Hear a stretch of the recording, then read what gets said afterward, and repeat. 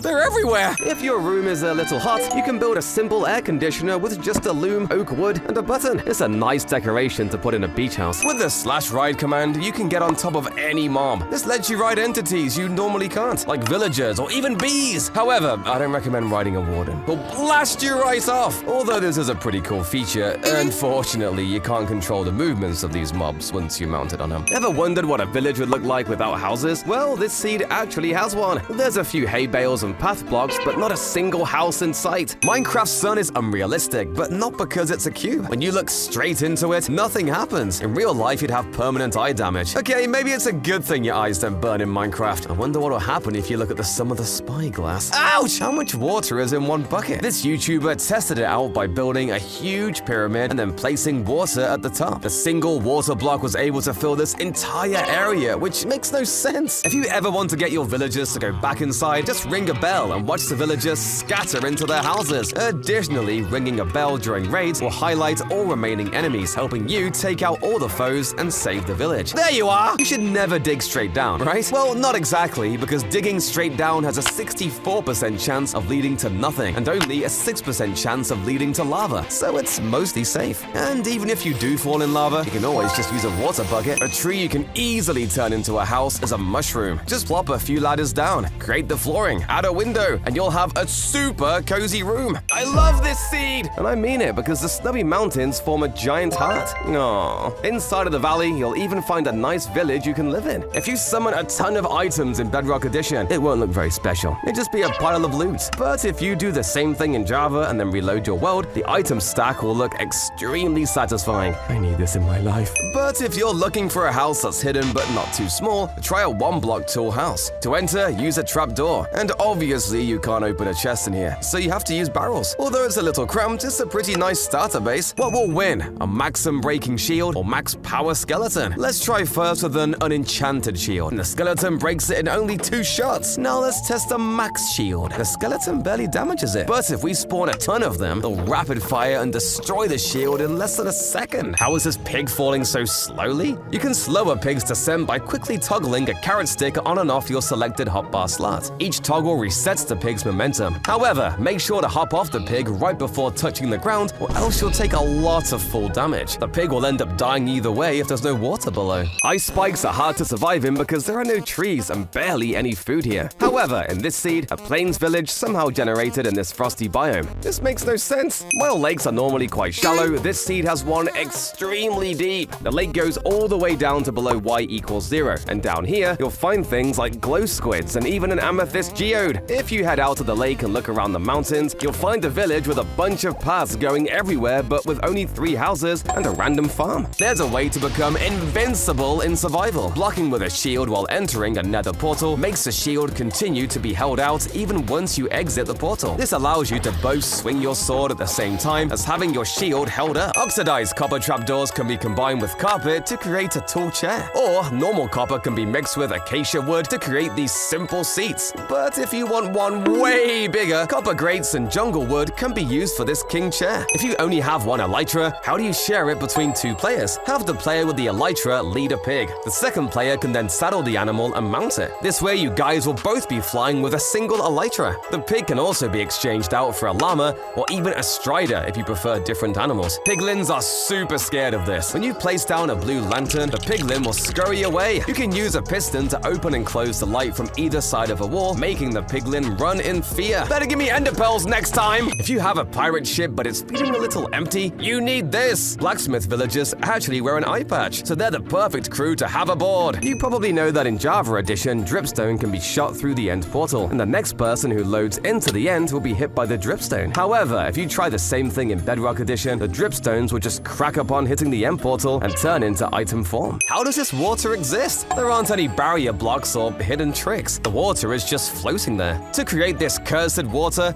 place down slime blocks like so, and pour water down the top. Then plant seagrass at the bottom and use bone meal to make it grow 2 blocks tall. Once done, break the outer slime blocks, and surprisingly, the water won't flow out. You can even run lava into this cursed thing to create a cobblestone generator. If you're constantly getting lost in caves, there's a simple solution. Place torches on the right side of the wall. So now when you're trying to find the exit, you can just follow the left side torches. Finally, I'm out! What's the best level for finding ancient debris? There are actually 2 optimal levels. If you strip mine, the best Y level would be at 15. But if you use explosions, the best Y level is at Y13. Redstone torches can surprisingly run out of power. When toggled rapidly, redstone torches burn out and release a puff of smoke. Luckily, this burnout is temporary, and after 3 seconds, your torch should be functioning like normal again. Darn! So that's why my piston kept breaking. This crossbow takes 70 years to reload. That's because the reload time starts going in reverse with any quick charge enchantment above level 5. And this crossbow is enchanted with quick charge level 6. Good luck trying to shoot me, pillager! If you drop an enderman from the sky, it will hit the ground and die. But what happens if it lands in water? Normally, water damages enderman, but in this case, the second it touches the water, it teleports away, saving its life. While you might not think of lava as a safe place for items, it can actually serve as an excellent hiding spot. Storage blocks like chests and barrels don't burn in lava. Therefore, hiding them within a lava pool will make them nearly impossible to discover. When you place a conduit in Java Edition, it hovers slightly in the air. In Bedrock Edition, the conduit will be flush with the ground. Will ice stop the Ender Dragon? If you fill the end with ice, the Ender Dragon will, unsurprisingly, tear through all the ice. But how about water? Well, the dragon will just swim through it all, and don't even think about trying lava, because the dragon can just swim through it as well. What's crazier is that if you turn the entire end to bedrock, the dragon will still phase through the blocks. He's unstoppable! Using all the different variants of tough bricks, fancy floor patterns can be made. By combining ammonia and phosphorus in a lab table, you'll get super fertilizer. It fully grows any crop or sapling in an instant. It only takes 1 super fertilizer to fully grow anything. Even using it on grass will give you more flowers. This is the ultimate farming tool. If you're going for a broken down look, try using some hanging signs to show your bridge being broken. Copper grates work very well as industrial platforms, and you can add copper trapdoors as the railing. You won't be falling off here anytime soon. This is an automatic lamp. When you walk nearby, the light will magically turn on. To build it, just use some stone brick walls, copper bulbs, and a skulk sensor in the middle. The sensor will detect whenever you walk nearby and activate the bulbs. Minecon cape accounts are very valuable. They're sold on black markets for hundreds of dollars. But what if Mojang just sold the capes? They could create a shop where players purchase the capes of previous Minecon events. However, Mojang wants to keep capes only for special occasions, so they won't be letting us get capes anytime soon. Have you ever seen those flipbook animations? Well, turns out you can make them in Minecraft as well. Draw your frames on each page. When you flip through the pages quickly, drawings will animate, bringing your story to life. You probably know that rain makes fishing more efficient, but how much more? If your bobber is directly exposed to the sky, rain will reduce fishing time by 25%. The lily of the valley flower is very special. It's an optical illusion that looks the same from all angles. It's like the flower is always watching you. But if you don't want to burn down the world, you can also do the exact opposite with a water house. This base will fire out water at all sides of your base, so no mobs can enter. It's an extremely simple design, but very effective. This is the Pillager Freezer. It uses pistons to surround this Ravager in powdered snow, causing it to freeze. Just before it begins to take damage, the cold is released only to start back up again shortly. You can even see it shivering inside the powdered snow. Maybe it'll be nice to villagers now. Nope! Don't hit llamas! If you accidentally hurt one, it'll spit and hurt you. Even if you're on peaceful mode, the llama will spit at you. We've all built a dirt hut before when we were noobs, but now we can take it to the next level. Dirt huts can look surprisingly stylish if you decorate the outside with azalea bushes, moss, and leaves. This hut looks better than most players' builds. One of the coolest things in Minecraft is the lag machine. They utilize some of Minecraft's least known features to crash servers. There are all different kinds, from bouncing armor stands to floating snowballs. My favorite is the minecart lag machine. It's super simple to make and is extremely destructive. The end features floating platforms about 4 to 8 blocks tall. However, in this seed, you'll find 4 end platforms stacked on top of each other to get a 26 block tall end pillar,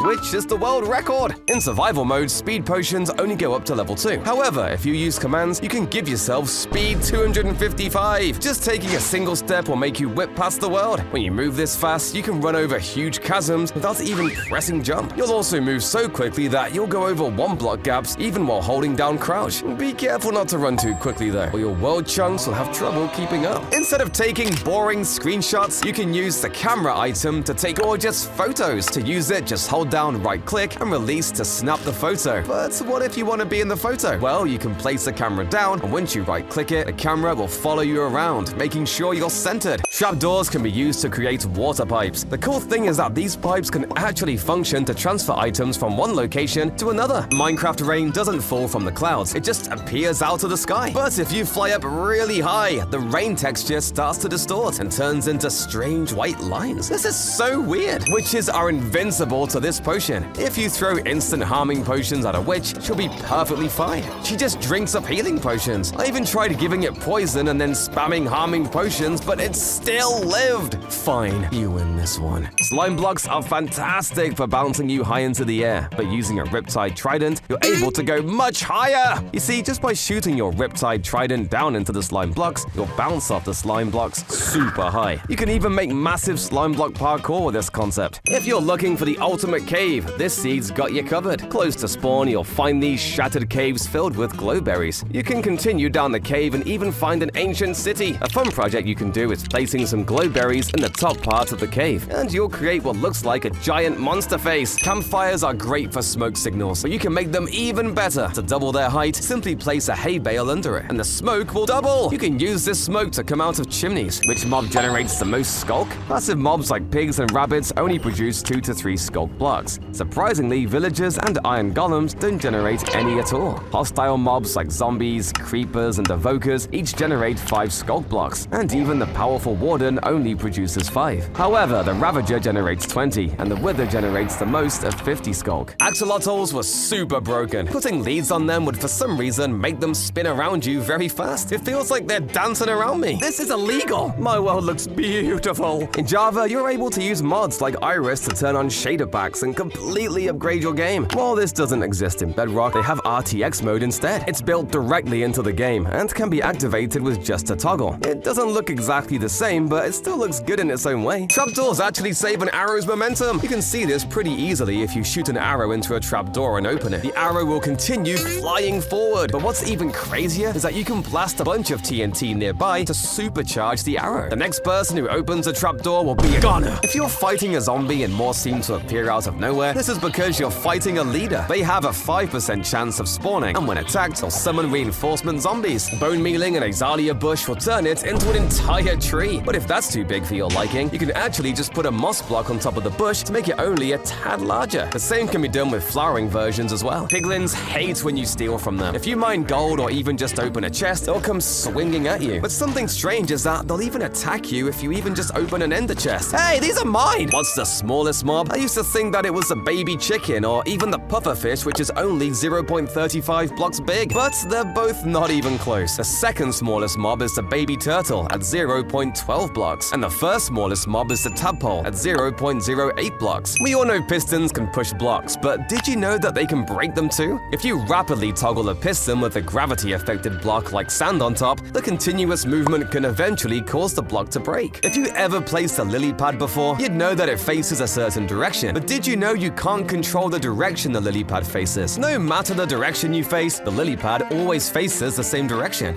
Minecraft's original name was Cave Game, but was later changed to Minecraft in 2009. Some people have suggested changing the name back to Cave Game, but it was shut down. Minecraft is a bit too iconic to change now. What happens if you drown a zombie villager, zombified piglin, and husk? Will they turn them into a drowned? At first, nothing seems to happen, but after a while, the husk transforms into a regular zombie, and then eventually into a drowned. Meanwhile, the zombie villager and zombified piglin are completely unfazed by the water. They just keep swimming around. This is a working escalator. It utilizes honey and water blocks to push you upwards. Okay, you've got to be super lazy if you use this instead of just walking up the stairs. Villagers love to kill villagers, but they actually have a wholesome side. Villagers will avoid killing the babies. You're safe today. Oh, I'm sorry. Why can't Java have this? In Java, when a baby horse grows up, it instantly transforms into the adult variant. But bedrock horses are a lot more realistic. Horses gradually increase in size as they age until they reach full adulthood. This is the biggest discovery for Minecraft speedrunning. Normally, sprinting uses up a lot of hunger, but there's actually a way to lose almost no hunger. If you sprint and then punch an entity, as long as you're still holding sprint, you can keep running forever while barely losing any hunger. This works in versions 1.7 to 1.18. You can get snowy grass as an item? Most people think it only exists as a block, but that's not true! To get it, travel to the infinite dimension snapshot, write in a book Sky Grid, and locate the snowy grass block. Once you find it, transfer your world to the one block at a time update and put the block on your head. You can now update your world, and you'll have the actual item. I'm tired of purple shulkers! Luckily in Bedrock Edition, you can dye a living shulker to any color you want. I like red, but trying to dye shulkers in Java is impossible in survival, and you'll end up just getting a few bullets to the face. When you dye a sheep in Bedrock Edition, not only does its wool change color, but its facial hair too. This is different from Java Edition, where the sheep's face remains white even after the rest of the wool is dyed. But that's not the only reason Bedrock sheep are better. After shearing a dyed sheep, the patches of hair left on the sheep still show a hint of the dyed color. This feature helps you identify the sheep's previous wool color. In contrast, in Java Edition, all sheared sheep have only white hair patches, which makes it impossible to distinguish their prior wool color. Let me ride you already! If it's taking forever to tame a horse, you can feed it a golden apple before trying again, and it'd be way more likely to accept you. The desert is a great place to build since it never rains. The roof of this house was made of trapdoors where glowberries could be hung from. On the side, stairs can be used to access the house, taking advantage of different sandstone variants. Finally, we can just add some texture around the outside. You can create a nice sushi map by putting a fish in an item frame and then placing a bamboo pressure plate on top. Just try to ignore the texture glitches. Someone save me, I'm drowning! Luckily, you can build a lifesaver by just alternating stair colors. Too bad it's only for decoration though. Tough bricks make for a great sidewalk, and we can also angle the stairs like so and place down a grate as a street drain. What's the best enchantment for armor? Protection and breaking, or maybe even thorns? How about none of them? Because when you enchant your armor on this old version, you just get the enchanted enchantment on your equipment. I guess this is the best. This is a working rabbit trap. Rabbits will sometimes wander over to carrot crops and eat them, so we can use that to catch them. Place redstone torches underground and trapdoors on top. Plant a carrot and cover it with a carpet roof. Now, just wait. Eventually, a rabbit will fall into the trap and get stuck in the crate. Your dinner! If you're on a hot tropical island, try building this straw umbrella. It's super simple to build and even has a barrel for some storage. When exploring an ocean monument, you'll occasionally find a sponge room, which is pretty useful. However, when you spawn in on this seed, you'll find an ocean monument right next to you, which has 13 different sponge rooms. You'll never run out of sponges in this world. Anvils are normally used used for repairing and enchanting items. However, another interesting use case is as the floor. Due to the anvil's unique block model,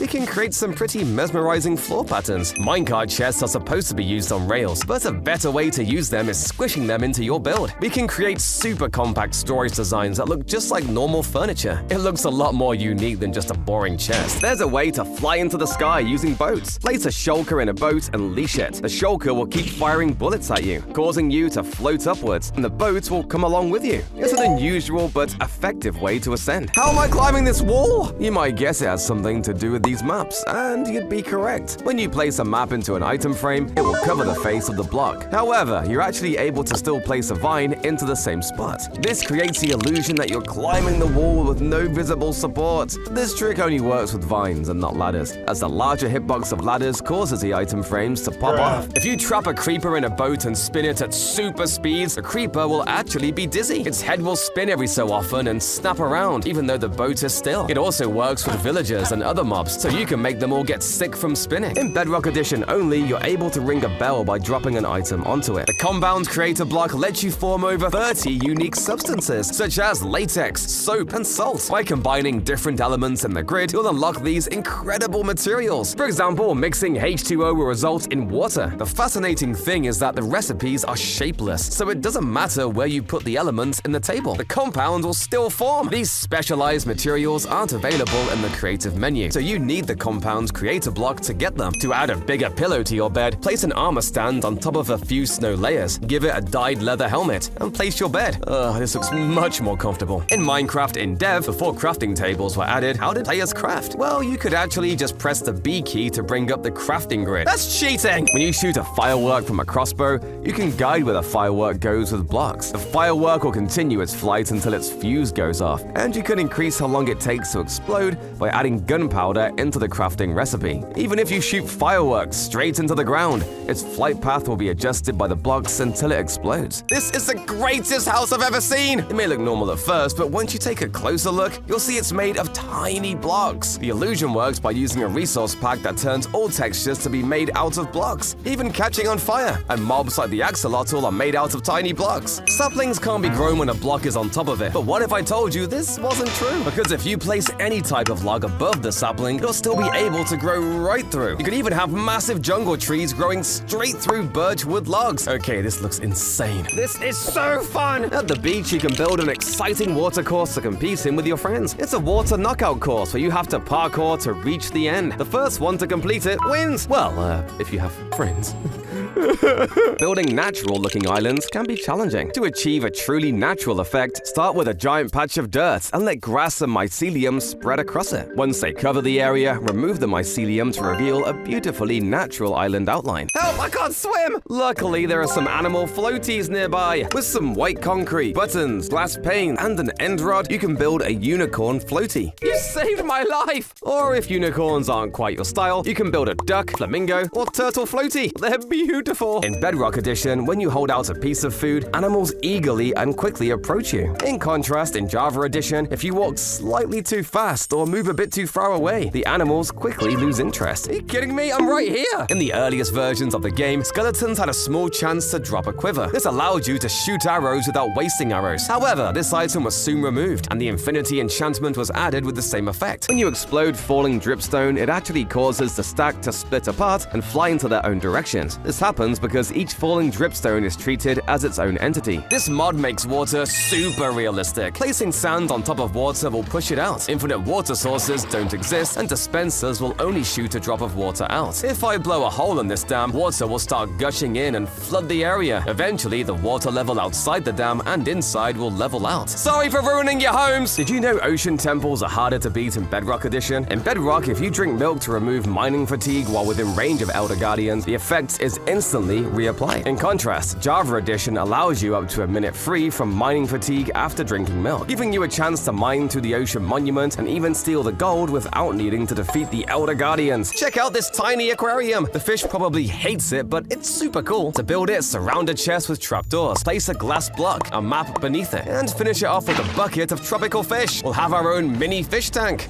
Ouch! Is cactus too prickly? If you want a safer alternative, you can make some fake ones with bamboo blocks and amethyst amethyst crystals as tiny cactus fruit. If you're going to war, consider turning your boat into a battleship. Maneuvering a boat while shooting a bow is challenging, but fortunately, a boat can accommodate 2 passengers. You can place a witch in the boat with you. The witch will not attack you, but will instead throw potions at external targets. Alternatively, you can substitute the witch with a guardian, which will shoot laser beams at nearby players. This machine scans your build and turns it into a particle hologram. It works by using a lot of command blocks and scanning all blocks in the selection region. Once your build is ready, just flick this lever and your creation will be turned to particles. This is too cool! Although the mace is an amazing weapon, the 2D texture isn't the greatest. To make our own hammer, place an armor stand into the ground, push a stone block into it, and then add an end rod for the handle. Finally, we can just add a few decoration blocks around it, and we'll have a hammer sitting on a rock. This is a guardian robot. It's a clever design using blocks like hoppers, walls, and stairs. It looks like a cyborg robot staring you down. But the farthest known spawn from 0-0 actually happens on version 1.12.2. The game searches throughout all these tiny islands, but since they're mostly covered with sand, the game keeps searching for a good spawn until placing you here, thousands of blocks away from 0-0. Most people think there's only one stronghold in the entire Minecraft world, but there are actually way more. And it's not just 2 to 3 extra strongholds. In total, there are 128 strongholds that generate in each world. We've all built an underground base before, but it's so ugly. Instead, build a circle-shaped house and build the roof out of glass. Build the walls out of wood. And if you want to expand, just place tunnels on each wall. This will look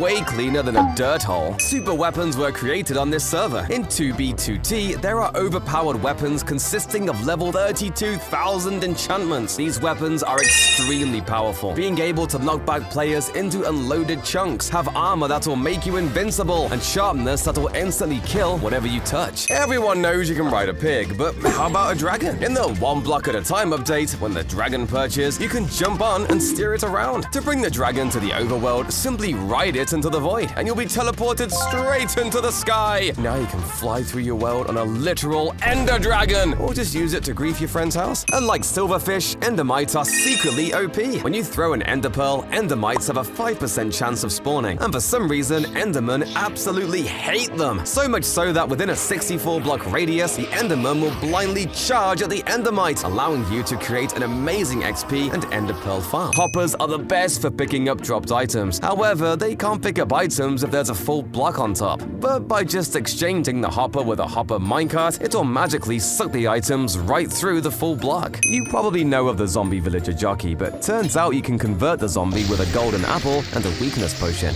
Once it heals, you'll end up with an illegal villager riding a chicken. Furnaces have a secret power. Furnaces give a small amount of experience when you smelt items, but the experience is only dropped when you take out the item. So by taking the smelted item to the hopper, you can stack huge amounts of experience in the furnace. Once you manually take out an item, all the previously smelted items will give you a ton of XP. If you open a barrel, you'll see a black texture inside, but it wasn't always like that. When the barrel was first added to the Bedrock Edition, there was an unused texture called fish barrel, so we almost had different barrel types in the game. It'd have been pretty cool to see a barrel full of whatever items are inside. Tired of chests? Use this instead! Place barrels as the base, put an iron trapdoor in an item frame, and finish it off with a sign to get a drawer with handles. Everyone knows that striking a red mushroom with lightning turns it brown, but a lesser known fact is that if you strike a brown mushroom with lightning again, it reverts back to red. If you spawn a mushroom with lots of health, you can constantly make it swap from brown to red with lightning. The most satisfying way to break Minecraft is with illegal enchantments. By using commands, you can put Fortune 1000 on a pickaxe and mining diamonds will drop a ton. You can also put looting 1000 on your swords to get pork chops for years.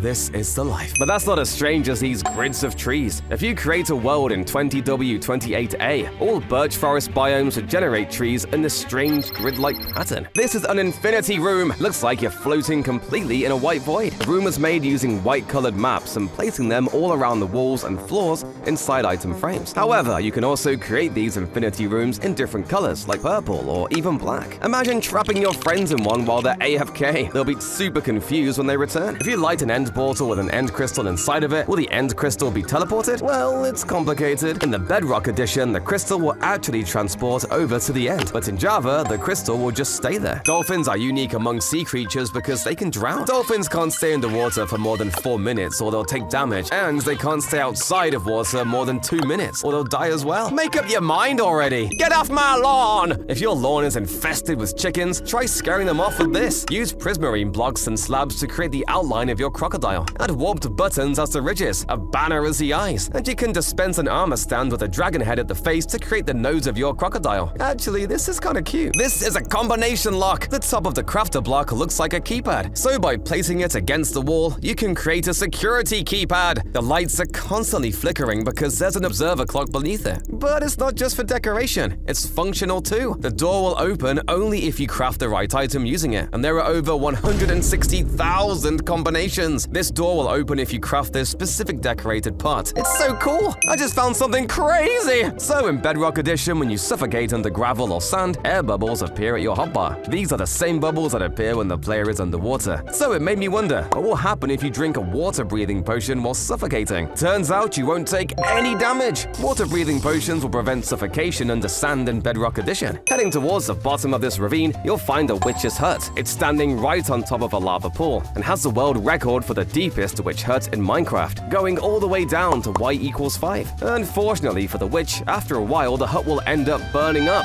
due to the lava, and both the cat and the witch will die. Trapdoors used to be very annoying. In older Minecraft versions, if a trapdoor was placed at the end of a ladder, it'd be very difficult to get out of. Mojang fixed this by making trapdoors climbable when connected to a ladder. However, this also created a crazy bug. You're now able to create these strange ladder trapdoor combinations that you can actually climb. Have you ever wondered how spiders climb walls? It turns out that in the game code, spiders treat all walls like they have ladders on them. This makes a lot of sense. With 9 diamonds, you can craft a diamond block, and if you change your mind, you can revert it back into individual diamonds. However, the same isn't true for netherwart. While you can craft a netherwart block from 9 netherwarts, once crafted, you can't convert it back into individual netherwarts. This is intentional because netherwart blocks are super easy to get in Crimson Forest biomes. Allowing them to be reverted would make farming for individual netherwarts almost pointless. Adventure mode makes it impossible to break blocks. Well, sort of. If you begin breaking a block in survival mode and then switch to adventure mode, attempting to break the same block shows the animation. However, you won't actually be able to destroy the block, just the animation plays. This surprisingly also works in spectator mode and should not be in the game. This is the most broken seed in all of Minecraft. It causes everything to repeat forever. The trees, end islands, glaciers, ravines. It happens on Java 1.15.1 on this seed. Rubies were supposed to be in Minecraft. They were originally meant to be used for villager trading instead of emeralds. However, one of the major reasons to remove them was that Dinnerbone was colorblind. This made ruby ore and redstone look too similar. Rest in peace, rubies. The blue axolotl is the rarest, having only a 1 in 1,200 chance of spawning when 2 are bred. But there's actually an axolotl type that's impossible to get. When axolotls were being showcased,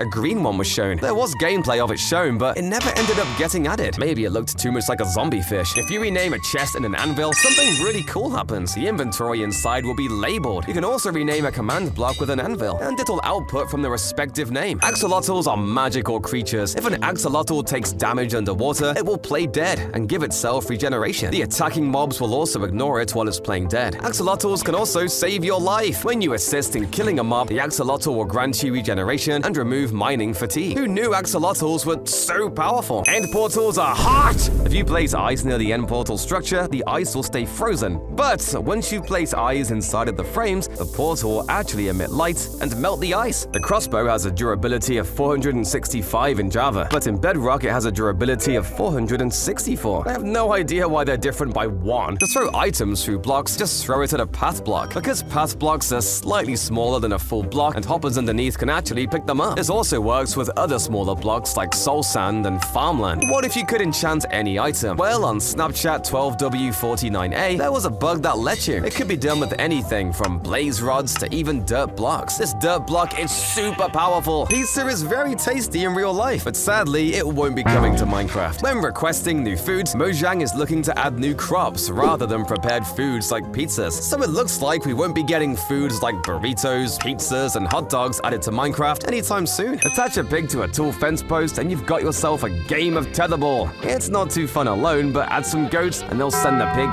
flying across the yard. Just remember to keep healing the pig, or it won't survive the game. A turtle cape was an extremely exclusive cape that got removed. Only 2 players ever had it, and they got it for their suggestions to add the turtle to the game. However, their capes were later removed for unknown reasons. By placing down 2 snow blocks and a pumpkin, you'll get yourself an accurate snow golem. With the accurate accurate golems resource packs, snow golems look like they're block forms here, and it's pretty cursed. The same thing happens to the iron golem, and the blocks even start to break down as it takes damage. The wither also isn't safe from the transformation and looks just like a pile of moving blocks. Although this is technically more accurate, I prefer the original designs. Blazes constantly shoot fireballs, which makes them amazing for defending your base. You can set them around your house as turrets, and they'll light anyone who comes nearby on fire. If getting blazes is too hard, you can easily replace the blazes with skeletons and place lava in front of them, making them shoot flaming arrows at all intruders. Powdered snow makes you freeze when inside of it. But what's strange is that if you put it inside of a cauldron and get inside, nothing will happen. Hoglins can be very annoying to kill, but good thing they're terrified of warped fungi. You can separate a baby hoglin from its parents, and they'll both be too afraid to cross. Or you can make them go crazy by trapping them inside a box surrounded by warped fungi. This is what you get for hitting me! Potatoes are surprisingly powerful. Dropping dripstone onto it breaks. Anvils will break. Dragon eggs will break. And sand will break. However, you can just jump and trample the crops. Every Christmas, Mojang makes an amazing change. During December 24th to 26th, all chests are transformed into presents. So pretty! Since the crab mob was rejected from Minecon Live, let's build it in Minecraft. Simply place a banner on the floor, a slab on top, and surround it with fence gates. Aww, he's adorable! You can also make a different version using slabs, fence gates, wall blocks, and candles for the eyes. Which crab do you prefer? Everyone knows that you should never hit a zombie piglin, or all the rest will charge at you. But if you kill it in one swing, all the piglins won't know what's happened and stay peaceful. If you want to show your basement's rundown, a nice touch is placing a water block above, so water particles drip down from the ceiling. Tents are a great portable shelter in real life, but in Minecraft, not so much. However, if you still want one, you can easily make one with some wool for the outside, and a little campfire with chairs on the side. The good thing about the campfire is that you can see the smoke from far away to find your base. Water normally extinguishes fire, right? Well, most of the time. Because you can shoot fire charges straight into bubble columns, and the fires will just float in the water. How is this even allowed? By leading a mob and then attaching it to a fence, you can make it look like the tent is being held up by ropes. The mob underneath is probably not enjoying its job though. This sand will kill you! In an early version of 1.14, if sand was placed on an entity, the mob would then no-clip through the ground. Testing it out on yourself, you'll see that it makes you sink right through the ground until you're killed by the void. It's like entering the back rooms. Another way to perform this glitch is just by pushing a block into an entity. It's a pretty cool way to break Minecraft when it's not done on yourself. There's a way to harvest thousands of crops at once. Crops need light to survive, so if you turn off all lights once the crops are finished growing, all the crops will instantly break, saving you tons of time. What would a shulker look like without its shell? Just throw a potion of invisibility to see. Oh, okay. I see why you hide your face now. Boo, you stink! Dogs in Bedrock Edition are able to be fed seafood like cooked, tropical, and pufferfish. However, Java dogs are a lot more picky and refuse to eat seafood. Explorer maps depend on chunk data. So if you have traveled in a certain chunk before, then that area will be filled out on the map. On the other hand, normal maps require you to hold the item and explore for the data to be filled in. Once the ultimate library, in between one of your bookshelves, just carve a hole out and fill it in with water. In this area, you can add a fish and seagrass to create a mini aquarium. To add some extra depth, use wood and trapdoors to create a circle shape and finish it off with some extra decoration. Your library will look so much better. Most players use a cauldron as their toilet, but it's a bit too big. You're more likely to fall into it than anything. Instead, dispense an armor stand into the ground and give it a diamond helmet. Next, push down a plank and an upside-down quartz stair. This toilet looks much better! Tired of waiting for your furnace? Build an alert system with an observer block and note blocks. This setup will notify you once your furnace has finished cooking, ensuring you never wait too long for your meals.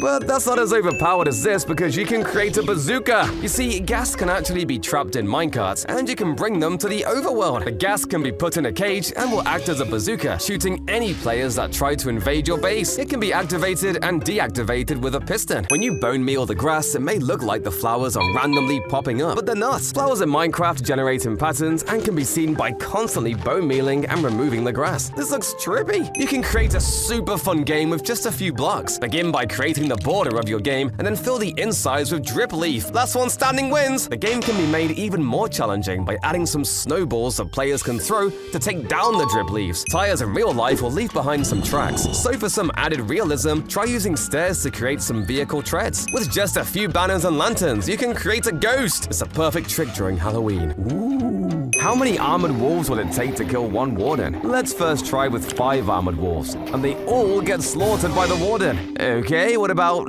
15 armored wolves? This time it's much closer, but the warden still slays the wolves. If you want to kill the warden, you'll need at least 17 armored wolves, just as long as you're okay with not all of them making it to the end of the fight. In version 1.8.4, dispensers could place down command blocks. Map makers loved this feature, but it ended up getting removed in the next update for a surprising reason. Command blocks normally can't be placed in survival, but hackers were able to use dispensers to place down command blocks and create a force OP exploit, giving them admin powers. Pandas are one of the cutest mobs in Minecraft, and I'll never hurt them. Psych! The worried panda type whimpers in fear whenever there is a lightning storm. While it cries, you can break any roof on top of the panda, or even just throw a channeling trident at it. Just a couple hundred blocks from spawn, this seed features a picturesque lake bordered by a spiraling birch pathway. Below the lake lies a vast cave system, leading directly to a stunning mountain zone. These landscapes look amazing from above, and it gets crazier. Switch to version 1.19.2, and a sinkhole appears in the center of the lake. Llamas are actually really useful. Although you can't control their movement with a saddle, llamas are amazing for item transportation. All you have to do is tame a llama and put a chest on it. That's not it, however. When you lead a llama, up to 10 nearby llamas will follow. So by attaching chests to the other llamas, you can form a caravan of llamas and chests. My life has changed forever!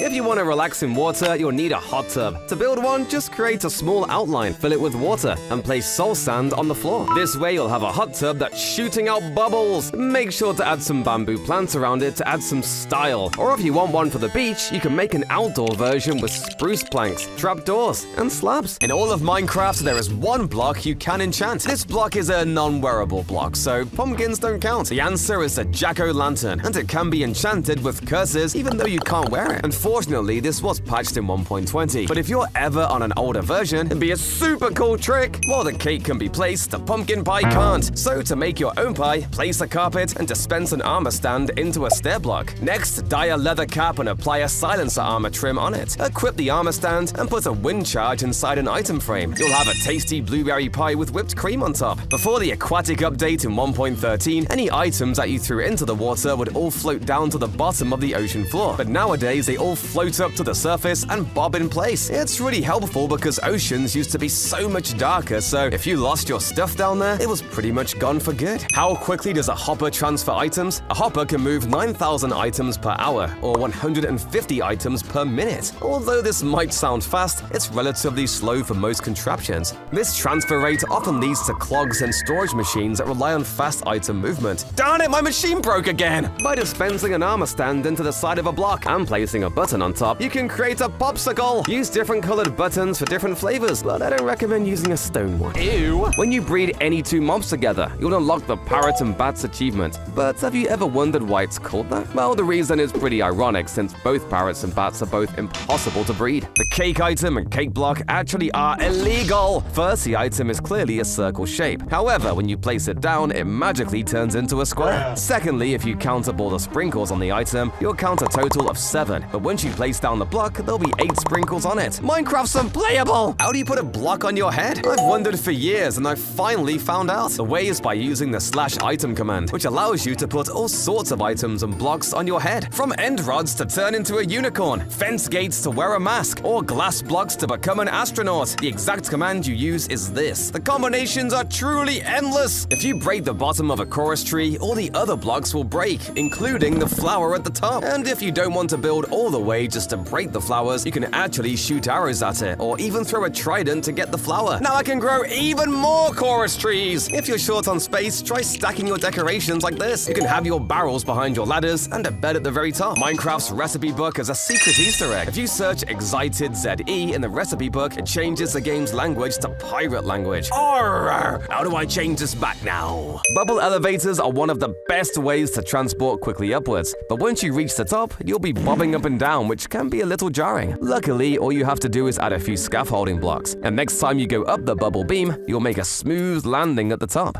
Axolotls can be used as balloons? Well, if you leash a bunch of axolotls and then give them all the levitation effect, they'll soar into the sky, giving you colorful balloons. You can also attach them to a fence to use as decoration. This can be done with other mobs as well, but they aren't as colorful as axolotls. When you slept with blocks on top of you, your sleeping position would just move to the ground next to the bed. However, this has since been fixed, and now you can't enter the bed and get an error message. However, by exchanging the full blocks for something like an enchanting table, you can still enter the bed and you'll see books floating above while you sleep. Cobwebs are often used as chimney smoke, but it turns out coral fans look a lot better. They actually match the smoke color and the shapes look like puffs of smoke. Unfortunately, they have to be placed on top of invisible blocks in creative mode. With the weakness 255 potion effect, you deal no damage at all because your attacks are too weak to register. So what happens if you swing a sharpness 255 sword while under weakness 255? First, without weakness, the sharpness 255 sword deals a massive 136 points of damage. But once weakness is applied, a normal netherite sword deals nothing. However, the sharpness 255 sword still packs a punch, hitting for 128 points of damage. In Java Edition, a simple way to take no damage from cactus is placing a carpet on top of it. While in Bedrock, the carpet won't protect you, and you'll still take damage. This is a melon and ender pearl farm. Although a strange combination, it works surprisingly well. It combines a normal enderman farm with melons growing nearby. As endermen run to the kill chamber, they pick up the melons. This way they'll get full melon blocks instead of slices like in a normal melon farm. If you want to spice up your house, you can make a closet with banners that look like clothes inside. It's the perfect way to add a touch of realism to your Minecraft bedroom. Want to break bedrock? Well, a simple way to do so is with drip leaf, because when it was first added, bone mealing it would make it grow right through bedrock. The bug worked on other blocks as well, like portal frames, enchanting tables, and ender chests. Minecraft's textures are iconic because they're so simple, but you can completely change that. In Bedrock Edition, photorealistic maps were created using custom models from real life, and it's sometimes hard to even tell you're in Minecraft, but seeing these realistic corridors with Minecraft mobs looks pretty cursed. Sea pickles produce more lights the more you have stacked together. 4 sea pickles in the same block will actually produce more lights than a torch. Skeletons are one of the most annoying mobs, but you can get revenge with boots. Just toss them some Frostwalker boots and leave the skeleton on an island without trees. Once it turns day, the skeleton will try running to the water, but will never be able to stop burning. This works with other undead mobs too, like zombies. Want the ultimate escape route? Just bring some leather boots and build a powdered snow wall. Now, if anyone tries to pass this wall, they'll freeze to death. But if you wear your trusty leather boots, you can scale the entire wall like a pro. Give me a better trade! If your villagers aren't giving you good deals, you can give them a nice shake-up. A simple looping machine like this one with ice and pistons in each corner will do the trick. Just place a pressure plate, redstone repeaters, a piston, and slime block to create the ultimate setup. The villager can never get out,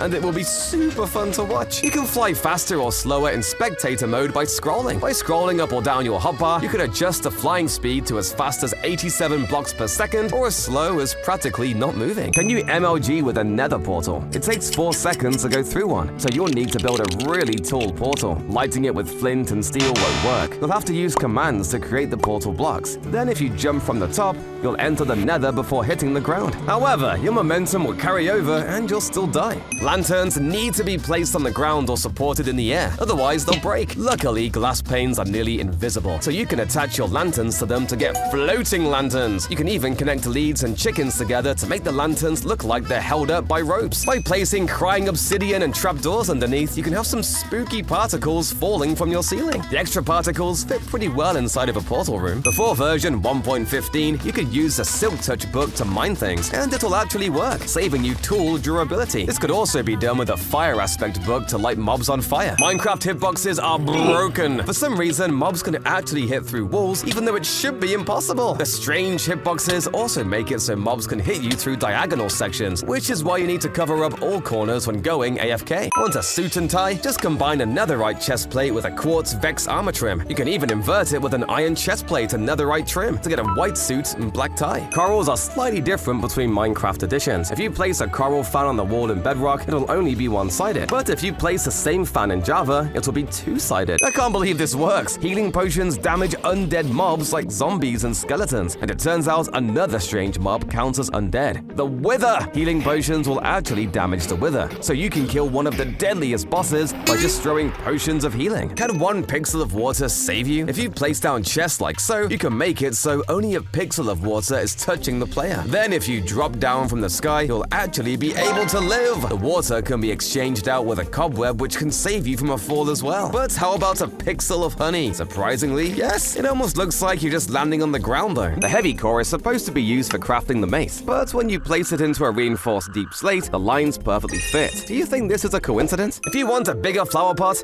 try placing it on top of a decorated pot. The textures match up perfectly and will make everyone jealous of your giant pots. There is one place the trapped chests can generate naturally in Minecraft. You may think they're found in desert pyramids or even jungle temples, but that's not it. The only time trapped chests generate naturally is in the fake end portal rooms in woodland mansions. This will scare your dogs for sure. Lava will fall towards your dogs, but it will always stop just before burning your dogs. To make this, you just need a simple clock using repeaters, but make sure to set the timings right or whoops! It's always satisfying to kill a ton of mobs using sweeping edge, but if you use commands to spawn a ton of mobs in a single block and kill them, they'll form beautiful patterns when they die. In Java Edition, if you throw an invisibility potion at a shulker, the outer shell becomes invisible, revealing the creature inside. However, if you try the same thing in Bedrock Edition, nothing happens. It's immune to invisibility. Why won't this golem spawn? Well, it's because if the pumpkin isn't placed last, the golem won't spawn. It's the same for the snow golem. You have to place a pumpkin at the end. You can break Minecraft's moon. This is one of the craziest bugs I've ever seen. It happened in older versions of Bedrock Edition when you set the time to negative. Doing so caused the moon to glitch and show all sorts of weird textures from glowing rays to all the moon files at once. I actually prefer this. Drowned zombies could be so much scarier. While swimming, what if drowned zombies would try to drown you? They'd grab you and take you down the ocean like a bubble column. Mojang has said that drowned aren't going to drown you, so we should be safe. For now, peaceful mode is overpowered. If you switch your game difficulty to peaceful mode, TNT explosions will not harm you at all.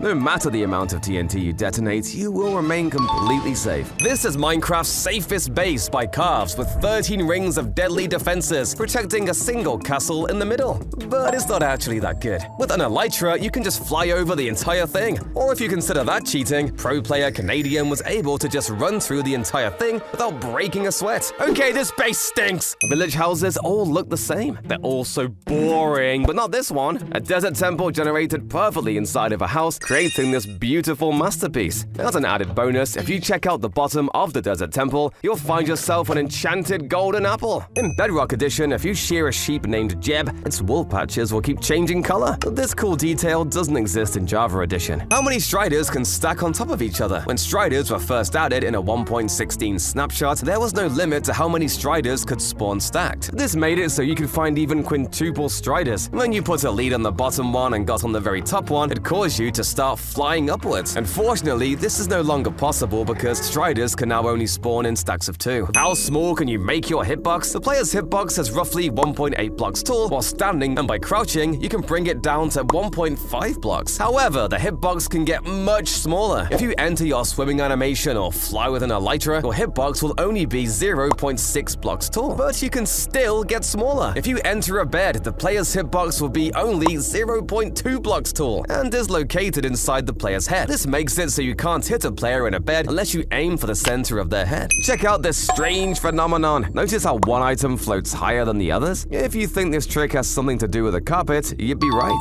Beneath the second item is actually wall blocks. When items are thrown on top of walls, they actually float higher than those on regular blocks. And by covering the top of the walls with a carpet, you can hide the walls and create this strange effect. You may know about the snowy grass block, but did you know it has a secret twin? If you place snow on top of mycelium, it ends up looking just like snowy grass, and you can even see beneath it by using a debug stick. Instead of using glass panes, try using copper trap doors for some fantastic windows. The colors and designs fit better for stone builds. With maps and glass, you can make one-way windows. You can create maps that look just like blocks using a custom map generator or by building block layouts by hand. Slap them on an invisible item frame, and you can spy on your friends without getting caught. So it was you who was stealing my emeralds. When you craft stairs, something strange happens. Somehow, 6 blocks of wood equals 4 stair blocks, which doesn't add up since each stair isn't a full block. I guess Steve is just really wasteful with his wood. Landing on dripstone will hurt a lot, and landing in water cancels all fall damage.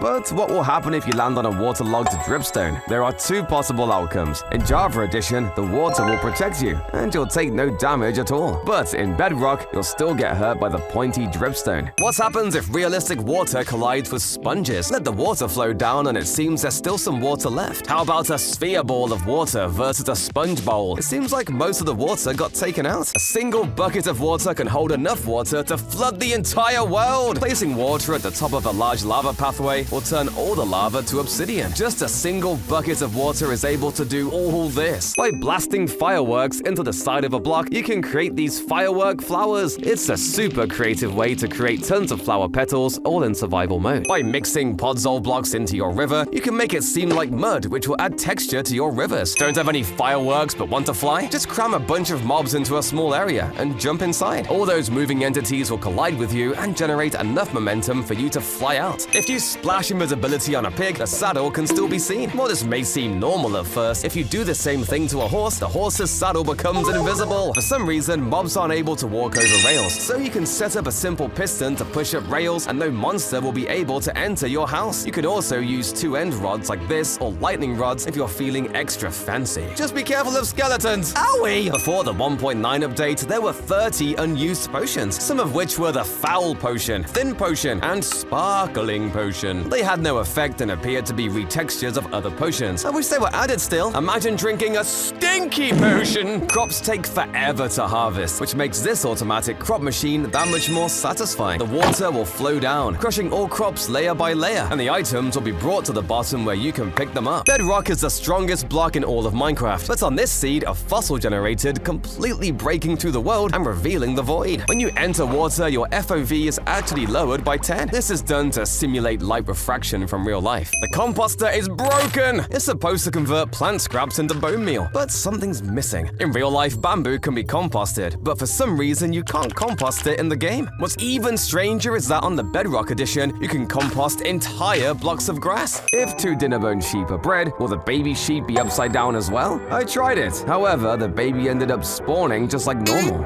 This is because name tags don't transfer when breeding mobs. However, if you kill a parent slime, the dinnerbone name tag will transfer to the baby slimes. Stop using the crafting table, at least to craft stone stairs, because you end up wasting so much stone. It takes 6 stones to craft 4 stairs with a crafting table, but you can craft a stair with just 1 using the stone cutter. Did you know that if you give a piglin a diamond chest plate, it'll wear it? But if you toss it a gold chest plate afterward, the piglin will swap out the diamond for the gold. However, there's a twist. If you give a diamond chest plate enchanted with Curse of Binding and then throw the gold chest plate, the piglin will just hold on to the extra golden chest plate in its other hand. Anvils dropped from the sky will kill almost any player. So what will win? A turtle egg or an anvil? For some reasons, anvils actually get destroyed by turtle eggs, but if we jump on the eggs ourselves, they'll crack apart. I guess Steve's feet are stronger than a literal anvil. I'm burning alive! Summer can often be very hot, so you'll need a pool to cool off. You can build a unique one with quartz blocks for the outside and blue glazed terracotta for the floor to get the classic pool look. Next, add some ladders on the side and make sure they're waterlogged. The pool can then be finished off with a diving board you can jump off from. Whee!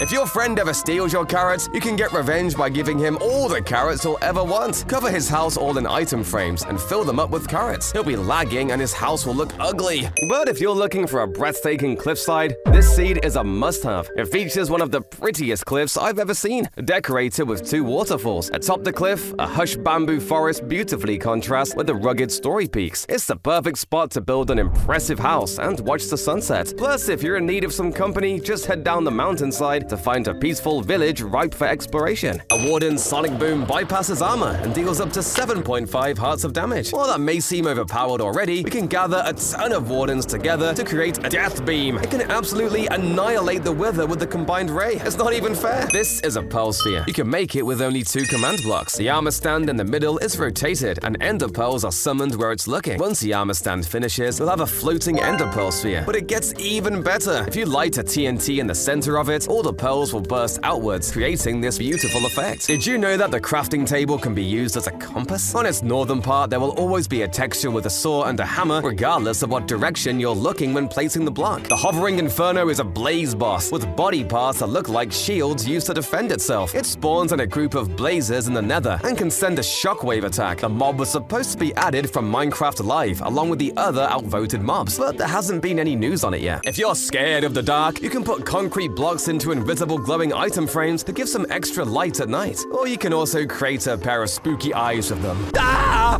Don't let your sheep near evokers! They'll convert all your blue sheep to red. If you're not a big fan of this, however, you can disable it from happening by setting mob griefing to false. Now you can't grief my sheep! Do you like my gaming setup? Invisible armor stands are holding up dyed shields, and they look just like monitors. The keyboard is made from an armor stand's iron helmet, and the mouse is just a button. Clouds had a hidden texture. Back in InfDev, an image called Fluff was added to the files, but this was removed during the beginning of Alpha, and we never saw it again. What's your favorite food? Steak, baked potatoes, or cake? My favorite is this pickaxe right here. This is possible by using Minecraft commands to give yourself a custom item with modified MBT data. You can also create items with custom stack sizes up to 99, or make a regular item act as a tool. You can build a cute little picnic with just some wool as the carpet, pressure plates, and a shovel as the spoon. This is how you can share a bed with a villager. Normally, breaking a bed with a sleeping villager wakes them up and makes them leave. But if you break and place a bed at the same time in creative mode, the villager will keep sleeping, and you can click on the bed to join them. It doesn't look very comfy though. This is a bone meal farm. It uses stone generators, moss blocks, and bone meal to spread the moss. Once all the moss is destroyed, it can be composted into bone meal, and you'll get slightly higher returns. Could you have imagined villagers making no sound at all? Yeah, me neither. In 2011, when villagers were added, they were dead silent no matter what you did to them. The devs only fixed this in Java 1.6.1, and we finally got these sounds back. If you want a working stove, drop a hopper Minecraft on top of a campfire, then use a piston to push an iron trapdoor on top to customize your kitchen. By placing a yellow glass block, trapdoor, and tripwire hook at the end of it, you'll create a lemonade dispenser. You can then decorate around it with fences and banners to create your very own lemonade stand. While there isn't any lemonade in Minecraft, you can use strength potions since they look like a yellow liquid. Ocean monuments are typically found in vast oceans, but this seed places one inside a lake. It fits perfectly in the middle of a mushroom biome. By dispensing diamonds at a wall of honey, they'll fall down in slow motion. The diamonds can then be routed back up with hoppers, so the items will drain down forever. Just watch out for pesky thieves. Hey, those are mine! If you want to send a redstone signal upwards, you have to make complex systems or pathways like these. But what if redstone could be placed on walls? This would save so much time and make redstone a lot simpler. Unfortunately, Mojang says it's too unrealistic, as it's redstone dust and not actual wires. Wait, then how is this possible? By naming a villager Dinnerbone, you can flip it upside down. The villager can then be placed on top of a barrier block or iron bar, making it look like it's hung upside down by chains. Once it turns night, a horde of zombies will spawn, and the villager will be terrified. Why are trees upside down here? I didn't place those there, but they naturally generated like that. In Snapshot 18W06A, a bug caused some trees to generate flipped over. It's a bizarre sight that defies explanation. When you get mining fatigue, you probably know that digging anything becomes significantly slower. However, have you ever wondered what the effect icon represents? If you think it looks like a spoon, you're actually right. It symbolizes how slow mining becomes, as if you're practically digging with a spoon. But what's even crazier was the hanging root glitch. Just look at it. The dropped item was as big as a fully placed block. Luckily, in the next update, it was fixed, and the hanging root was brought to normal size. This is a hydraulic press. If you throw coal down, the machine will press it down and turn it into a diamond. This other machine compacts a Herobrine skull into the ground. It looks pretty terrifying. Spaceships need powerful thrusters to fly through space, but on a smaller scale, they can be harder to build. We can try dispensers, but they don't fit too well. A better solution is using auto-crafters. Their sideways texture looks like mini rocket boosters. Clouds add a lot of atmosphere to Minecraft. However, if you look at them through stained glass, the clouds will actually disappear. In real life, all objects fall at the same speed due to gravity. However, in Minecraft, this rule doesn't apply. For instance, if you drop a sand block at the same moment you jump off a cliff, you'll notice that you reach the ground much faster than the sand block. The soul speed enchantment makes you travel at super speed on soul sand, but it used to be extremely broken. On this snapshot, if you use soul speed boots on soul sand, your boots will take damage until they have a negative durability. A fox attacks a chicken, and a wolf attacks a fox. But what happens if a wolf is protecting the chicken? Spawn them all in, and the fox and wolf will fight it out, with the wolf eventually saving the chicken. But what if the wolf and chicken are in a boat? This time the fox leaps past the wolf and takes down the chicken. When you spawn a wither, the sky changes color. It turns into a murky gray color, almost as if a storm were coming. Most people don't realize this because they just fight the wither underground now. There aren't many birds in Minecraft, but if you want a pet owl, you can just place down a grindstone and then an owl head on top. Although it won't be moving around anytime soon, it's an interesting build. This is a lens of truth. truth. You can see through the wall only when you look through this lens. You can do this by first summoning a wall of block displays, and you can place barriers inside of them if you want to make it solid. Then summon a text display with a translucent background and invisible text as a lens. This works because entities, particles, and most transparent blocks don't render behind translucent entities. You can use diamonds as fuel. If you just try to put diamonds in themselves, it won't work. However, jukeboxes actually cost 1 diamond to craft, and those can actually be used as a fuel. That is such a waste though. Striders need to touch lava or it will turn gray and take damage after a while. We can torture it thanks to this machine. A timer will make it so just enough lava is given to keep the strider alive. The strider will be constantly shivering for the rest of its life and getting occasional warmth. If you look very closely at the enchanting GUI in Java and Bedrock editions, you can see that the Java enchanting book animation is slower than the one in Bedrock. I bet you didn't know that. Everyone knows that spiders are able to climb walls, but have you ever wondered if they're able to climb the world border? The border isn't a physical block, rather. It just prevents you from walking any further. However, spiders are actually able to climb up the border, so you won't be safe building up here. Circles are hard to come by in Minecraft, which is why if you're trying to make wheels, a cheap and easy alternative is just using mangrove trapdoors as them. On this jungle island, you'll discover not just 1,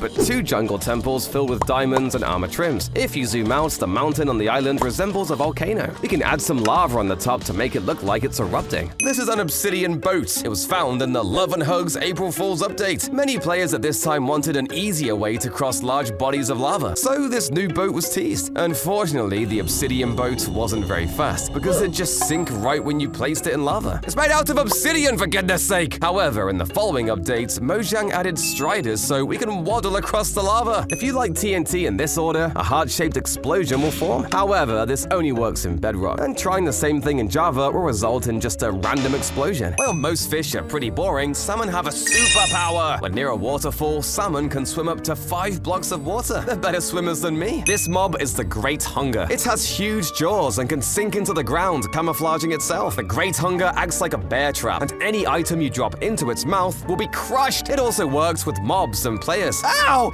The mob was outvoted in Minecraft Live, but was supposed to be added in future updates. You can actually melt powdered snow with a fishing rod. By throwing a fishing rod through lava, the bobber is lit on fire, melting any powdered snow it touches. Not only is it super cool, but it also has a super satisfying sound. In your large mining zones, you can create a sieve using copper trapdoors and black stone walls. Parrots are extremely weak and can die from even a single harming potion, so let's protect it. You can build a fancy cage for it using lightning rods, copper trapdoors, and pushing a copper grate into the parrot. Finish it off with a chain and you'll have the perfect bird cage. Unfortunately for your parrot, there isn't any door on the cage, so you'll be spending the rest of his life there. Searching for item categories can be very annoying since you have to know each item's exact name. However, there's a shortcut. Instead of typing each item name, you can use the hashtag symbol to search for item categories. For example, hashtag flowers, hashtag fish, or hashtag ores. This will save me so much time. Did you know the top of a desert temple can perfectly fit a fully powered beacon? Fitting a max beacon inside is so satisfying. If you wanted a cat in older versions of Minecraft, you had to explore the jungles and find an ocelot. These quick animals would have to be fed fish and they'll magically turn into a cat. This feature was eventually changed, and now you can just find abandoned cats in villages to tame. Check out my beach chairs! You can build them by just using some stairs, slabs, and signs. For the umbrella, use stone walls and fences to hold it up. Place string around the umbrella so you can place carpet on top. The carpets can also be exchanged for the bed blocks to create a thicker umbrella. For a small table, use trapdoors and add some sea pickles as cups. Throwing a snowball through fire in Java Edition won't harm mobs, but in Bedrock Edition, these flaming snowballs will set mobs on fire. To utilize this, place snow golems inside fire cages, and they'll shoot flaming snowballs at all hostile enemies. Be careful! The wither is a lot deadlier in Bedrock Edition than in Java. In Bedrock, it features a white spawning animation, while in Java, the animation is blue. The Bedrock wither also has 600 hearts, whereas the Java wither has only 300 hearts. While villagers in the overworld have these basic lamps, they could be so much better. You can create a steampunk-style lamp with lightning rods, acacia trapdoors, and a copper bulb. It fits particularly well in acacia villages. Or if you want an industrial lamp, you can build one with tough bricks, fences, and hoppers. The light produced by the lamp is all from the glowing item frames. It's impossible to ride baby animals. Psych! When baby pigs were first added to Minecraft, you could saddle them up and ride on top. Move quicker! Okay, I see why this was removed. Finding a trial chamber is a pretty rare find, but finding a corrupted one is way rarer. The chamber on this sea generated inside of a deep dark biome,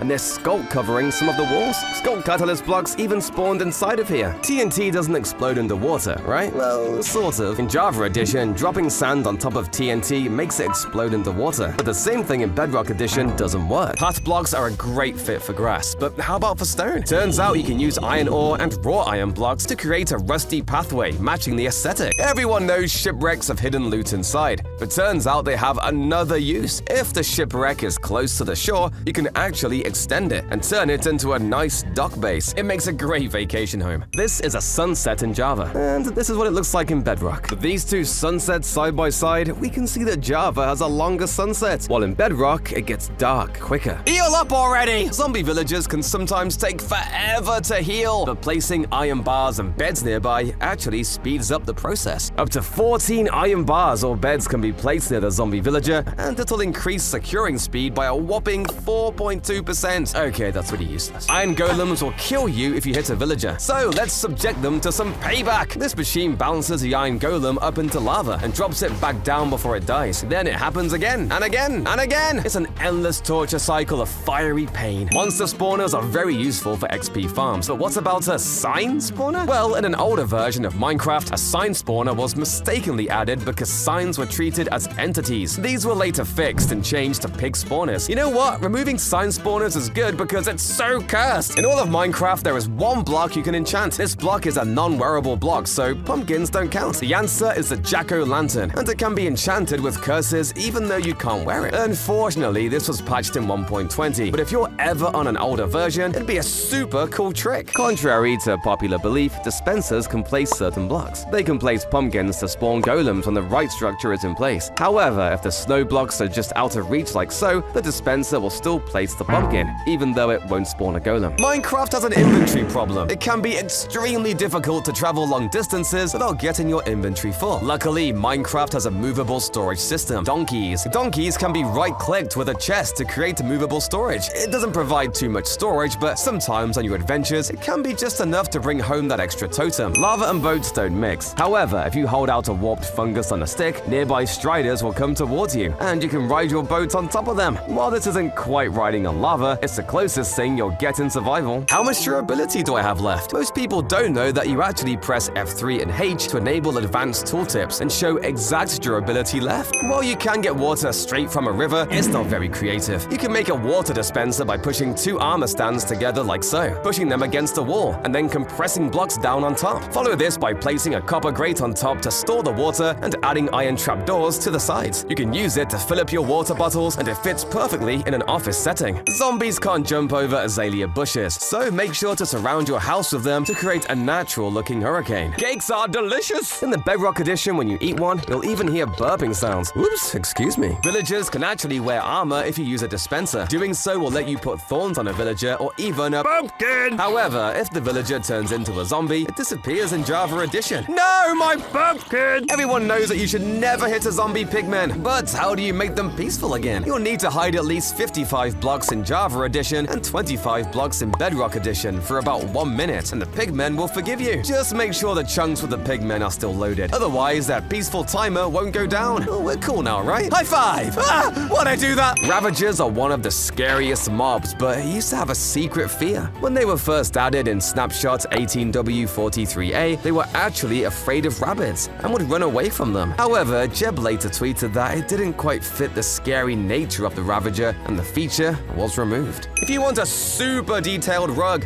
you can use custom map art to create these unique designs. Or if you want a custom wallpaper, try hanging maps on your walls. My house is so special. If you place two spruce trapdoors on the floor like so, it'll look like a fallen door. People will be more careful when entering your house when they see this. Dragon's breath is extremely deadly, but there's a trick to take 0 damage from it. Just bring empty bottles, and when the dragon fires at you, right-click the dragon's breath as fast as possible. You'll bottle up all the breath, and it'll just vanish without harming you. In Minecraft, there are many lakes and rivers. In one of them, we can build a house connected to the riverbank. The house will look very stylish and fit in with the environment. Gravel can be super annoying when mining. However, if you place a torch underneath, the gravel will all just turn into items. Wait, how is this still going? Have you ever noticed something peculiar when filling up a composter? If you look closely, the texture inside the composter water is actually the same as Ponzo. Talk about a reality check. Redstone ore can be very deadly. If you create a small box like this and spam XP bottles down, a lot of particles will come out, so much so that you may notice your frames dropping. But by disabling your particles, you can create a lag machine that only affects other people, giving you an advantage to anyone who comes near.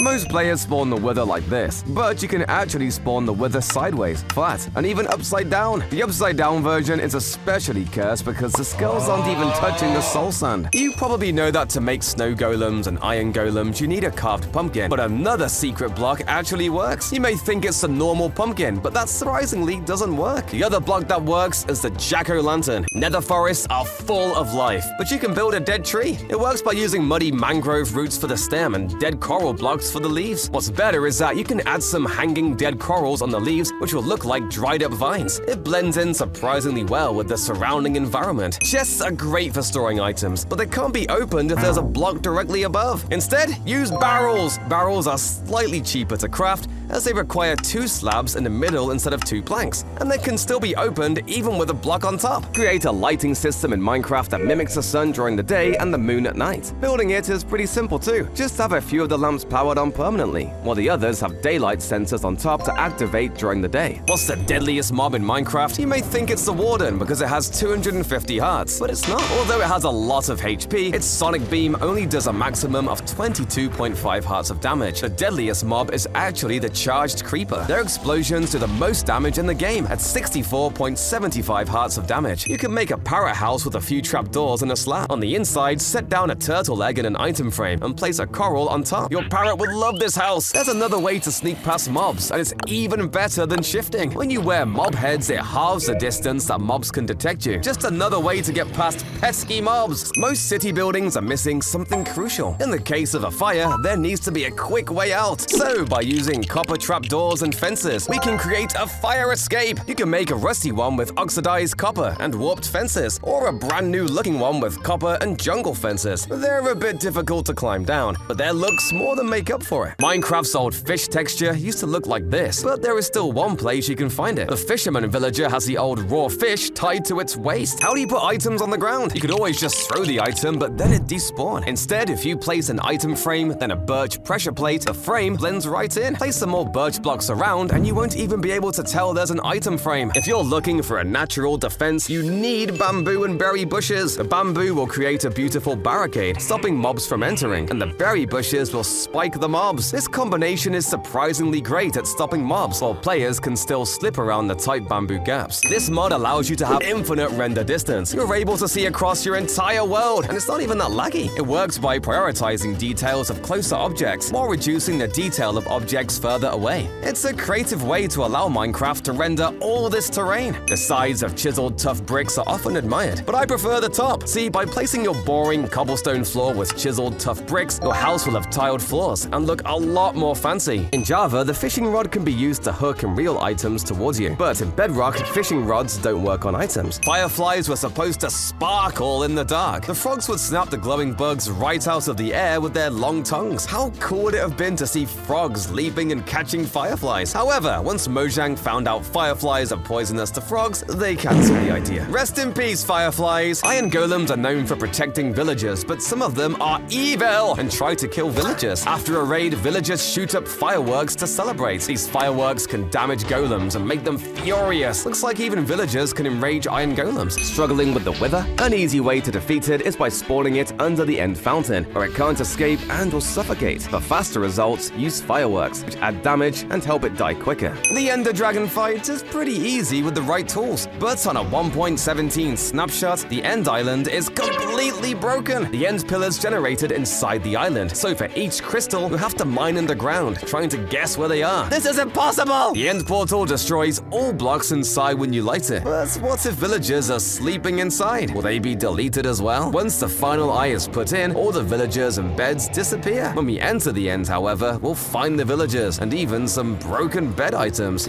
Imagine living inside a video game console. Well, you can simulate it by creating a Switch console outline with blue and red concrete. You can turn the screen into your home, and it'll look like you're a character in the game. To add some depth to your windows, just place some copper trapdoors beside them to create shutters. They fit especially well in front of bright colors like sandstone, and will add some depth to your house exterior. Copper blocks are perfect for industrial factories, and with the copper variations, you can make cogs of different sizes and colors. If you want a keyboard for your computer setup, dispense an armor stand into the side of your table, and then give it a chainmail helmet. To get an RGB keyboard, give the armor stand an enchanted helmet. To finish your setup, you can create a mouse with an invisible item frame and candle. In Java, you're able to spawn shulkers below the void to create a walkable void base. But in Bedrock, this isn't possible, and mobs can't be spawned below Bedrock. End crystals make amazing defenses because they explode instantly. You can set up the ultimate defense by aiming dispensers with snowballs at end crystals. Then whenever trespassers come by, flip the switch! Summoning a bunch of end crystals in Java Edition creates a visually satisfying stack. However, if you do the same in Bedrock Edition and then reload your world, the effect is even more impressive. The resulting pattern is so unique that it barely feels like Minecraft. This armor set was deleted! Studded armor was supposed to be in between leather and chain armor. It kind of looked like clay armor and could be crafted using iron and leather. Unfortunately, there wasn't a good reason for it to exist, so it was deleted! Using an MBT editor, YouTuber and Venom was able to set enchantments to the maximum integer limit. A max sharpness diamond sword was calculated to do just over 1 billion hearts of damage, and a max smite sword was calculated to do 5 billion hearts to a spider. Insane! Armor trims were introduced to the game in 2023. But what if I told you they actually existed 8 years before that? Minecraft Story Mode was a story-driven game, and one of the characters actually wore those blue-looking armor trims. Squids have another strange feature. Real-life squids have 10 tentacles, but Minecraft squids only have 8. But considering Minecraft has a dragon and giant green slimes, I think it's fine that squids aren't completely realistic. Dinnerbone name tags make mobs flip upside down, but will they sleep upside down as well? If you name a villager and set it to night, the villager will just go to sleep normally. But once it turns day again, the villager will wake up walking on its head. Oh, that must hurt. You can break Minecraft with just potatoes. If you drop a potato on top of a bubble stream, it'll bounce up and down. On its own, that won't cause much lag. But if you use command blocks to summon tons of potatoes, the sheer number of entities and particles will quickly overwhelm the game, eventually causing it to crash. The potato stream does look pretty cool though. Everyone knows the Wither is immune to arrows in its second phase. But I bet you didn't know fireworks will still damage it, so you can rapid fire rockets at them still. You're done for! Will a healing arrow heal you if you have half a heart? Release the arrow and nope. But if you wear a leather helmet, it will protect you just enough and the healing arrow will work. Have you ever wondered what the rarest mob in Minecraft is? The brown mushroom? A charged creeper? Or even a pink sheep? It's none of that. The rarest mob to ever exist is the Jolly Llama. These were one-time mobs added in Minecraft Earth and were only obtainable during Christmas 2019. To get it, you had to go to a specific statue in New York, London, or Sydney and scan a QR code. On second thought, that's way too much work. If you summon hundreds of wind charges in the same spot and then step on them, you'll be propelled high into the sky. But what if I told you this was possible in survival? By using cobwebs and pistons, you can trap and collect a massive number of wind charges in one area. Pro player Hectorus used this concept to build this wind charge contraption. It's able to store thousands of wind charges at once and send you super far away. It doesn't take too many blocks to build, but trapping the breeze will be the hardest part. When someone enters an end gateway, a purple beacon light activates. So if your friend tries to sneak away and steal all the elytras, you'd know it. But items can also be thrown into the gateway to trick your friends. Pink sheep are usually rare, with a 0.164% chance of spawning. However, on this seed, every herd will include a pink sheep, making them surprisingly common. Minecraft is famous for its blocky 3D world, but what if it was 2D? Well, YouTuber MistyCat actually created a 2D Minecraft world using data packs and plugins. There's everything from parkour, zombies, placing blocks, and caves. Awesome! If you use a Dinnerbone name tag on a mob, it'll flip over. So we can attach it to a fence high up and it'll look like the mob is walking upside down. I never knew you could do this! Tridents aren't just good for shooting mobs, they have a secret ability. When you throw a trident at a dripstone, it'll cause it to break and fall down. The Totem of Undying used to be terrible! When it was initially added, if you fell into lava and died, the totem would activate to save you. But you would immediately die to the flames again. Fortunately, in 1.16.2, this was changed so you get 40 seconds of fire resistance happens when the totem pops. Much better. Can a Vindicator attack a villager surrounded by rails? Nope, the Vindicator isn't very smart. What if the villager is surrounded by trapdoors? The Vindicator runs straight into the void, unable to tell the trapdoors are flipped. For something even funnier, try surrounding a villager with pistons and pressure plates. The Vindicators will charge at the villager but end up activating the pistons instead, running around in circles, trying to find a way in, and never succeeding. If you want to relax on a sunny beach, you should build a beach hut. Build the border out of azalea leaves and spruce wood. Next, fill the insides with slabs and create a comfy bed out of snow layers. For the roof, you can use campfires and trapdoors to create a pretty ceiling. Finally, just add in some banners to block the sun and enjoy your day off. If you need a house quick, this will be an instant house. Just create the outline of your base using saplings and bone meal them. Once you clean up the leaves on the inside, you'll get an amazing shelter. If you're trying to build a house as fast as possible, you obviously have to get blocks very fast. The quickest blocks to get are probably leaves, since all you need is a pair of shears and you're ready to instantly shred through them. You can then build up the final house like so. Just be careful of lightning strikes, since they'll incinerate your entire house as quickly as you built it.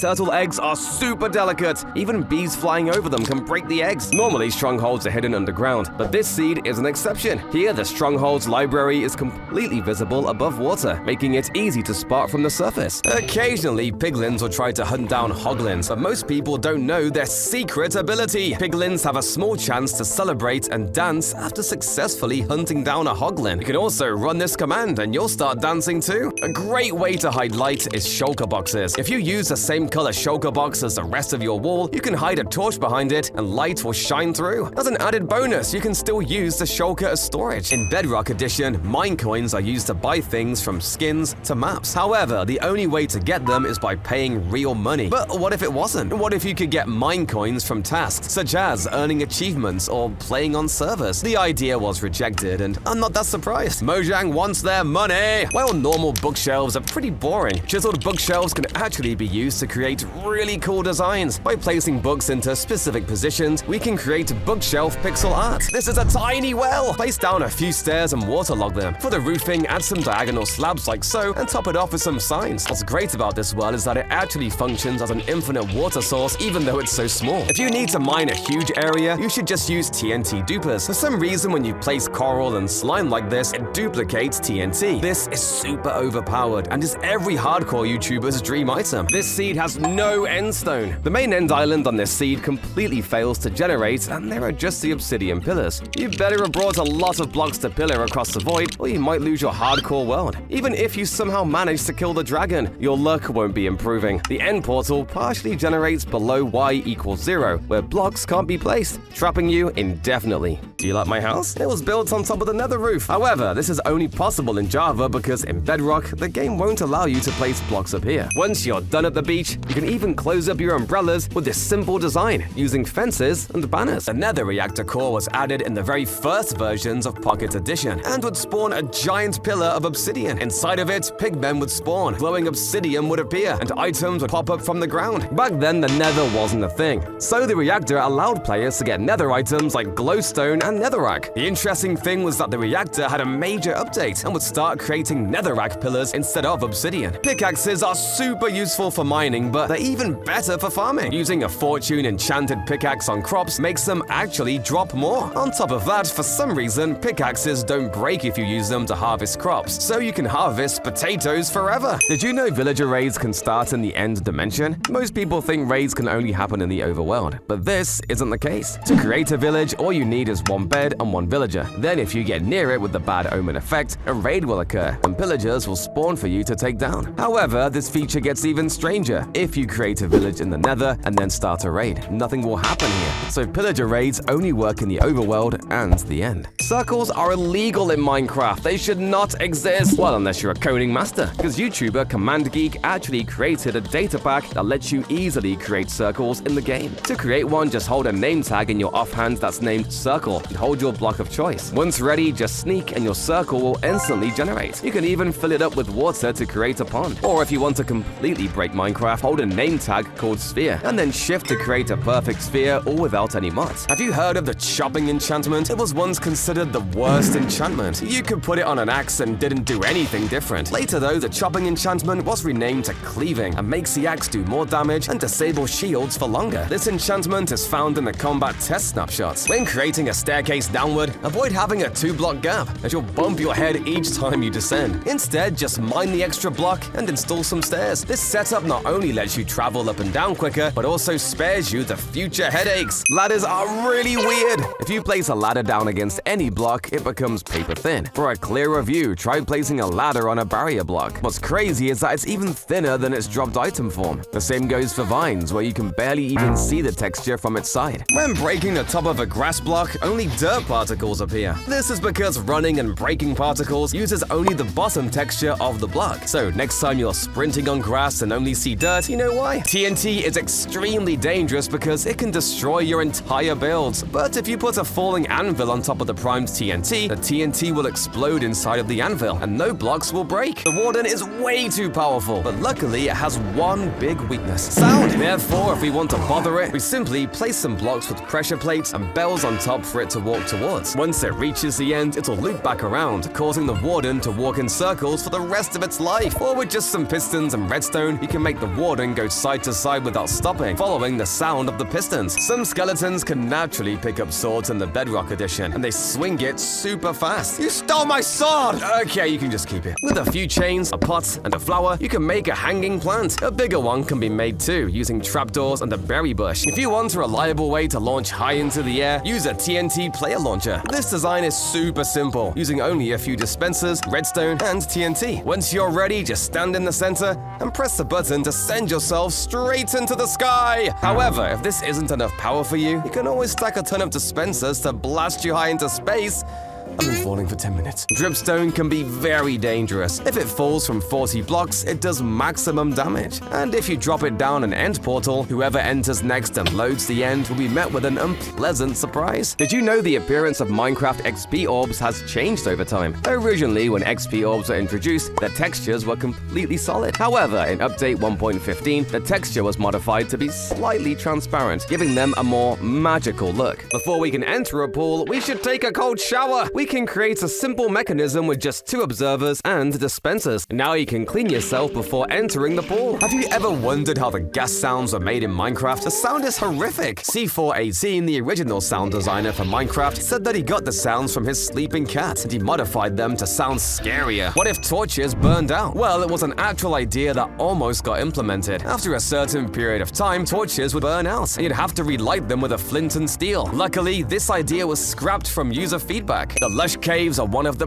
prettiest biomes. You can dig into the wall and create a secret lair. Inside, you'll have all your valuables along with a display of your axolotls. Make sure to use blocks found on the inside of lush caves like deep slate and glowberries to not break the aesthetic of the biome. A splash water bottle will put out a fire, campfire, and candles. But for some reason, if you throw a ton at a torch, it'll continue to stay lit. If you want an extremely different house, try making it out of all plants. It won't be the safest, but it's perfect if you love nature. Something is wrong with you if you build this. Traveling at night is extremely dangerous because mobs can sneak up on you from anywhere. There's a solution though. If you bring a parrot with you, it can actually imitate the sound of nearby mobs, alerting you of hostile mobs. Yes, no mobs will ever sneak up on me again! Okay, maybe it's not perfect, but it's still pretty cool. But one of the best ways to not get raided is by having your base impossible to reach. By building your base at the world border, you'll make it so very few people will want to come attack you. And you can even build your base against the border for extra protection. You can make the end look super pretty. Night vision in the end creates a beautiful pink sky. It looks awfully nice for housing the final boss. If you set a ton of skulk sensors and iron trapdoors on top, you can create a beautiful wave. Throwing a single snowball down will create a ring of trapdoors opening and closing. When the trapdoors close, they create sound, reactivating the starting skulk sensors and creating an infinite loop. We end up getting these crazy patterns. In Java Edition, trying to grow a tree at the build limit limit is pointless. The sapling won't grow, no matter how much bone meal you use. However, in Bedrock Edition, a sapling at the build limit will grow into a single log, replacing the sapling itself. What's the highest fall you can survive from without any armor? On normal grounds, the limit is just 23 blocks. But if you fall into a pool of lava, you can fall from 44 blocks up.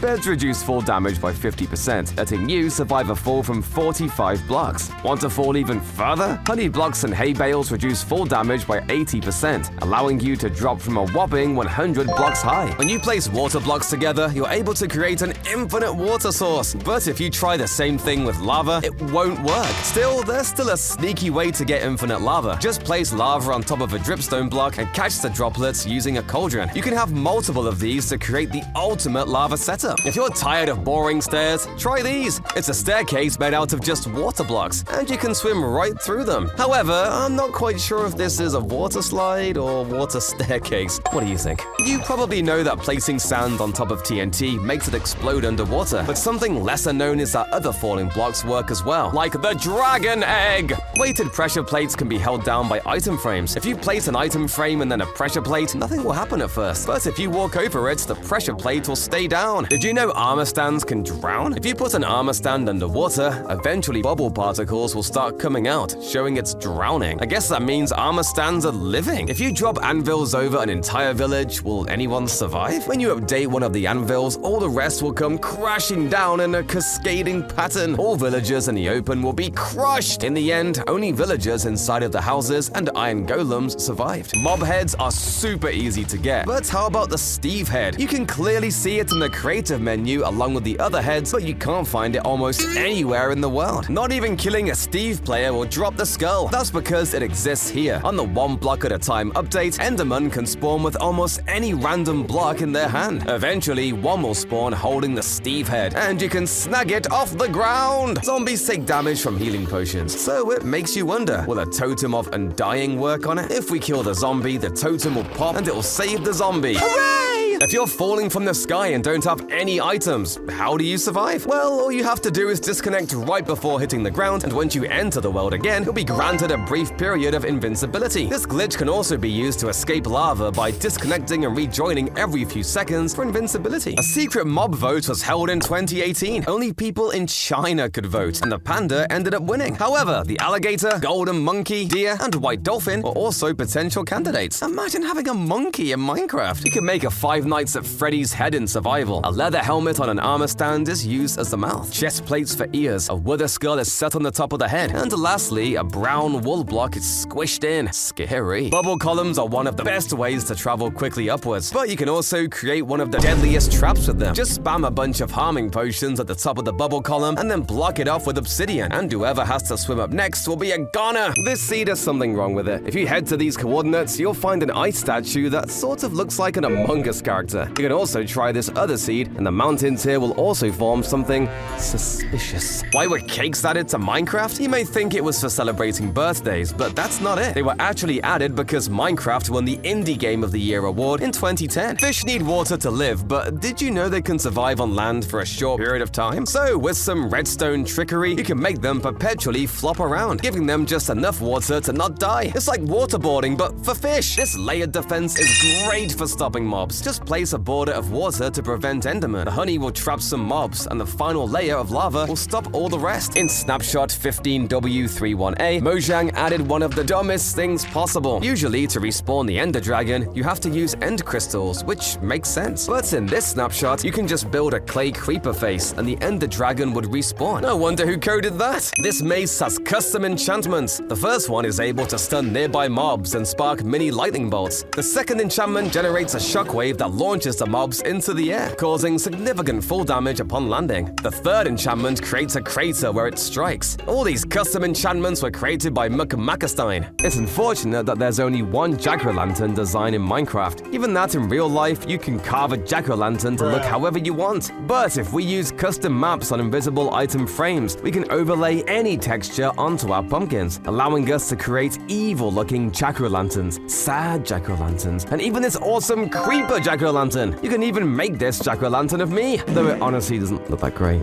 Upsetting. Village houses look way too basic, but turns out by just exchanging a few of the blocks, you can completely upgrade it. The new house uses the same outline but just looks a million times better. Village houses are everywhere. If you want to make them look fancier, add a window to the roof, some trapdoors as shutters, and in the front, make a small roof that will block the rain. If you wanted to build a giant mob with one big eye, you could go the boring route and use black concrete for the pupil of the eye. But if you really want your monster to have some character, try using this pupil banner instead, with a white square in the corner to act as a highlight. It looks so much better than just using blocks and makes this kraken feel like he's actually alive. This is evil! Separate two animals with a wall, and when you breed them, it'll actually work. Too bad the animals can't see each other though. How does this boat have a banner on it? I promise it was made completely in survival. All you have to do is place your trapdoor, add your banner, back your boat up into position, and flip the trapdoor back up. Now you'll have a pretty sail for your boat. Cats always land on their feet in real life, but in Minecraft, cats don't take any fall damage. You can hit them off a mountain and they'll still survive. Try surviving this! This Minecraft seed has a mushroom island surrounded by every overworld biome in the game. You can find nearby villages, a deep dark, and deserts. Just looking around from the center is insane. Breeze rods look very similar to blaze rods. We can put them in item frames on top of cauldrons to show hot versus cold water. To create a bowl of ice cream, start by placing an armor stand in a cauldron and equipping it with a skull. Push it with a piston and then drop it down. Repeat this process with a zombie skull. Finally, push a slab down on top. Okay, you kind of have to squint your eyes for this one. Decorated pots are great for adding some details to your builds, but an unexpected way to use them is actually as pillars. They work surprisingly well to hold up your roofs. Coral turns gray if it doesn't touch water, so what we can do is place a coral on top of a waterlogged block. This way it'll look like the coral is magically still colored. These Minecraft accounts are illegal. Minecraft usernames are supposed to have more than 3 characters, but the names BB, G, and 8 exist. When Minecraft was first created, usernames didn't have requirements, and this allowed players to create these cursed usernames. Bedrock offhand slot is useless. Only a select few items can be placed here, such as shields, tipped arrows, the totem of undying, and maps for exploring. On the other hand, in Java Edition, you can put any item you want in the offhand slot. Whenever you create a new world, you spawn somewhere around 0, 0. However, on this seed, when you spawn in, you'll be thousands of blocks away from 0, 0. This unusual spawn point is due to 0, 0 being located in the middle of a vast ocean, surrounded only by mushroom islands. Consequently, the game searches extensively and eventually places you on an iceberg far from the origin. If you're looking to decorate your mansion with some exotic rugs, then why not go for building this ridiculous-looking Steve rug? By placing down a player head and using some colored carpets to shape the body, with some terracotta and polished blackstone for the hands and feet, it really looks like you've murdered a wild Steve and turned him into a very disturbing hunting trophy.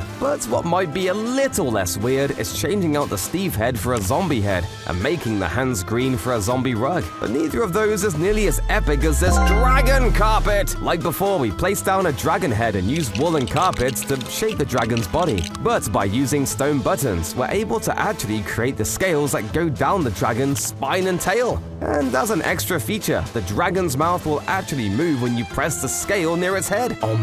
Nom, nom, nom. Nom. If you get 3 stacks of bottles and put them single file one by one into a brewing stand like this, you can click on the first, second, and third stack to get 190 items in survival mode. Unfortunately, the game doesn't let you store the 190 bottles in your inventory, so it's mostly just a fun trick. But if you drop the item on the ground, a mob that can pick up items can actually pick it up. This version of Minecraft is dangerous! Dying in a nether portal would make it so you can never click respawn. Even if you restart your game, the respawn buttons will still be grayed out. To fix this, you just had to update your world. Making a zombie armor stand is easy but boring! Instead, why not take the zombie's head off, place it floating in the air, and then use a piston to push the armor stand into the head, making it look like this headless zombie is carrying his head. You could even do the same thing with player heads, skeletons, and wither skeletons. There's a hostile mob you can sleep with, but only sometimes. You may think it's something like baby slimes because they can't hurt you, but this is wrong. Or maybe even piglins if you're wearing gold armor. However, you still won't be able to sleep with them nearby. The answer is zombified piglins. You're able to sleep with them right next to you while they're passive, but once you hit them, you won't be able to sleep. Villagers love to sleep at night, but if you ring a bell, they'll get back up immediately. To prevent the villager from sleeping, you can make this build with an observer and a bell that will not let the villager sleep. Looks like the villager has to get back to work. Finding a tall cactus is pretty rare. Sometimes you can even find a 5 or 6 block tall cactus, but how about a 23 block tall one? This seed has a world record for the tallest naturally generating cactus ever found in Minecraft. If you rename a chest and an anvil, clicking into the GUI would show the new name. However, you can actually break this by renaming the chest to a super long name. Once you open it, you'll see the text spills outside of the screen. Ladders are way too slow. A much faster way to ascend is by using a minecart elevator. It's similar to the minecart line, except made vertical. To ascend, right-click to hop from one minecart to another. If you prefer, you can replace the minecarts with boats for a similar effect. Some villages in Minecraft can spawn completely destroyed. Villages have a 2% chance of spawning abandoned. Here, zombie villagers spawn instead of regular villagers, and all doors and torches are missing. What's sadder is that there's a lot of cobwebs and stray cats that have been abandoned. Aww. You can use different shades of pink to create a flower, and for the center, use copper grates to create this unique texture. It's a neat way to add a decorative touch. I can't see through the window! In Bedrock Edition, igloo windows are made of packed ice, so you can't see through them. However, in Java Edition, the windows are made of normal, transparent ice. I'm not sure which one I prefer though, because the ice melts when you use the furnace. The blue axolotl has a depressing secret. You may know that it has a 1 in 1,200 chance of spawning. This number has an actual meaning. Scientists estimated that in the entire real world, there are only about 1,200 wild axolotls left. Minecarts are infamously slow, but there's a way to make them go at supersonic speeds. Just put a boat in a minecart and it'll race forwards. This is way more efficient than Howard Rails. When wandering traders initially spawn, they'll walk towards the nearest bell if it exists within 48 blocks. You can use this feature to make a super simple wandering trader farm, where the trader will walk towards a bell and then be transferred to the nether. While this farm may seem completely useless, it can be used to get a bunch of llamas and leads. You can break Minecraft with just a trapdoor. Although a fairly simple block, there actually isn't a limit to how fast you can open and close it. So by using an extremely fast auto clicker, you can toggle the trapdoor and create a super loud sound. The same can also be done on bells to create a ring that can be heard from miles away. You can create a satisfying arrow launcher. Just shoot a few dispensers downwards, break the blocks letting the arrows fall, and once you flick the lever, all the arrows will fly upwards. If you connect it to a redstone clock, the arrows can even be juggled up and down. However, for ultimate satisfaction, place a TNT and light it to send all the arrows flying away. There are only 2 mobs that won't crush turtle legs. Naturally, the first is turtles themselves. The second, interestingly, is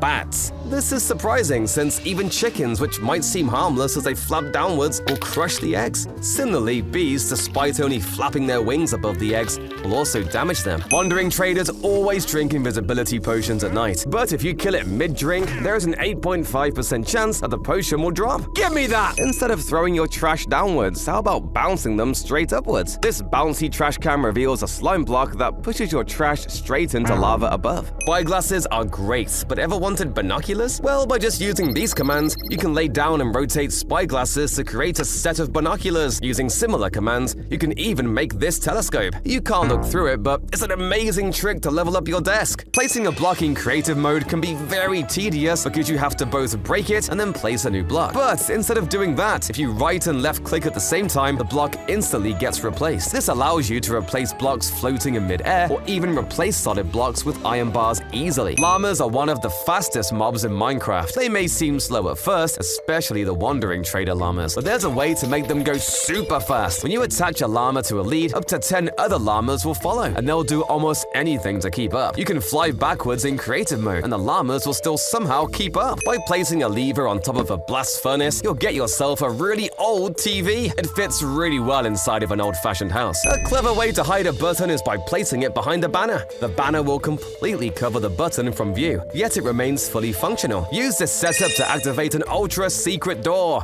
This is the meanest way to trap villagers. By placing a honey block, a cauldron on top, and a villager inside, you'll be stuck for all eternity! Well, until you let them go. This house may seem ugly and normal, but it has a secret ability. If a creeper explodes nearby, nothing will happen. This is due to command blocks filling in oak planks that are in repeat mode. It's quite simple to do, and will create a completely indestructible home. The witch's hut might appear simple, but it's hiding a dark secret. In every witch's hut, a black cat will naturally spawn. But that's not the strange part. If you spawn cats here in creative mode, it will result in only black cats spawning. How is this possible? This is the most embarrassing way to die. If you punch an armor stand with Thorn's armor, you end up taking damage. And if you keep doing it, you'll get this embarrassing death message. In 2018, Minecraft held a cat vote to add a 9th cat skin to the game. The 3 cats that made it to the final vote were Jelly, Zach, and Coco. In the end, Jelly would end up winning, which is actually the YouTuber Good Times with Scars cat. I'm just glad the middle cat didn't win. Every tool in Minecraft can mine its own type. Iron mines iron, diamond mines diamond, but gold can't even mine other gold ores. Why are you so weak? Creepers are notoriously explosive and can decimate your bases, but you can actually avoid ruining your bases with a flint and steel. You can use a flint and steel to ignite the creeper before it gets too close to your base, or inside of water to save your beautiful bases from being griefed. But if you don't use water, you may end up with some of these holes. Damn it, fill the holes up, Jerry!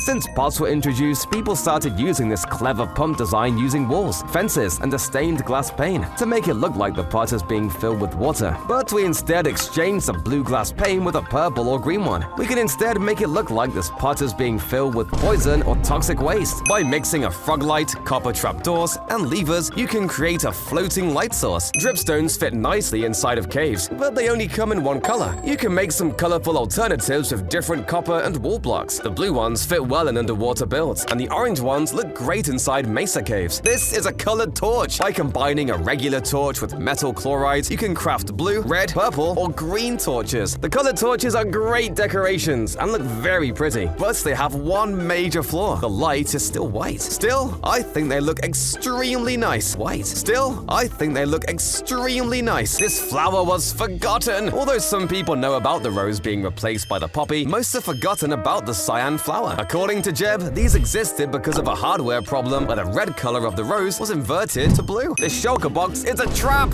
In Bedrock Edition, you can create a trapped shulker box that ejects a creeper whenever it's opened. To do this, just place down the shulker box, mine out the block below it, place a block 3 blocks above, and put the creeper on top of the shulker box. Now when you open the shulker box up for the first time, it will fall down into the shulker box and get stuck. Now the next time this shulker box is opened, the creeper will be able to jump out and explode on anybody who tries stealing your stuff. Previously, I said that this chessboard was made using the immersive Portals mod, but I found a way to create it in vanilla Minecraft. Using block displays, you're able to create tiny blocks, and I was able to create this board. Theoretically, functional chess pieces can be made as well from the block displays, but I'll leave that up to the pro command blockers to add. One of my favorite ways to light up an interior is with floating candles. They're super easy to do and make your build look so much more magical. All you need to do to build them is place 1 to 3 candles on a block, and then just break it. Unlike torches, the candles won't pop off into an item and just stay floating there. Now, just repeat it a few dozen times in completely random parts of your ceiling, and your boring empty room will start looking like the Great Hall from Harry Potter. I wish I was a real wizard.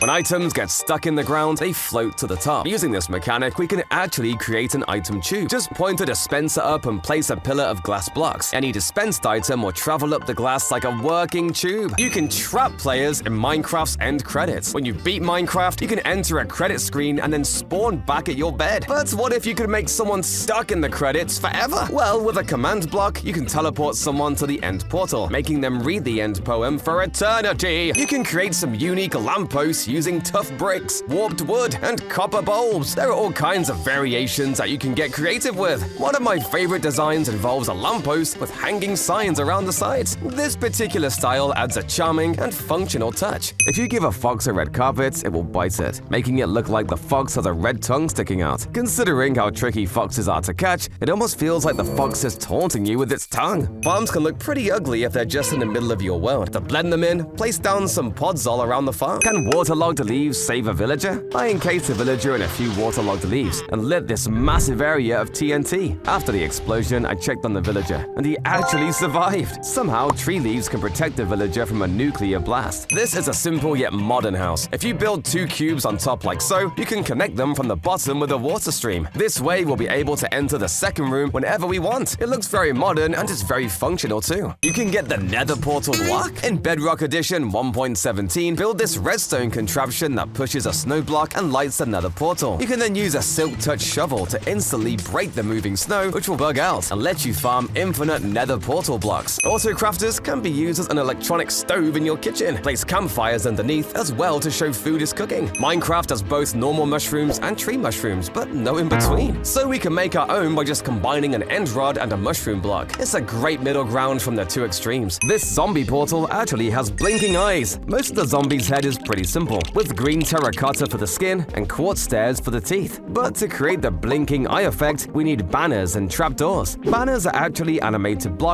and slowly sway back and forth in the wind. So when a banner is placed above a trapdoor, it moves in and out of the block, being partially obstructed half the time. So by creating a banner that looks like an eyeball, we can easily create this blinking eye effect. Did you know there's a way to get infinite dirt? I'm not talking about just digging it up with a shovel or using TNT. Instead, you can trade with piglins to get gravel. Combine 2 dirt and 2 gravel to get 4 coarse dirt. You can then till the coarse dirt to convert it back into normal dirt. Although this method is slower than digging, it's a useful trick if you're looking to create more blocks. We all know the water bucket clutch, but what if you could clutch without any items? Well, you can in Minecraft version 1.17 and up. If you sprint off a ledge that's over 35 blocks tall, hold jump in the air, and sneak right before you hit the ground, you won't take any fall damage. I have no clue why this works, but it does. I'll never die again!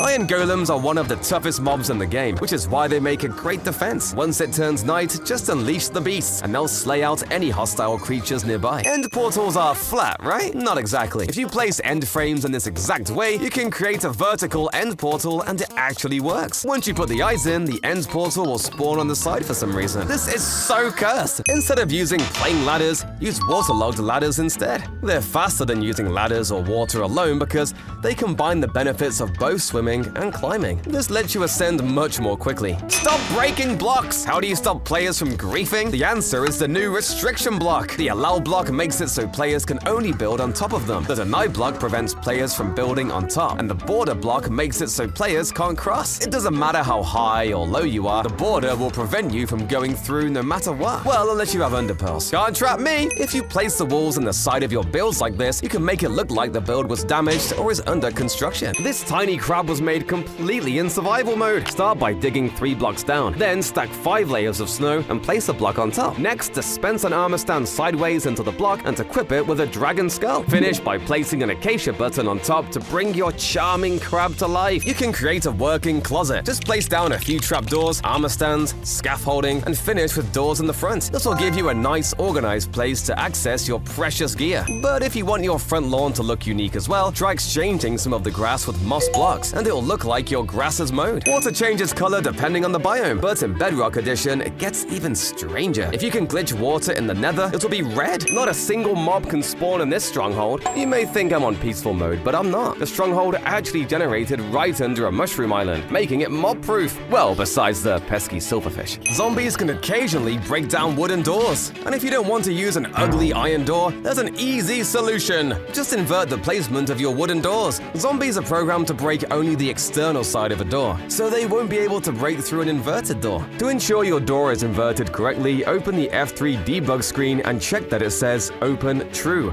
or the door is visually closed. Now you can rest easy knowing zombies won't be barging in. Fish out of water flop a lot. If you put them on top of slime blocks, they'll start bouncing super high because of it. This also happens to guardians where they bounce exponentially higher each time. This block is gone forever! During Minecraft's 10-year anniversary, Cake's got a special candle on top. However, a few days after the event, the candle would be deleted. You couldn't even change your computer's date to get them back. There are 4 special types of medicine. The antidote cures poison, elixir cures weakness, eye drops cure blindness, and the tonic cures nausea. Creating each medicine is pretty interesting. Instead of using a crafting table, it involves a brewing stand. Brew silver for antidotes, cobalt for elixir, calcium for eye drops, and bismuth for tonic. However, each medicine only removes 1 negative potion effect, so it makes you wonder, why don't you just drink milk? Get back here! If you waterlog a block, you can surprisingly place lily pads on top. This allows allows us to create cursed builds like this. Steve's hands used to be extremely useful. Before shears were introduced, you could obtain wool by just punching sheep. It's like his hands had scissors on them. TNT could also be lit by punching it, and the explosion can be cancelled by punching it again. This village house is 146 blocks tall. The entire village is smashed against the side of a mountain, causing these strange buildings. This giant village happens on this seed in 1.12. Silk Touch is more useful in Bedrock. In Java Edition, path blocks always drop dirt when broken. Even using a Silk Touch shovel won't work on it. But in Bedrock, Silk Touch actually works, and you can pick up the path blocks as items. You're able to leash boats. So if you put 2 villagers in a boat and then tie it to a fence post, it'll start bouncing up and down. These villagers probably aren't having very much fun, but it's interesting to look at. I bet. Gravestones tend to be very decorative to honor those who have died, but there aren't a lot of blocks in Minecraft that have that level of detail.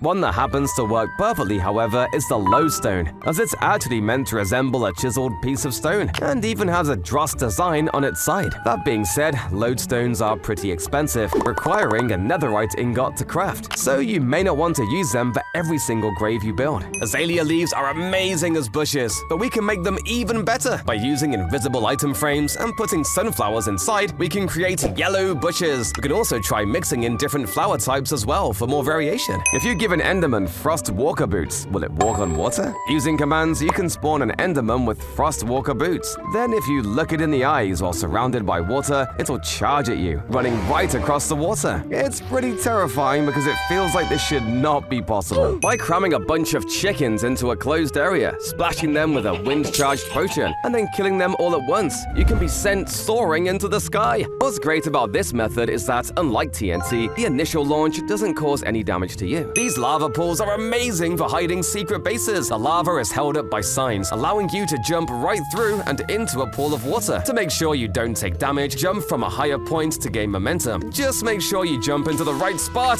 Out!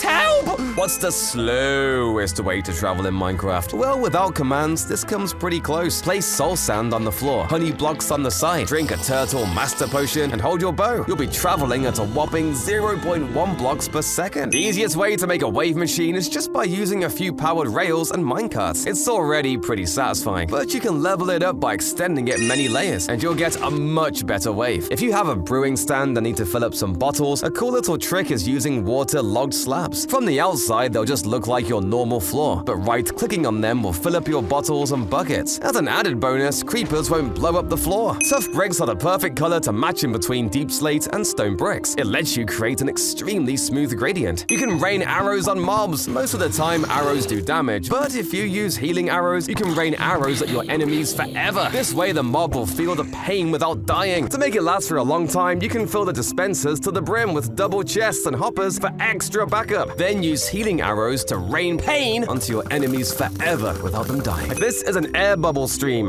It's a fully functional jet stream without any water or soul sand nearby. To create it, build a regular bubble elevator. Block out the source blocks with powdered snow. And lastly, activate an end portal to destroy the soul sand at the bottom. This airstream is only possible on Bedrock Edition and is quite cool. If you look really closely at the end portal in Java and Bedrock, you'll notice that the portal texture differs slightly between the two versions. You can see this difference easily by zooming in with a spyglass. How do you get experience without hitting mobs? Most mobs don't drop experience if you don't hit them. However, there's a simple trick. You can use your dogs. Just stuff 2 dogs on the size of your skeleton grinder, and they'll kill the skeletons for you while dropping the experience. Mwahaha! Keep working. Villagers can be very smart. They calculate the perfect paths to escape zombies, but you can also use this against them. By creating a pathway in the sky, the villagers will try to run away from zombies, but will be stuck in a loop. You can make all sorts of pathways to make the villagers go crazy. Minecraft needs more desserts. All we have are cakes and cookies. So to make our own, just combine an end rod and stripped cherry log. It'll look like cotton candy. With 3 TNT, you can craft the ethos slab. It functioned just like regular TNT. However, during explosions, it spawns an anvil over entities in the explosion range. It was found in the Minecraft 2.0 April Fool's update. Something very satisfying are automatic farms because they'll work forever without you. This melon farm is super satisfying to watch as the pistons break the melons and the items flow down. In Java Edition, you use a shield by holding down the right click button. However, in Bedrock, you must crouch to activate the shield, which can be quite quite cumbersome. Despite this, Bedrock Edition offers a unique advantage. When you ride a horse, the shield is automatically held up, providing protection without any additional action required. Everyone knows there are two types of flames in Minecraft, so a cool addition we can add into our houses is a fireplace that changes colors. Pistons are used to swap the blocks underneath the flames from netherrack to soul sand. It lets you easily change up the atmosphere of your house with the flick of a switch. Obviously, we can't be selfish and not make a house for our pets. For our dogs, we can create a simple one using a few stairs and trapdoors. The dog can stay in there when it rains. For our parrots, we can create a small house for them on top of fences. Or you can even push a glass block on top of the parrot to create a glass cage. While pipes don't exist in Minecraft, you can actually use pistons to look like them by angling them to their sides. You can make your furnaces look like they are connected to a power source. Can you look in an Enderman's eye while using a spyglass? Nope, the Enderman will still get angry at you. If you dispense an armor stand into the upper half of a pointed dripstone, it will actually stand on top of the lower half, looking like it was impaled on top of the spike. And if you're able to pose your armor stands too, then you really can make them look like they're in pain. This is a realistic pool floaty. It's made by pushing armor stands into the corners of a wall floaty and equipping them with diamond gear. Once you push blocks into the ground with pistons, you'll have a very cool and expensive pool floaty. However, you can make cheaper alternatives using yellow terracotta and gold armor. The first structure ever was the in-dev house. Back in 2009, Mojang was actually kind enough to spawn you inside a pre-built house. It was initially made out of mossy cobblestone, but was later changed to wooden planks, and the items it had inside were illegal. It had a bunch of items like lava and TNT with stacks of 99. Automatic chicken farms are incredibly easy to make and will provide you unlimited food, but there's a way to make them even more efficient. By trapping a fox near the farm and giving it a looting fire aspect sword, it'll make the chickens drop extra food and cook it at the same time. In Java, the advancement menu is pretty confusing with all the advancements branching off, but Bedrock has a cleaner UI. It shows the percentage of achievements you've completed and other potential achievements you can accomplish. With a few copper trapdoors and green glass, you can build a toxic waste bin. Stepping on top won't hurt you too much though. Minecraft crops grow super slowly, but with this trick, you can speed it up. If you plant different crops in alternating rows, it'll quicken the growing process. You can see the difference best when the different crop farming types are side by side. Lava and dripstone is a deadly combo in Minecraft. If you place lava on top of a dripstone block, it'll make lava slowly drip down. You can set up a glass chamber with a few lava dripstone blocks to literally rain fire on those annoying hostile mobs. Dolphins are very helpful, but they used to break the game. If you had them in a water stream next to a nether portal with items nearby, once the dolphin was freed, it'd pick up the item and duplicate it. This was a pretty unique way to duplicate. While Minecraft offers a variety of default paintings for decoration, you can get even more creative by making custom paintings using maps. Building the map art will take a ton of time, but it'll definitely be worth it. My favorite is this map of Starry Night.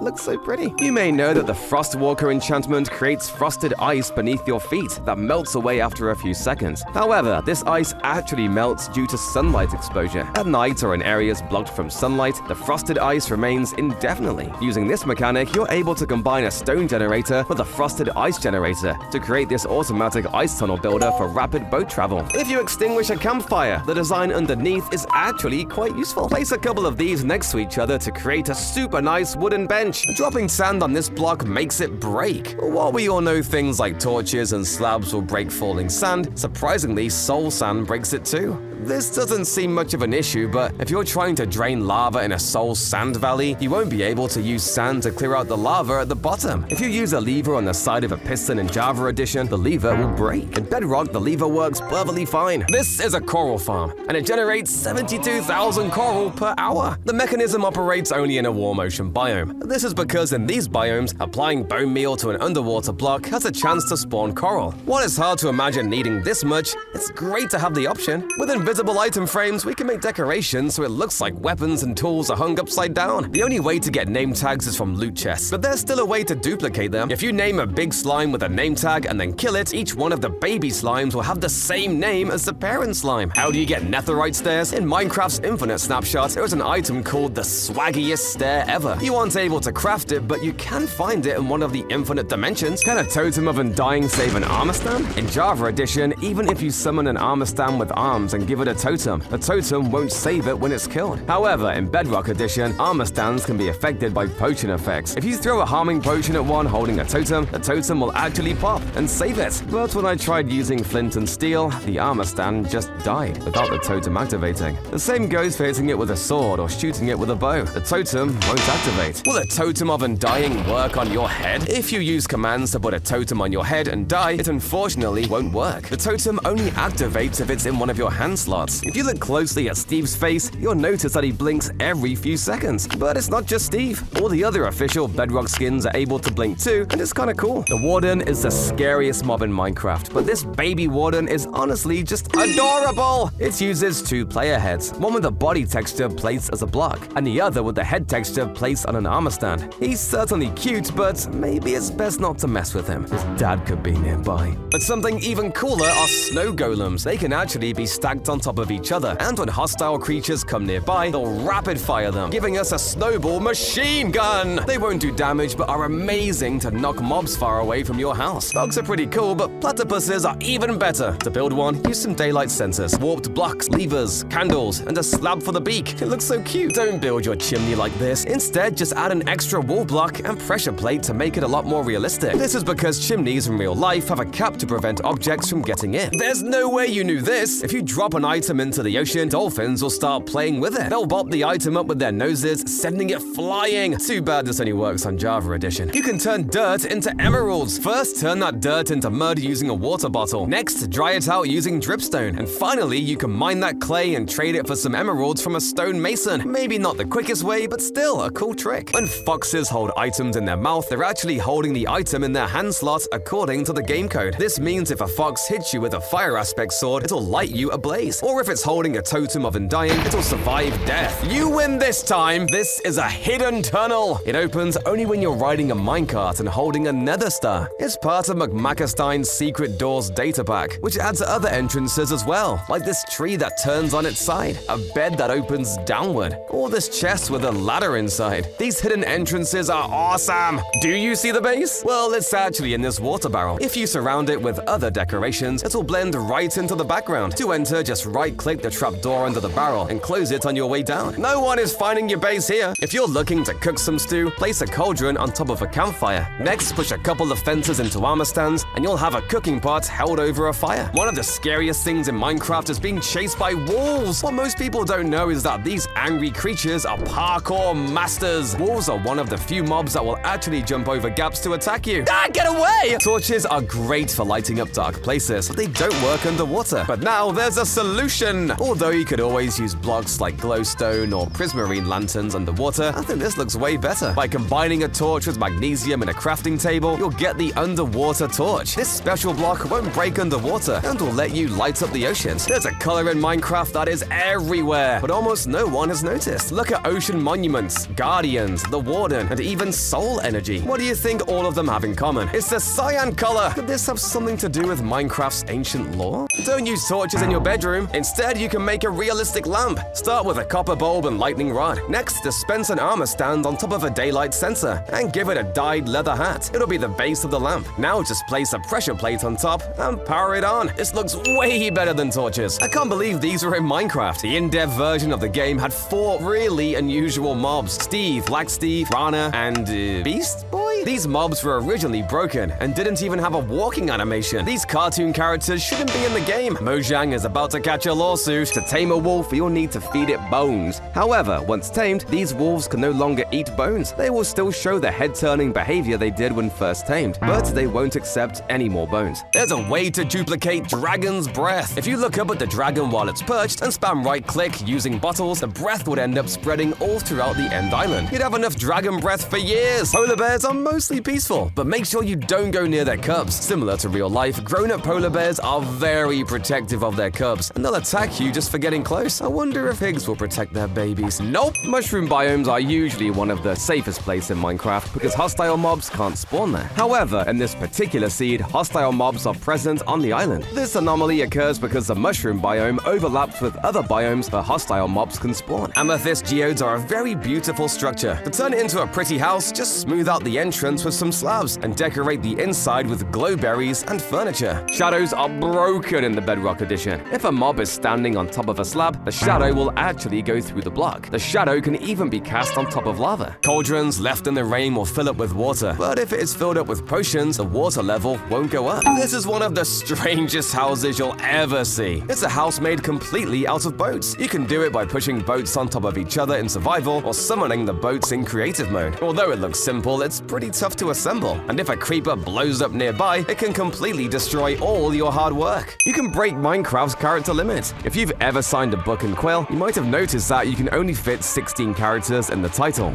But there is a way around this. You can put the same book into an anvil and name the book up to 50 entire characters long. The one downside of this method is that the book title will be italicized after getting put through an anvil. Slime cubes and magma cubes can be any size you want. Just adjust their size with commands, and you can have one that's as large as your world. But watch out, because the larger they are, the more damage it deals, faster it moves, and higher it jumps. Run for it! Traffic lights are essential for your roads, but they don't have to be boring. You can create a unique traffic light by using tough stone blocks and inserting stained glass panes into item frames. By combining invisible item frames and custom map art, we can create custom jack-o'-lanterns. They don't require any mods and can make your builds a million times spookier. If you travel to the beach, you almost always see these. They're called ocean buoys, and they help guide ships and monitor weather. To build one, just red sandstone and place a bell in the middle. Finish it off with some concrete and iron bars to create your very own buoy. Everyone knows you can see through a creeper's eyes in spectator mode. However, there's a glitch you can do with it. If you /kill yourself while inside the creeper, you'll respawn and be stuck with creeper vision. Luckily, there is an easy way to fix this. Just press F4 and you can toggle the effect off and on. While not too useful, it's a cool trick to show your friends. In Bedrock Edition, there are unused texture files named Hoglin Meat Raw and Hoglin Meat Cooked. They're textured identically to raw and cooked beef. Maybe they were originally supposed to drop a new type of meat. This is an infinite parkour world. A Reddit user coded it because he was feeling bored. It's amazing how every single jump is possible, yet difficult. If you try it for yourself and suck at parkour, there's even an easy mode you can switch to. I love the sleek animations of new jumps being added. If you just killed the Ender Dragon and want to show your friends, try building a statue of a dead dragon with just some black stone, coal blocks, amethyst crystals, and a dragon head. You'll create a pretty cool looking dragon. You can even add an end rod with a candle on top to look like it has a sword in its head. Move quicker! The slowest naturally spawning horse runs at a top speed of only 4.74 blocks per second. That's slower than a sprinting player. However, when you breed two fast horses together, there's a chance their offspring will be even faster than both parents. By continuously breeding the fastest horses, you can eventually create the fastest natural horse, which runs at 14.23 blocks per second. When you hoe a dirt block, it turns into farmland. But if you ever wanted the item, if you try to pick it up, it'll just turn back into dirt. Silk Touch won't even work on it. So, how do you get it? Well, you'll have to go to the one block at a time update, grab the farmland, and then chuck it on your head. When you transfer the world to the latest version, you'll have the item. If you glitch on top of the nether roof, it'll be a barren wasteland. However, on a 1.16 snapshot, crimson trees actually generated up here, so you could build tools and even a nice house. Dirt slabs were supposed to be in the game. That made the terrain a lot more smooth and pretty. However, they ended up causing terrain issues, and Notch decided to remove them. Every item needs to have a name. If you try to delete the name in an anvil, you won't be able to take out the item. But on this version, it wasn't the case. Here, you were able to straight up delete the name of an item and get the illegal nameless item. When you kill the Ender Dragon in Bedrock, the dragon dies right where it took its final blow. But if you kill it in Java Edition, the dragon will fly to the top of the end fountain. This is how you break your shield in 0.1 seconds. Just summon a warden and give it strength 255. Then switch to survival mode. Hold out your shield and watch as the warden shatters it in a single hit.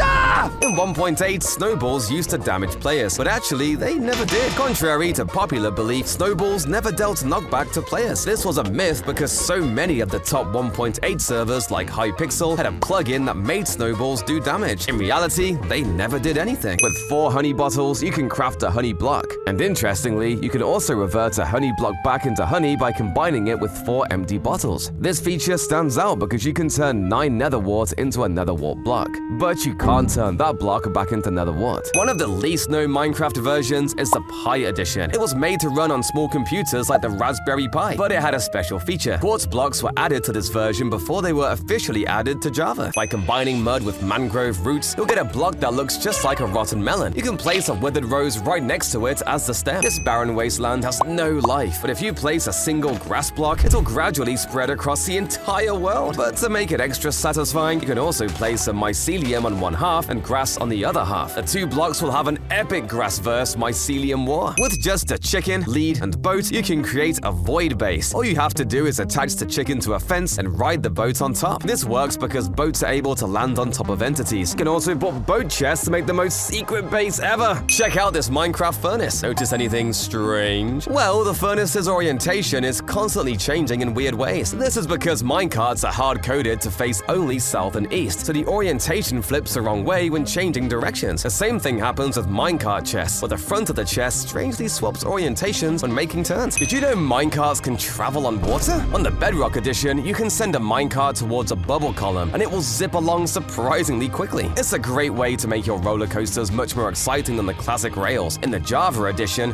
this method also works, but the minecart tends to slow down over time. However, there's a trick to keep it moving. Place a boat inside the minecart, and now the boat can efficiently ride on top of the bubbles. It's too good! Only one person had this cape. The Valentine's cape was given by a Mojang employee after a player had issues migrating their account. However, accounts with rare capes are often hacked, so the cape was later removed. I wish I had that. Here's how you can build a pool of toxic waste. First, dig out your lake and make sure it's super deep. Then fill the bottom of the lake with torches and cover it all with carpets. Finally, place layers of lime green stained glass from the bottom to the top, making sure to leave a gap of air between each layer. And there you have it, a disgusting pool of toxic waste. You can decorate the surroundings of the pool however you like, and change the color of the glass for different liquids. Red glass could be used for a pool of blood, purple glass could be used for a lake of poison, and black glass could be used to create what looks like a bottomless pit. You just caught some fish but have nowhere to put it. Luckily, you can build one of these fish racks with some chains and invisible item frames. The fish can then be hung up to dry. How do you craft a hoe in Minecraft? I craft mine with the items going towards the left of the sticks to match the hoe design. However, having the item to the right of the sticks also works, but should not be allowed. The same goes for the axe, where both methods work, but one of them is clearly the right way. Sea pickles can be placed on top of pumpkins and melons to look like a stem on top. Endermen get furious when you look at their eyes. However, if you accidentally lock eyes with them, don't look away. As long as you keep staring at their eyes, they won't move. It's been 3 days. How? In Minecraft, only 3 blocks naturally generate across all dimensions. The first is bedrock, which appears at the bottom of the overworld, the top of the nether, and on the end pillars. The second is obsidian, found in ruined portals both in the overworld and the nether, as well as on the end pillars. The last block is the chest, which is present in various dungeons and structures in all dimensions. Obsidian is impossible to blow up, right? Well, not exactly. You may be thinking the only option is to use TNT, but that won't work. Not even gas fireballs. The only explosion that can blow up obsidian is from the wither. The blue wither skull is the only explosion that can blow up obsidian according to the game code. This weird crab creature has an eye that follows you. Its body is made up of sculk blocks, a sculk catalyst, and some warped trapdoors. Then his legs are made of levers and lightning rods, and his arms are just dark prismarine stairs. And to make the head, all you have to do is place down a lodestone and put a mangrove trapdoor in front of it. The cutout of the mangrove trapdoor lets the dots of the lodestone peek through, which when viewed from different angles creates the illusion of an eyeball following you around. You can then use some sculk veins to cover the other sides of the head.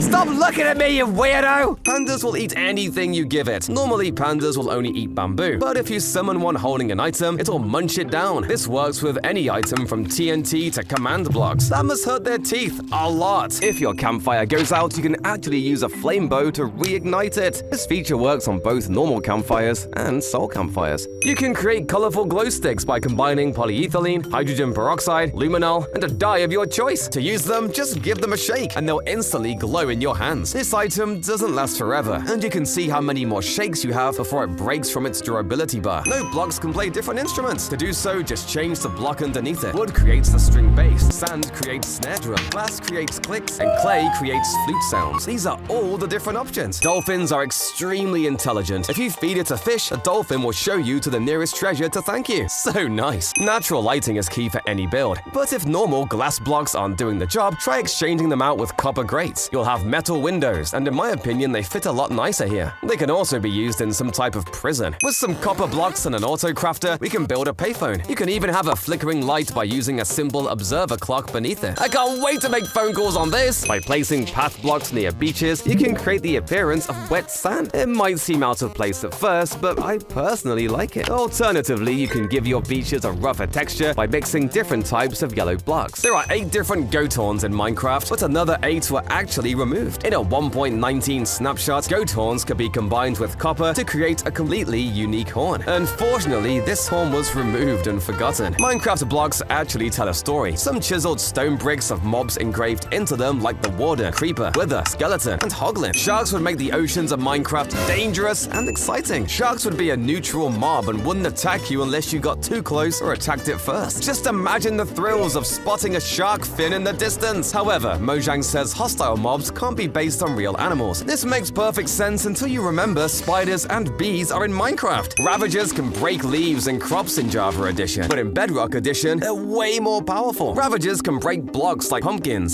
saplings, sugarcane, and roses. Stop griefing me! Signs are super useful for writing things, but the problem is that they're too small. Luckily, there are 3 new blocks that change this: a slate, poster, and board. The slate is a little bit bigger than a sign. The poster is like a double sign, and the board is the size of a wall. You can use the blocks to write a lot bigger. And once you're done writing, you can lock the board to prevent pesky griefers. If you place skulk veins on top of a diamond block, it'll look like a blue magma block. You can even place a skulk vein on different types of coral blocks to create all kinds of colorful variations. Why do speedrunners break the blocks under the blaze spawner? I always wondered this, but turns out by breaking the floor, the blazes have a larger area to spawn in and will lead to more spawning. This way you can save time and get blaze rods quicker. If your base is in the desert, you should probably use cactus. You can surround your entire base with cactus like this, and the mobs will push each other into it. But to stop players, you can put boats around the base, and all mobs that get trapped in them will attack players trying to enter. With the introduction of auto crafters,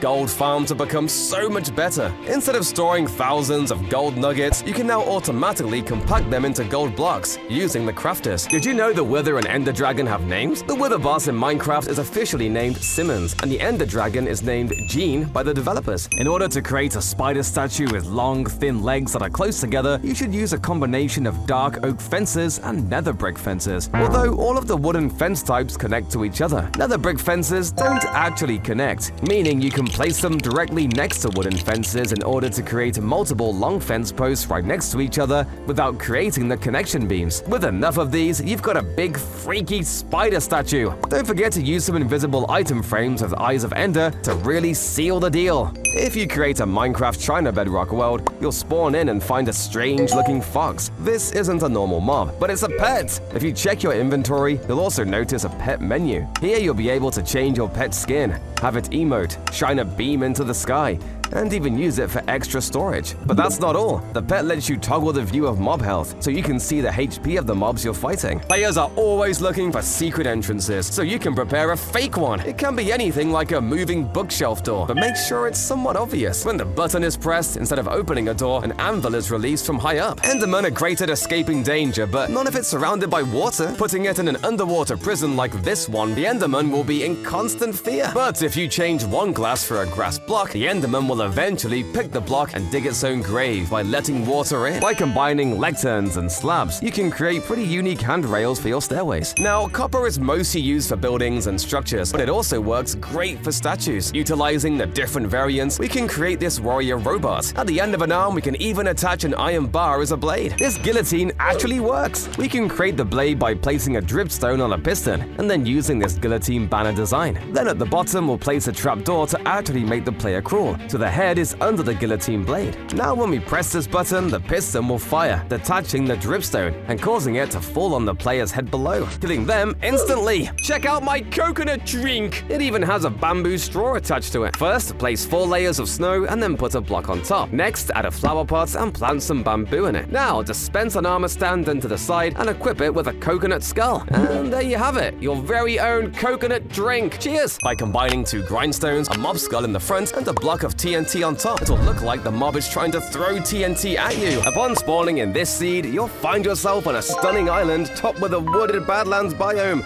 and surrounded by deserts and stony shores. Remarkably, snow is even generated right next to the desert. As you explore the island, you'll discover a huge lush cave filled with glowberries and hostile creatures. In the water surrounding this island, you'll find a coral reef and 2 shipwrecks near the coast. The warden looks terrifying, but some of the original designs were even scarier. area. On a blog post by Mojang, the various concept arts for the warden were shared. One version of the warden would even flip around 180 degrees. Disgusting! Don't break this block! Well, unless you want to be extremely satisfied. These amethyst blocks will instantly regenerate, and with an efficiency 10 pickaxe, you can break them very quickly. If you try to push a chest or a furnace with a piston in Java, they won't budge. But in Bedrock, tile entities can actually be pushed. I'm so jealous. By placing a gold ore underneath a beehive, you can make it look like the honey dripped onto the floor. Cobwebs slow down player movement, but what will happen if you throw a projectile at it? Will the cobweb catch it? Nope. The snowball just travels right through like it's not even there. You can even throw an egg at an entire line of them and it'll fly right through. However, in one snapshot, things were very different. Cobwebs would actually catch projectiles like eggs, ender pearls, and snowballs and turn them into their item forms. But in the very next snapshot, this feature was removed. If a zombie drowns underwater, it transforms into a drown. But what happens if the giant mob drowns? Since it looks like a bigger version of a zombie, you might expect it to turn into a giant drowned. Unfortunately, that's not what happens. The giant simply dies. It's impossible to stack totems, right? Well, there's a glitch to overstack almost any item in survival mode. It happens on version 1.12. All you have to do is drop the item and click the autocraft menu very quickly. Once you pick the item back up, it will be stacked. The glitch works with all kinds of items like swords and even helmets. Jungles have a ton of tall trees, and they're close enough together where we can connect with bridges using slabs and fences. Ladders aren't needed either, since you can just use vines. But the best thing is that if you ever need more room, you can easily make it bigger by connecting to more trees. By quickly entering and leaving a boat, you can actually trick the game and make it lose track of where you are. You can wander across your entire world, but if you shift, you'll be teleported right back to the boat. This only worked on older versions of multiplayer and gained notoriety when YouTuber Fundy performed it on a livestream. You could use zombie heads to decorate your graveyards, but that's boring! How about instead we trap a real living zombie in the ground? First we trap a zombie in a minecart, and then by using some waterlogged slabs, we can secretly keep the zombie from burning in the sun. And when it's finished, it looks like there's a zombie about to crawl out of the ground and start chasing you. You could even use a dispenser to place a pumpkin on its head to make it a little extra spooky. This build should be mostly safe, but don't get too close, otherwise it'll start biting at your ankles. Ow! Stop that! Did you know that if you fire a piston directly into a door, it actually breaks the door? This hidden mechanic of pistons is actually perfect for creating a jump scare to prank your friends. Place a door in your house that is opened using a button, and then attach that button to a piston with a slime block on it that breaks the door and ejects an armor stand at your friend. You can also place a note block with a dragon head on it to make a super loud sound as well.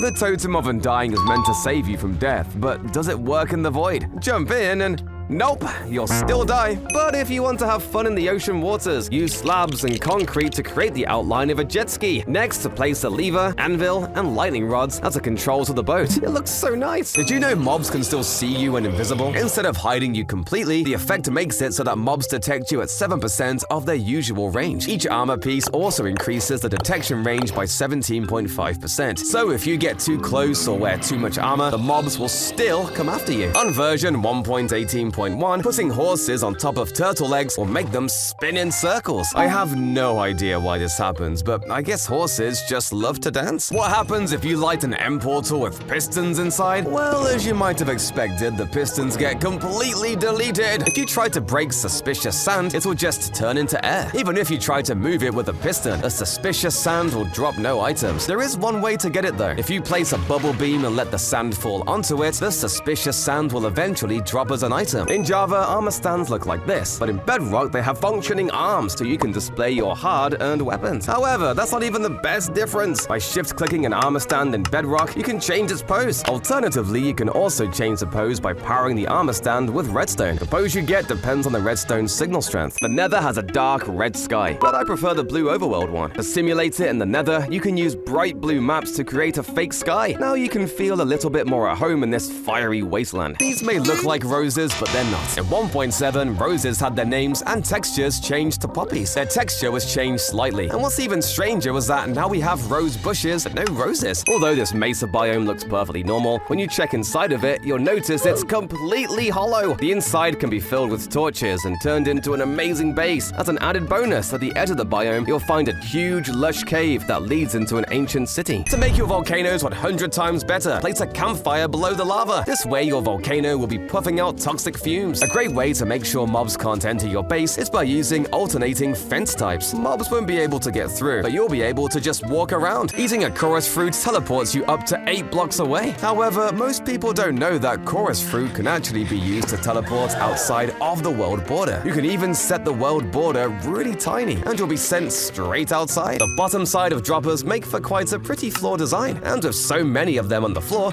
you can also hide your valuables in one of them. The chances someone finds the exact one with all your gear is extremely low. What happens if you enchant a normal golden apple? Will it act just like a god apple, or will it be the same? The answer is actually in between. Enchanting a regular golden apple boosts its rarity to epic, turning its name the same color as god apples. It'll still function like normal, but how cool is that? If you put the Dinnerbone name tag on a horse, you can still ride it. The horse will be freestyling on its back somehow. This also works with saddled pigs. Since creepers are scared of cats, we can trap them inside this note block floor and add a few cats inside. The cats will chase the creepers around and create music as they run. This must be what fear sounds like. Did you know that to find a brown mushroom, a red mushroom needs to be struck by lightning, which is a very rare event? But another way of encountering a brown mushroom is by breeding it. But there's only a 1 in 1,024 chance for the baby mushroom to be brown. Using bone meal on grass typically results in a variety of flowers sprouting. But in a swamp biome, something unusual happens. Only blue orchids appear. So if you need to get some light blue dye quickly, you can easily get some at a swamp. When you eat food in Java Edition, there isn't much of an eating animation besides a few particles appearing near your mouth. But in Bedrock, you'll see your arm actually bringing the food to your mouth as you eat. Comparing the two side by side is really fascinating. With just a skeleton, some TNT, lava, and a herd of creepers, you can create an entire farm of music discs. When the skeleton shoots an arrow, it'll catch on fire and ignite the TNT. Every creeper blown up by the TNT will drop a music disc. I got so many discs they call me Lil Prism. Shifting hides the player's name tag, but it has another secret use. Most hostile mobs can detect you from 16 blocks away, but sneaking decreases the detection range to 80% of their usual range. So if you're trying to escape some creepers, sneaking will help a lot. Using ender pearls, you can teleport through walls, so always make them 2 blocks thick, or make sure to trap the other side if you don't want players sneaking through. By combining a glass pane with a map inside of an item, you'll lock the map state. This way you can keep logs of how your base changed over time. Vertical slabs are in Minecraft. By placing redstone blocks on either side of a stone wall and TNT on those blocks, the wall will stretch to look like a vertical slab. Although not too practical, it's still pretty cool. This probably has happened to you before. While standing on soul sand next to lava, you'll actually catch on fire. It's a rather annoying bug, and definitely surprised me the first time it happened. The endermite looks awfully suspicious to another mob. Well, turns out the endermite is just a retextured silverfish that's a lot more purple. Most players think blazes can only shoot fire charges, but if you get close to them, they'll also melee attack you. If you're building a nice sidewalk, try using some furnaces pointed inward and outward. This will be a sidewalk drain like those found in real life. This cauldron is full of candy. By placing 4 armor stands with differently colored leather helmets on top of each other, and then breaking the blocks they're standing on to combine them all into one block, they make the appearance of a big pile of candy. Then we just have to shove a cauldron on top of it all using a piston, and it now looks like the candy's sitting in a big bowl. When a mob drowns, notice anything strange? Instead of bubbles appearing near the head, they appear below at the feet. Does this mean mobs breathe through their toes? Endermites behave differently in Java and Bedrock editions. In Bedrock, Endermites are a lot more aggressive. They'll be the first ones to attack Endermen. However, in Java, it's the opposite. Java Endermites only attack when they are provoked first by Endermen. Will you survive falling onto powdered snow while wearing leather boots? Normally, powdered snow negates fall damage because you sink through it, but leather boots allow you to walk on top. So, what happens if you fall into it? Just take the leap and yep,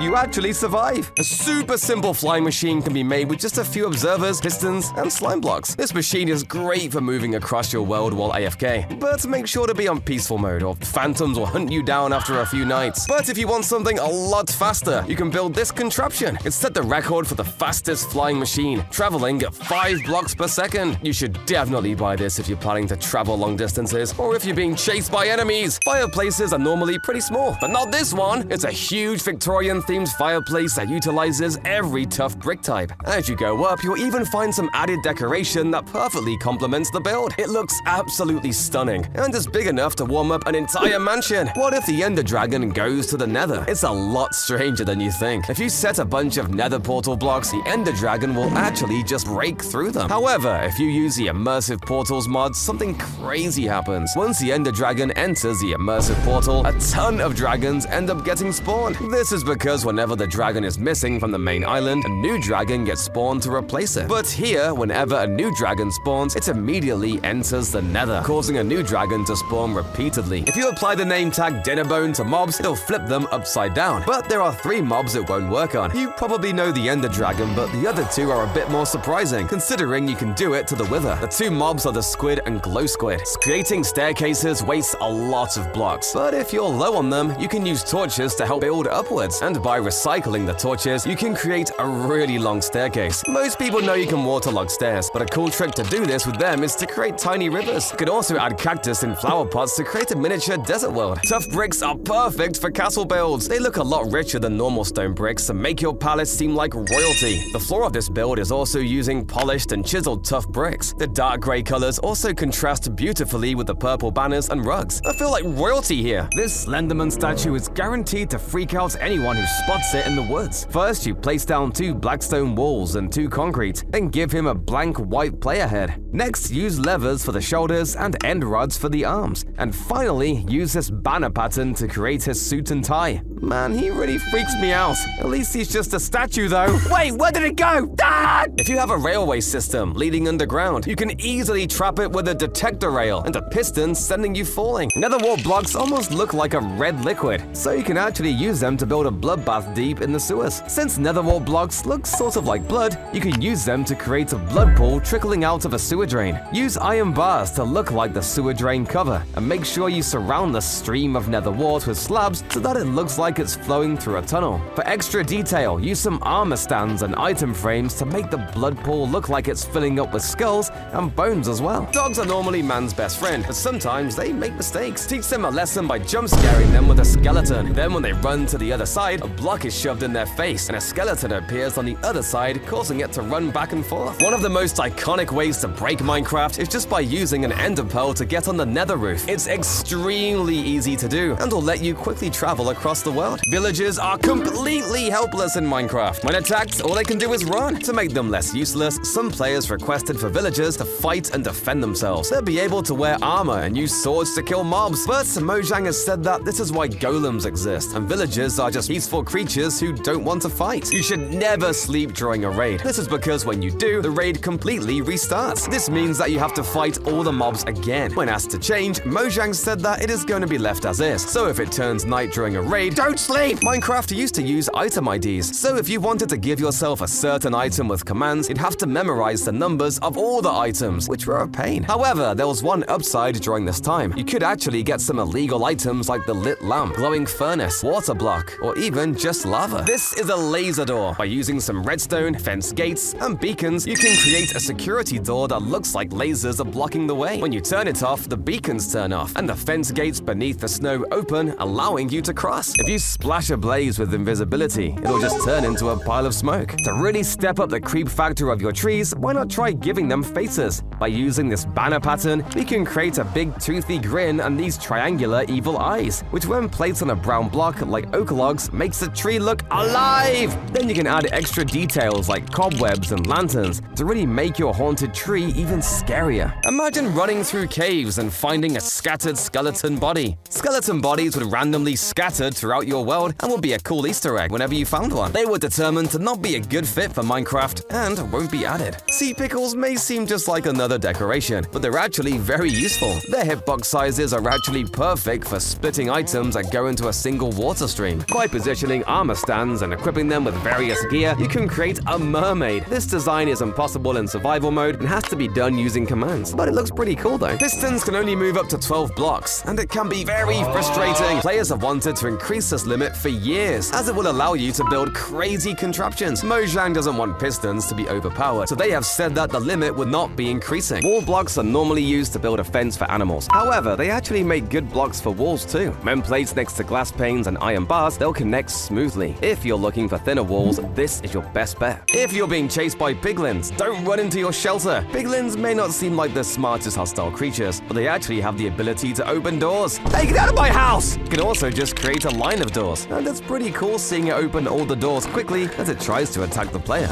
There's a way to break Minecraft's height limit, so it's impossible to place blocks above y equals 320. But there's a strange exception. Some blocks take up 2 spaces when you place them, like the door, rosebush, and sunflower. However, none of these break the height limit because they still take up 2 block spaces. But there's one block I found that works. Banners! They appear 2 blocks tall but only take up the hitbox of 1. In Java, you're able to ride boats near lava. However, don't even think about it on Bedrock because doing so will cause the boat to take a ton of damage quickly and break. If you build a bubble column outside someone's window using some soul sand, you can place a scary-looking armor stand in it, and it will bob up and down. From the other side of the window, it looks like there's someone jumping around out there. Build one of these right outside of a window you think your friend passes by a lot, and you'll be sure to get a good reaction out of them. Run! While mobs with armor are scary enough, you can actually give them armor trim gear, and it'll make them look terrifying. I really like how it looks on piglins. Minecraft has tons of different stone variations. With them, we're able to build sturdy statues. In this particular creation, over 10 different stone types were utilized, ranging from tough wall arms to a stone face. All those stone types lets us create amazing textures. By casting a fishing rod in Bedrock Edition, you'll notice something interesting. The bobber is actually a 3D model, while in Java, the bobber is only a 2D texture. However, that's not the only way the Bedrock fishing rod is better. Its durability is 384, while the Java rod is only 64. This is so unfair! If you've got some exposed ores in your build, try adding some stone stairs and slabs to blend the ores in for the environment a bit better. What if you make a drip leaf only world? As soon as you spawn, you'll cause a drip leaf to break. A dropped item will then land on other drip leaves, causing them to break, which will create a chain reaction. It looks pretty satisfying seeing the drip leaf collapsing across your world. If you're feeling lazy, a super simple Minecraft base is just building an outer fence around your base. It'll stop mobs from entering for the most part. You just have to deal with pesky skeletons. Ouch! Ever wondered what the inside of a bee's nest looks like? If you switch to spectator mode, click on a bee to see from its perspective and wait for it to enter the nest. You'll quickly find yourself kicked out and unable to peek inside. Darn it! Scaffolding can be placed up to 6 blocks out from its base. However, you used to be able to break the game by clicking super quickly to create ghost scaffolding blocks. You could use this to walk further from the base. It's a client-side glitch, and from other players' perspectives, it looks like you're just fly hacking. Dream used this glitch to escape hunters who are trying to kill him. When Endermen were first added to Minecraft, they could pick up any block, including bedrock and monster spawners. This could be abused and let players obtain illegal items in survival. You can create a working mirror, sort of. Just place pigs on some stained glass, and then on the other side, you can place the pigs on top of barriers and name them Dinnerbone. This will create an illusion of a mirror. You should never use a coal to smelt. One coal can only smelt 8 items, while one lava bucket can smelt 100 items. And there's an entire dimension of it, for goodness sake. But if you want to save even more materials, just craft a campfire with 1 coal, and you can smelt infinite food with it. But if you want a Nintendo Switch, place 3 armor stands, equip them with custom skulls, and push them towards the center. Next, just push a block down on top, and you'll have a Nintendo Switch all in vanilla Minecraft. An expensive lamp can be made by placing a copper bulb on top of a dragon egg. Acacia buttons can also be added onto it to turn it off and on easily. Wither roses hurt animals and players that get near it, but you can actually feed bees the roses to heal and breed them. But it's a bit of a waste to use wither roses on them when you can just use cheaper dandelions, which are much easier to pick up. This house is larger than you think. To create it, find a small hill and build up a small house in front of it. Behind the front entrance, dig into the hill and create a huge room. Although the house may look small from the outside, once you enter, it'll seem a whole lot bigger. This is a snowball lag machine. Snowmen try to shoot a zombie, but before the snowballs hit, they get carried into a storage area by soul sand bubbles. There is no limit to how many snowballs can build up, and it can break your world with lag. Fireplaces are great for warming up your house, but they can also be dangerous if you get too close. A solution to this is adding copper grates in front of the fires.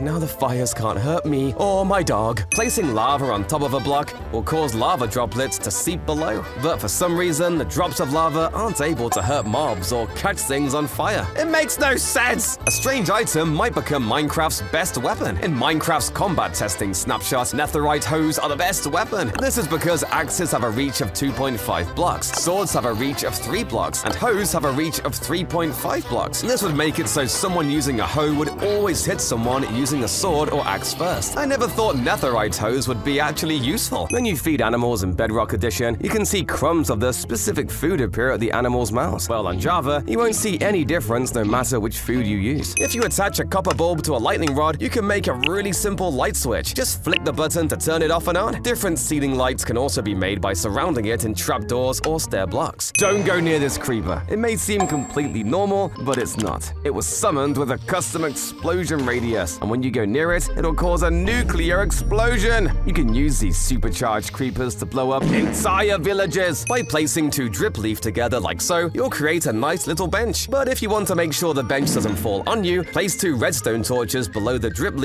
which will activate them and make them no longer fall over. This is one of the most creative houses. A portal splits the house in two from the normal world and the nether side. It looks like half the house is transported from the nether. If you light the ground on fire in Java Edition, the mobs will smartly try to go around it. In Bedrock Edition, the mobs will just try running through the flames, and they won't have too much luck with that. It's easy enough to make an armor stand look like Pennywise the Clown using dyed armor and a custom player head, but he wouldn't be complete without a scary red balloon. Just by placing a few chains that connect to a floating red concrete block, we can create Pennywise's balloon. Or we could instead attach the balloon to a fence post and connect it to a leashed chicken hidden underground to make it more like the balloon is held on with a string. Squids are cheaters! Outside of water, they'll take almost no knockback. Too bad their weakness is air. Boats travel extremely quickly on ice. Some players have made dedicated ice boating tracks where you can glide across to the finish line. There are all kinds of tracks like soaring through mountains, underground caves, and even a rainbow road. It's super satisfying to drift across the ice. To join servers in China Edition, click this second tab called Game Center. Here you'll see a list of all kinds of servers, and some of which even have over 1,000 players online. What's interesting is that most of these Chinese servers are modded, so when you click play, the necessary files will automatically download before sending you directly into the server. The quality of these servers can vary a lot. Some of these are pretty bad, while others are just clones of American servers. However, there are also some fantastic modded servers, like roleplay ones with custom weapons and monsters that offer a unique experience. Foxes will try to hunt and kill chickens, but if you place lava above the chickens, when the fox jumps to kill it, the fox will burn completely. It's a great way to give them instant karma. And if you want to go even further, you can make a machine like this one that will push the fox back each time it tries to jump after the chicken. Not today, thank you. Have you ever tried sleeping underwater? Because it's actually possible. If you swim down to the bottom of the nearest ocean and place your bed, you'll be able to get a good night's rest while all the floating mobs can't touch you. You can build using the sun and moon. During the day, the sun will align perfectly on top of the left hand, and at night, the moon will rest on the right hand. Barrier blocks are invisible unless you hold one in your hand. With these items, you can make yourself an invisible house that no one knows about. It wouldn't be until you hold one in your hand that you can see your illegal red home. If you want a yard that says turn around and don't come back,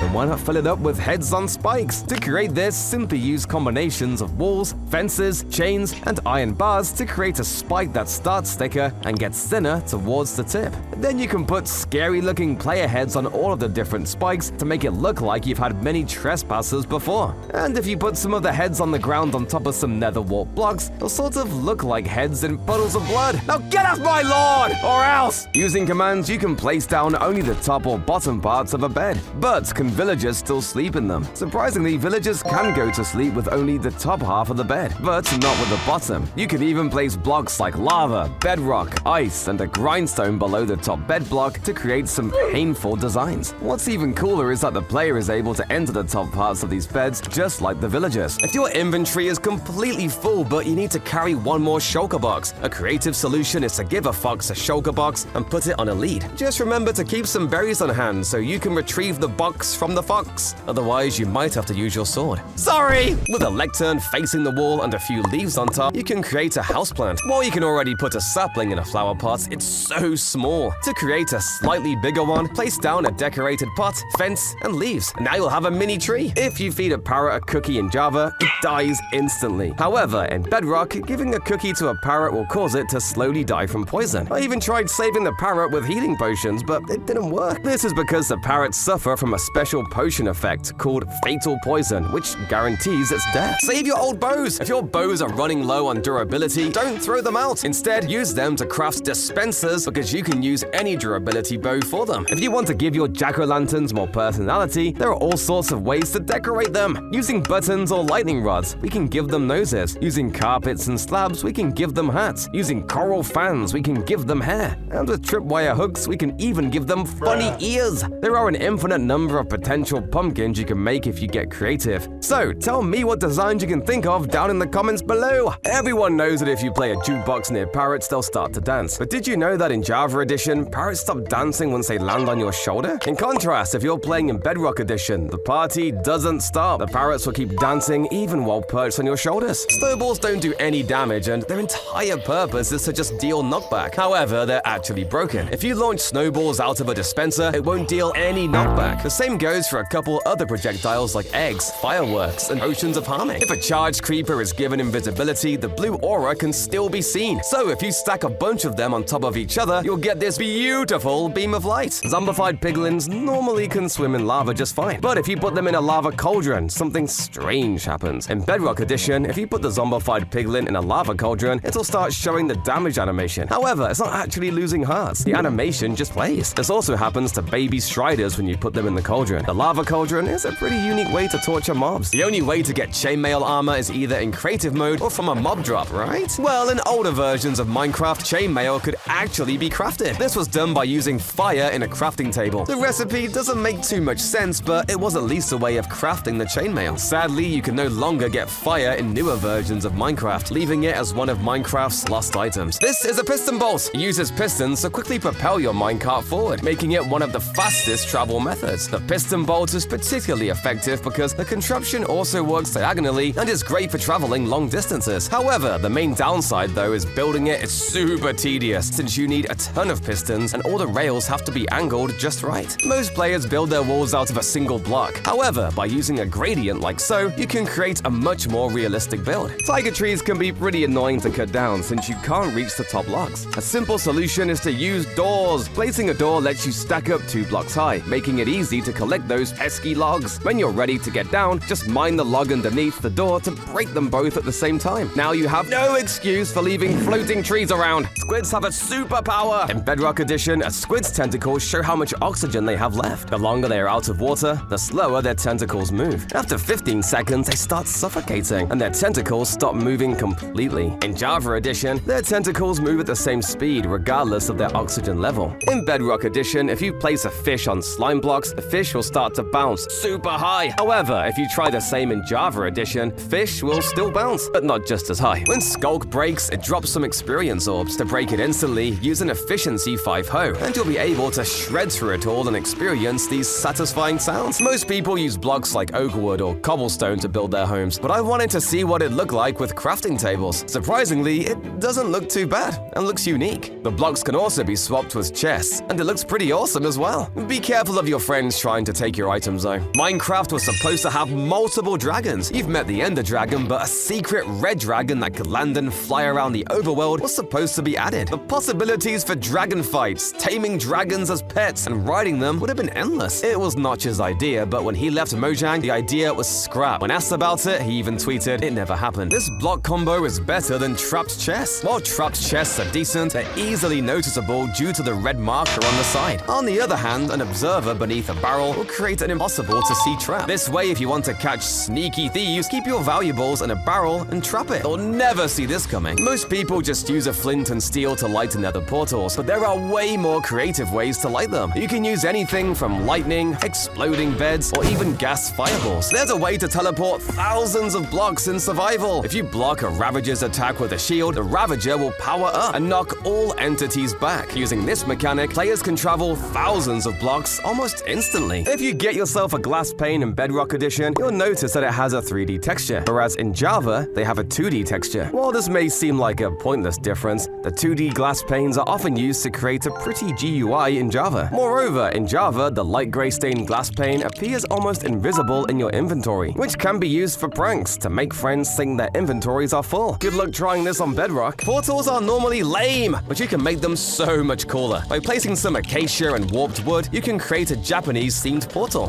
But if you want a more natural look, try surrounding your portal with stones, leaves, and grass. It'll look like the portal magically appeared from the ground. But my all-time favorite portal design is surrounding the portal in amethyst, calcite, and geode blocks. The colors just blend so nicely. If you ever wanted to swim underwater with dolphins, you should get a turtle helmet. The turtle helmet gives 10 seconds of water breathing and can be crafted with 5 scoots. Scoots are obtained when a baby turtle grows up, so you won't have to be killing any turtles. Oops, too late. Breaking mob spawners is a huge mistake. You only get a few experience orbs. The spawner is way better being transformed into a mob grinder where you can farm unlimited mobs. This is a ghast house, and it actually works. To build it, just get a ghast in a minecart and push it to the center of your flooring. Then you'll actually be able to enter and access your items. The downside is that you'll have to be in peaceful or creative mode if you don't want the gas blowing up everything. This terrifying build hack looks like someone getting their head sawed in half. Ugh, gross. To build it, dispense an armor stand below a stone cutter and give it a player head. Then use a piston to shove the armor stand to one side of the block. Now you can use carpets to create the shape of the body and dots of redstone dust to look like blood splatters on the ground. You can use commands to summon a spyglass on an armor stand. Then if you rotate it, it'll look like a bottle sitting on a counter. You can place a mob head or a player head on the wall,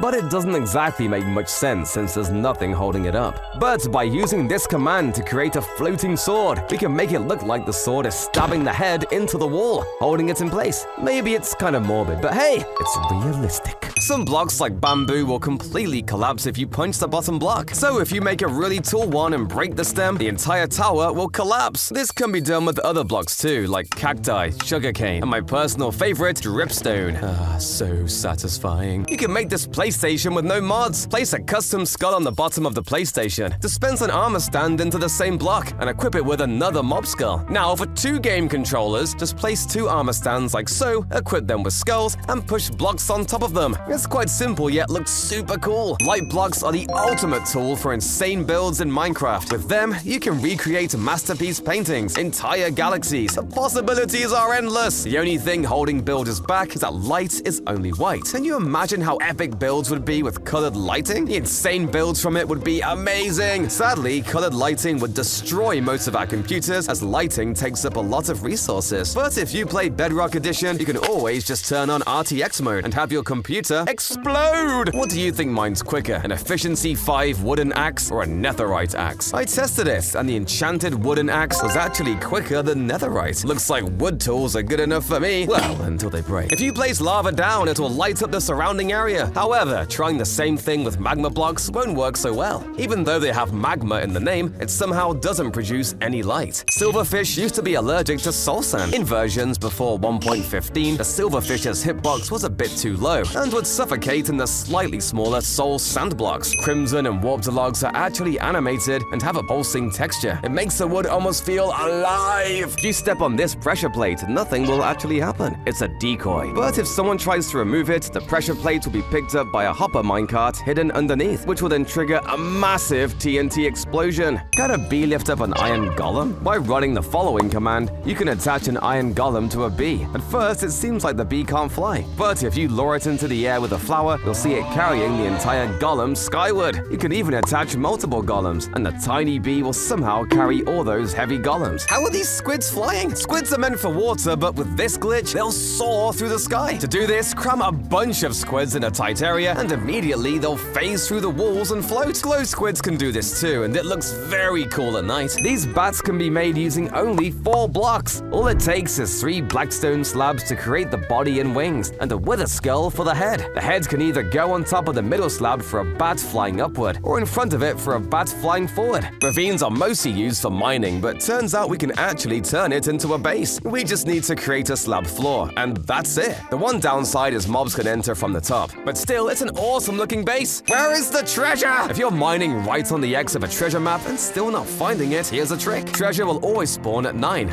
relative coordinates of a chunk. So if you're having trouble, just check your relative coordinates and dig down at 9. Honeycomb is the only block that is mined at the same speed, no matter what tool you use. It can be used to make impossible to escape traps with pistons, as you wouldn't be able to break the honeycomb in time before it got moved by the piston. Someone save me! This seed boasts a 60-block tall woodland mansion, which is impressive on its own. But inside, you'll find a village, a ruined portal, and even a half bed, all within the mansion. This is the Mob Scarer 3000. Arrows will come out of the dispenser, but none will connect. It is perfectly timed to shoot arrows at the mob, but block it at the last second with a piston. This can be applied to various mobs, so use your imagination. If you can't turn on sounds, Java Edition offers sound subtitles that visually indicate nearby sounds. You can't sneak up on me, zombie. Want to get creative with your decorations? Mix item frames with mob heads and banners to create what looks like mob head posters. It's a fantastic way to add some unique flair to your base. Putting a thick item like an iron block on an item frame will make it stick out from both sides. You can see this best when you put the item frame on a slab or fence. For your desert-themed builds, you can use cherry leaves as a natural carpet for your floor. This isn't a zombie, rather it's a giant! It's only found in Java Edition and has to be summoned using commands. In Java Edition, you can sleep in a bed completely submerged by water. However, in Bedrock Edition, the bed gets waterlogged and you can't sleep in it. If you kill a chicken and its corpse falls off a cliff, the corpse will slowly fall and keep on flapping its wings. I hope you didn't know this one. Minecraft turtles are pretty realistic. Just like in real life, turtle eggs in Minecraft will hatch at night. Turtles in real life do this to avoid predators and have a higher chance of making it to the ocean. These cute turtles also shed their shells in real life, and in Minecraft, they drop scutes. Here's how to break a flint and steel instantly. With command blocks, you can constantly replace the stone blocks in front of you. Angle yourself just right, hold down right click, and the flint and steel will break almost instantly. Here's how you can create a hidden trap that makes ghostly screams whenever your friends walk by. All you need to do is place some skulk shriekers in the ground and hide them under some carpets. If someone walks on top of the carpet, the shriekers will make a shrieking sound, confusing your friends and maybe even tricking them into thinking they're summoning a warden. Are you playing Minecraft too much? Well, you may need this. A parent used commands to lock your world, and the only way to get out is by solving a math problem. What's even cooler is that this was made with just a single command and requires no resource packs. Someone help me with this math problem! Open the gates! This sets up the city gates open when you blow a goat horn. It works by using a calibrated skulk sensor with a signal strength of 3 going into it, making only items being detected. Technically, you're able to throw a snowball to open the doors as well, but a goat horn is much cooler.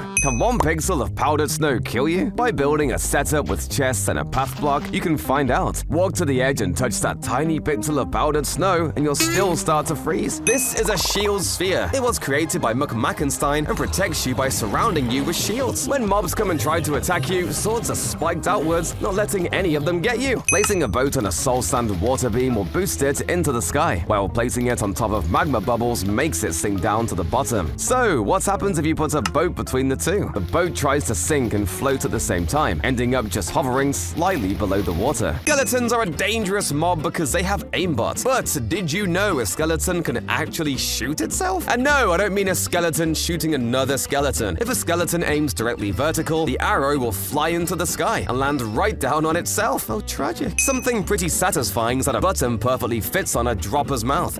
It's perfect. Witches are pure evil. They always try to kill you. However, during raids, participating witches will seek out low-health illagers and ravagers to throw regeneration at them. I guess witches are nice to their friends. What's the worst Minecraft update? Arguably, it's 1.9, as it completely changed the combat system. It introduced a cooldown system to PvP, so you had to wait in between each hit. Phantoms are super annoying, and they're a close second though. Skeletons have a hidden detail very few players know. About 11% of them spawn left-handed, and it apparently mirrors the amount of real people who are left-handed. How crazy is that? Good luck trapping snow golems. Snow golems in Minecraft will actively try to leave any confined space they are in. They check for exits every few seconds and walk out. Too bad villagers aren't that smart. By using commands, you can give yourself a volleyball and beach ball skull and plant them in the sand. You can even buy armor stands and equip them with the skulls to make the balls look like they're buried. Rabbits used to be way cooler than what we have now. Today, rabbits are boring and are just a food source. But back when they were first introduced, you could hold out a carrot and tame the actual rabbit. That's right, you could have rabbits as pets in early versions, and they'd even teleport to you. You could even breed entire armies of rabbits. I need them back! Emerald armor would be super cool. It would be stronger than iron, but weaker than diamond. Although it looked very pretty, it wouldn't be too useful, as iron armor would be way easier to craft and not too much worse. But if you still want it, you can always use the 1.20 trims to look snazzy. Placing down player heads can help make a build a little scarier, but if you want to make things more realistic, why not use a custom textured player head that looks like it's on its side? This way, the heads strewn about on the floor look more like they've been rolling around, as opposed to being perfectly propped straight up. It's crazy how just by rotating the texture, these heads become so much scarier. Beds are hiding an annoying secret, so when you place a bed down, you probably know it's 2 blocks blocks long. But if you place each of the individual parts of the bed down using commands, you can see there's an annoying black pixel the artist forgot to remove. Wind charges are great for boosting yourself, but what if you want to launch even higher? Just place 4 dispensers inward and then fill them up with wind charges. Activating the contraption will boost you into the sky, and it works on other mobs too. Did you know you can use honey to write secret messages? Just wax certain copper blocks so the blocks around it oxidate and the message is left. The downside is that it takes quite a while for the message to reveal itself. It's impossible to place torches on honey blocks because they're slightly smaller than a full block. Well, unless you're playing on Bedrock Edition where you somehow can. How do you cross 1 block gaps without jumping? You may think I'm using speed or ladders to cross these blocks, but I'm not. By turning your head 45 degrees and walking diagonally, it actually makes you just fast enough to walk over block gaps without jumping. Minecraft's beacon texture has changed 4 times. It first just looked like a glass block and had a fuzzy beam. Then a weird rotating crystal was added. Next, it was changed to a diamond glass box and had a jagged beam. Finally, it was changed to the beautiful beacons we have today. Whee!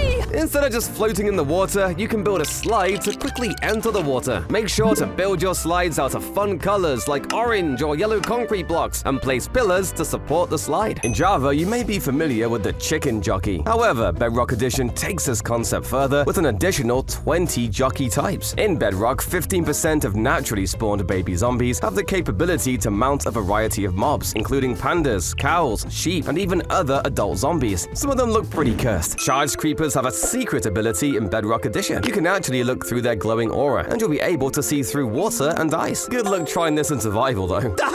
Mini robots can also be made by just placing a crafter on top of a grindstone, or a funny one with an opened gate as the feet. Iron trapdoors are the body, and an auto crafter for the head. We'll have lovely robots to keep us company. I never thought this would get added to Minecraft. By combining 4 sodium acetate in a lab table, you'll get an ice bomb. This item can be thrown like an egg, and similar to ender pearls, has a small cooldown. When thrown, ice bombs freeze upon hitting water. The ice bomb only works on water and not on normal terrain or mobs. If you throw it underwater, you'll be put inside ice, saving you from drowning. Save your rotten flesh. Rotten flesh is almost completely useless because it gives you poison when you eat it. But if you feed it to your dogs, they'll be perfectly fine and heal up. Obsidian normally takes forever to mine, but not with Haste 255. You can shred through hundreds of obsidian blocks. It's also satisfying to mine a bunch of ore and then collect the items afterwards.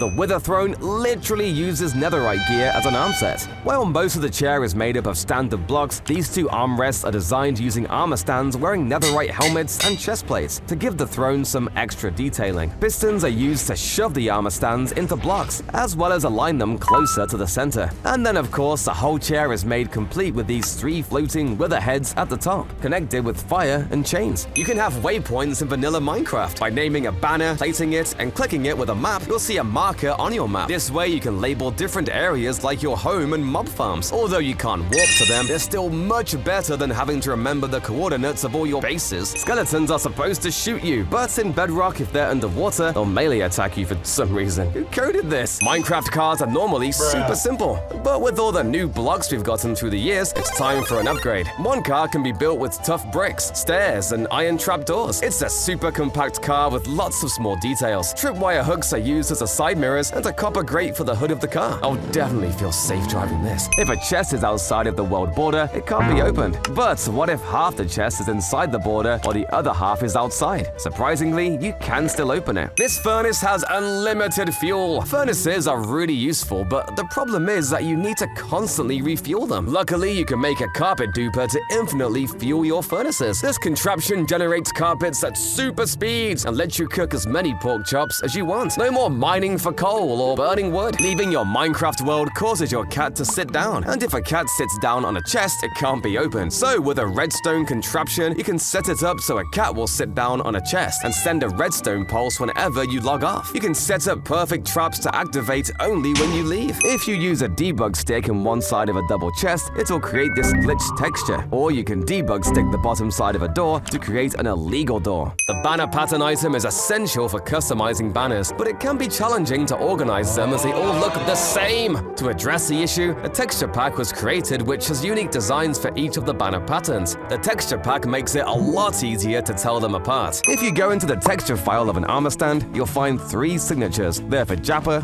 Chi Wong, and Surge, who all helped either design or code the armor stand. The Plains biome is actually different between Java and Bedrock Edition. conditions. In Java, there's grass plants littered all across the plains. But in Bedrock, there's a lot less, and you can actually build here. The picture's plants' growth stages all look quite different. The middle stage in particular looks like a potato. So by mixing one up in one of your potato farms, it'll look like a giant potato growing. Make sure to put string on top though to make sure the picture plant doesn't keep on growing. When you check your creative menu, you'll notice a bunch of spawn eggs with unique textures. But in an older version of Minecraft, all spawn eggs were sourced from the same texture file and were just tinted to different colors. Luckily, in the very next version, the eggs were updated and got their own unique designs. Wet sponges instantly evaporate in the nether, so a fascinating experiment you can do is using commands to set block water in the nether above a sponge. It'll cause the water to infinitely flow downward and get evaporated by the sponge. If you're being chased by phantoms, never jump into the water. Phantoms surprisingly ignore the water and can glide right at you. Ah! Help me! This Reddit user created a working Rubik's Cube out of particles in Minecraft. It can be fully played and the cube can even be rotated. Something equally impressive is this cube map that can be fully played by hitting these buttons. The Rubik's Cube even animates while turning. This is the easiest way to kill a warden. As the warden spawns, build an iron golem and make sure you have over a stack of iron. You can use this iron to heal the golem as it takes damage, and it'll destroy the warden for you. It may seem a little expensive, but you can easily get iron with AFK farms, and it's certainly better than dying in the deep dark. You can get negative items in Minecraft, and it's overpowered. In version 1.8, place your desired item in the first slot of a chest, ignite nearby TNT, and then hover over the item in the chest and spam your number 1 key. If you're lucky, your item will now have a stack count of 0. From here, you can put this item in a dispenser and pop out unlimited items. This will cause the item in the dispenser to go negative. Spore blossoms are great for adding particles to your builds, but an underrated trick is placing them in an invisible item frame. The tree will have small flowers growing on it. When your tools hit 0 durability, they break. So how does this item exist? Mobs equipped with gear have a small chance to drop 0 durability items. Mojang even knows about this and said they won't fix it. By placing a bunch of doors and pressure plates, you can create a labyrinth that is super annoying to get through. When players see this, they'll probably just turn back around. Sugarcane is mostly the same between Java and Bedrock. However, one notable difference is that bone meal works on it only in Bedrock Edition. Using this magic carrot, we can bring the pig in this painting to life! Ta-da! To do this yourself, just place down the painting and then replace the block behind the pig's face with a trapdoor. Now if you hide a pig in the block behind the trapdoor, it'll pop its little face out of the painting when you bring a carrot or a potato near it.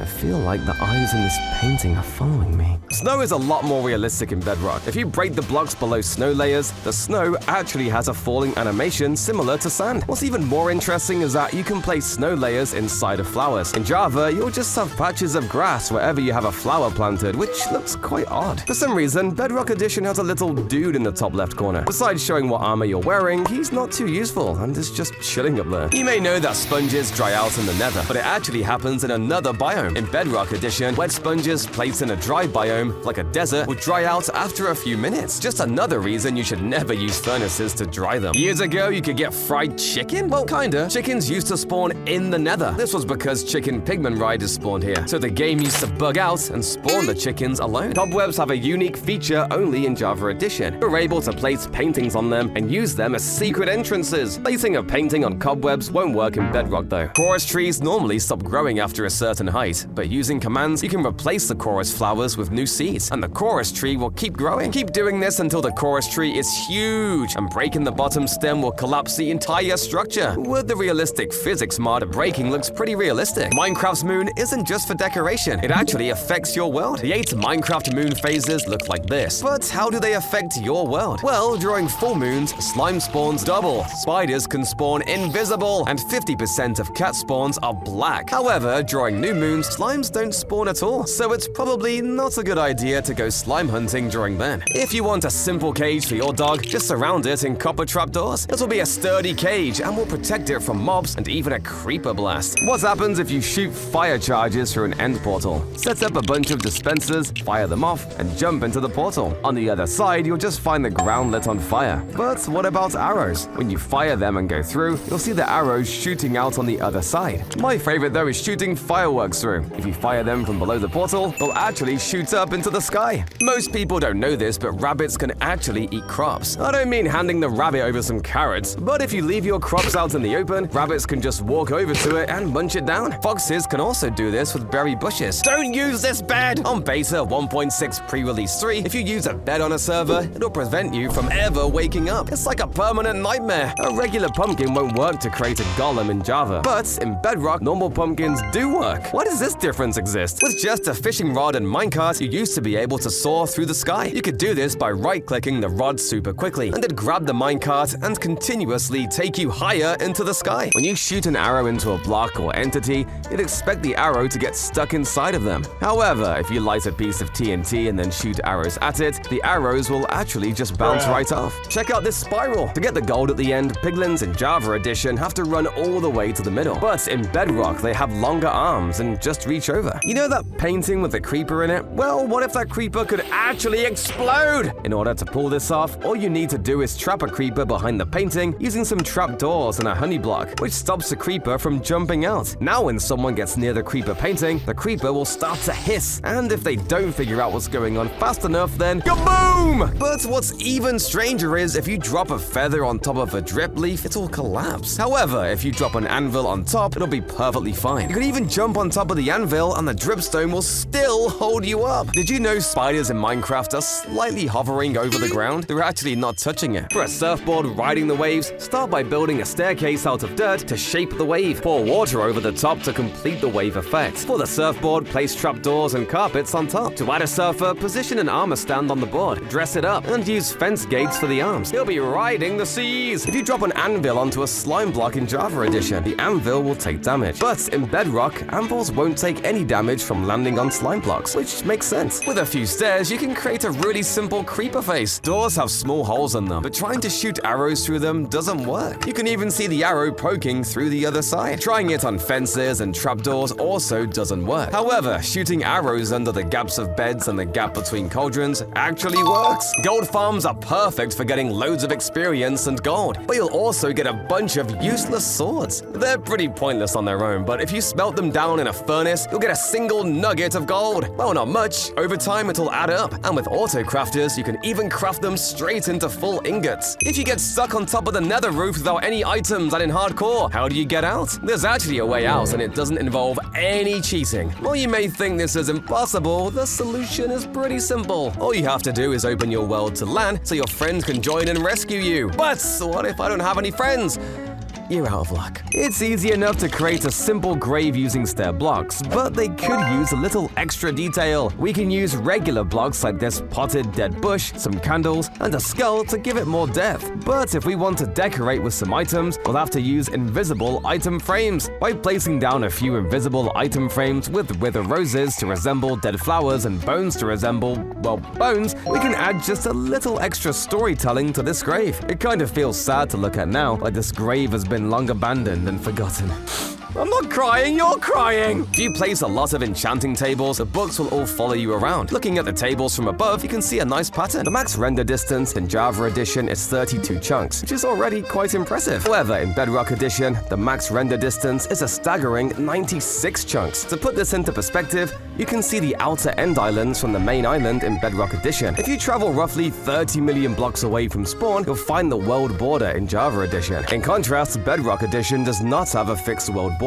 Instead, the game world starts to deteriorate the further you travel from spawn. When you reach 524,000 blocks, movement becomes jittery and difficult to control. Paintings break and can be placed on top of each other and through solid blocks. At 4.1 million blocks, you can no longer move on the ground. Movement is only possible by flying, either with an elytra or in creative mode. At 8.3 million blocks, entities less than 1 block wide, like pigs, will fall through the world. Larger entities like camels remain unaffected. Textures of blocks such as bells and stonecutters also break. Finally, at 16.7 million blocks, you'll be at the Stripe Lands, a highly corrupted area of the world. If you go to the corner Stripe Lands, it'll even look like a sky grid. While you can't go to space in Minecraft, there's a way to simulate it. In the floor of your spaceship, place end portal blocks, and for the side windows, you can place down end gateway blocks. I feel like I'm actually in space. If an Enderman is given invisibility, their eyes are still visible. The same goes for the spider's eyes and the blaze of smoke. Have you ever wished cauldrons were more useful? Well, in the Bedrock Bedrock edition of Minecraft, you can actually use cauldrons to dye leather armor. Whenever you want a change in style, just clean off the armor in a cauldron and re-dye it to a different color. Finally, cauldrons are more than just a giant toilet. You can craft hoppers with stone. In older versions of Minecraft, instead of using iron, stone was used instead. These hoppers could even be put in furnaces as a fuel. This makes no sense. This is a tiny chessboard. It's made using the Immersive Portals mod and shrinks down an entire board to fit on a single oak log. Although the pieces aren't functional,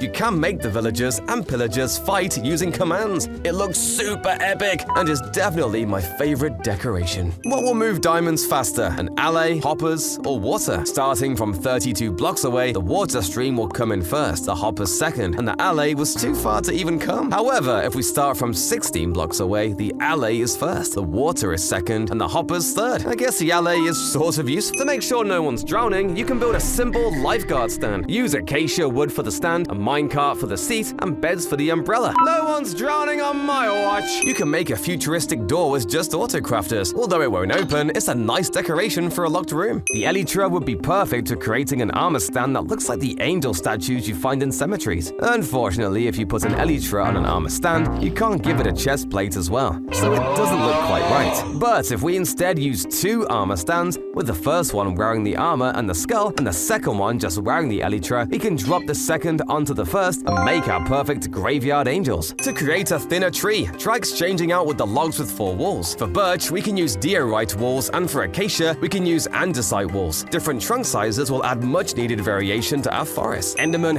hate water, but in Java, they're able to stay inside of a water cauldron without any problem. But in Bedrock, cauldrons behave properly, and Endermen will get hurt by touching the water inside. Boats are meant for water, but I personally prefer them on top of cows. Boats are able to travel on top of entities, so by gathering a bunch of cows together and riding a boat on top, you'll be able to ride them like a wave. Just remember to hold out a piece of wheat or they'll all leave you behind. Piglin bartering is super overpowered, but it's so slow. Luckily, Bedrock Edition pros found a way to speed it up by 100 times. All you need to do is grab a sticky piston and a gold block and hook it up to a super fast clock. Then when you drop the gold, the piglin will pick a piece of gold up every time the block moves, giving you supercharged trading. Finally, infinite gravel. Just what I've always wanted. Ouch, my head!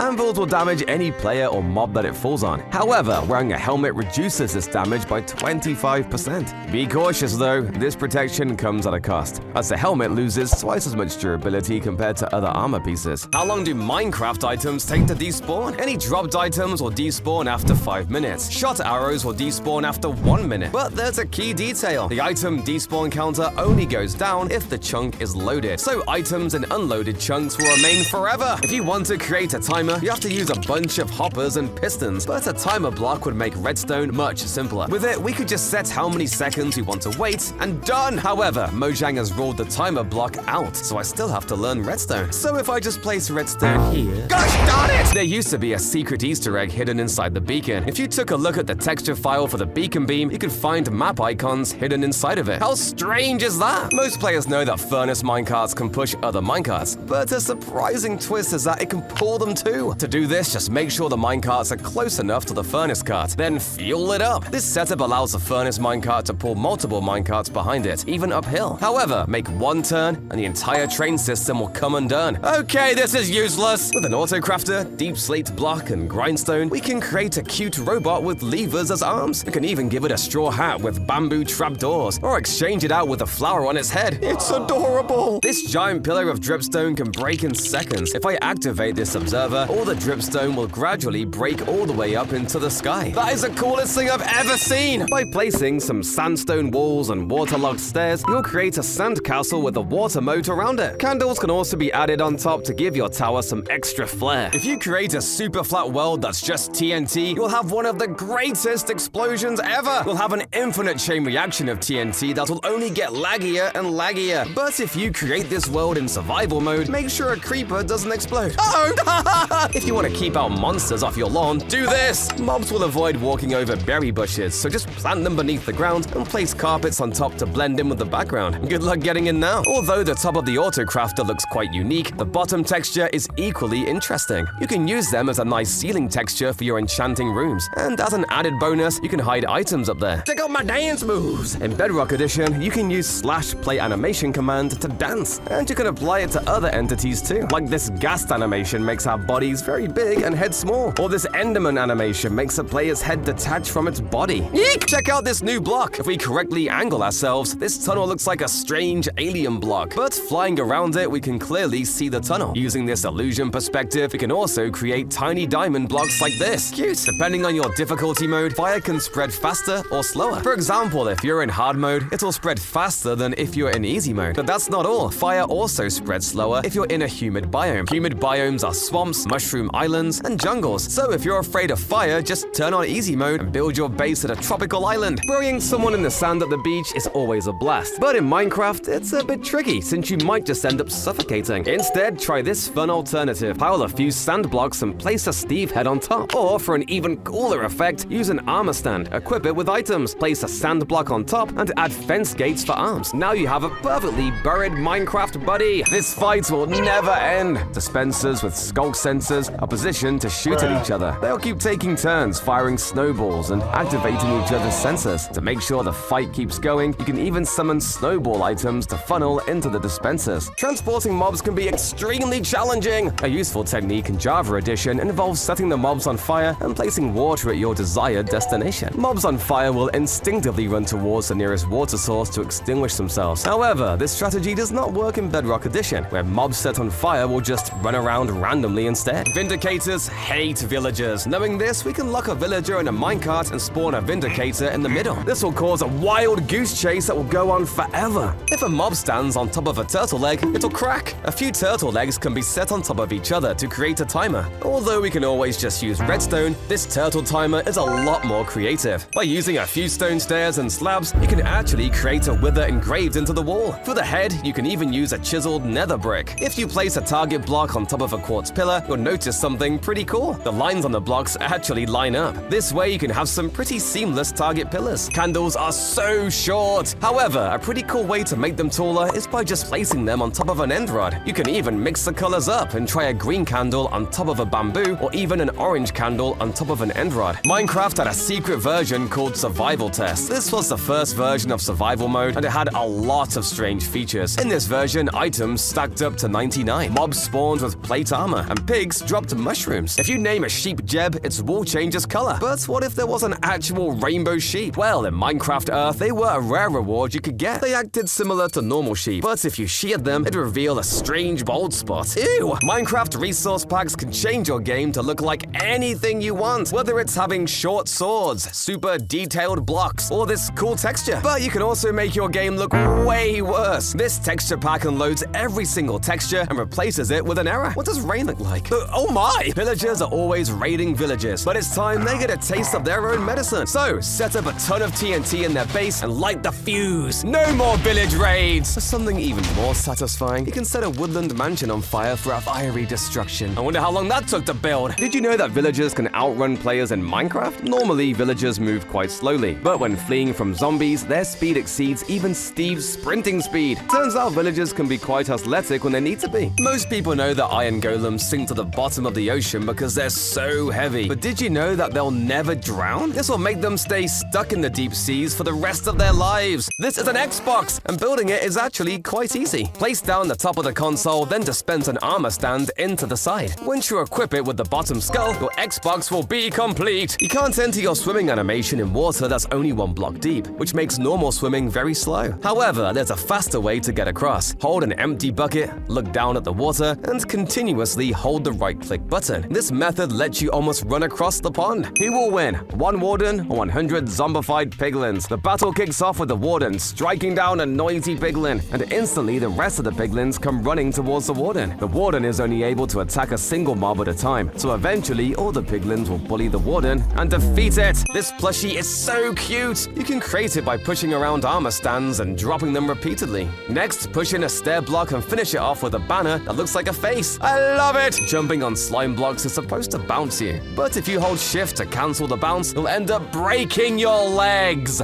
Instead, just hold down spacebar and it'll cancel the bounce without hurting you. If you hang some chains from a tree and attach some slabs below, you'll have a swing. Swamp huts in Bedrock Edition hides a super useful secret. Their cauldrons have a chance to be filled with a random potion, while in Java, these cauldrons are just empty. When creating a new world, sand sometimes generates floating in the air. But if you break a single one, all the connected sand blocks will update and come crashing down. It's especially satisfying when the sand is connected to large sections. How do you make this tree? Dripstone blocks are used as a stem, and flowering azalea leaves are used as the branches. A cool trick we can do is put azalea bushes on the floor to look like some flowers fell to the ground. Do you like my beach ball? It looks surprisingly realistic and was made entirely in survival mode. Place 5 layers of snow. Next, place an armor stand and top it with a zombie head. For the second part, set up another armor stand, give it a skeleton head, and drop it down. Finally, push a sandstone block on top. Voila! You've got your very own beach ball. Rails are pretty small. If you want bigger train tracks inside of a station, use autocrafters. Did you know dolphins are much deadlier in Bedrock Edition? If you accidentally hit one, all nearby dolphins will swarm to attack you, similar to how zombie pigmen behave. In Java Edition, if you hit a dolphin, their response is less aggressive. Which dripstone do you think will do more damage? A giant dripstone or a tiny one? If you drop the first dripstone, the villager somehow survives, but dropping the second one actually kills the villager. What's going on is actually quite simple. Dripstone damage is calculated based on how high it falls from and not how long the dripstone is. With some stairs, stone bricks, and a dispenser, you can make a working medieval cannon. Be careful not to set your house on fire! Minecraft's apple texture was stolen! Well, kind of. You see, the apple texture was first seen in a game called Legend of the Chambered. It was a 3D dungeon crawler game, and you'd actually find several textures that ended up in Minecraft, like the armor,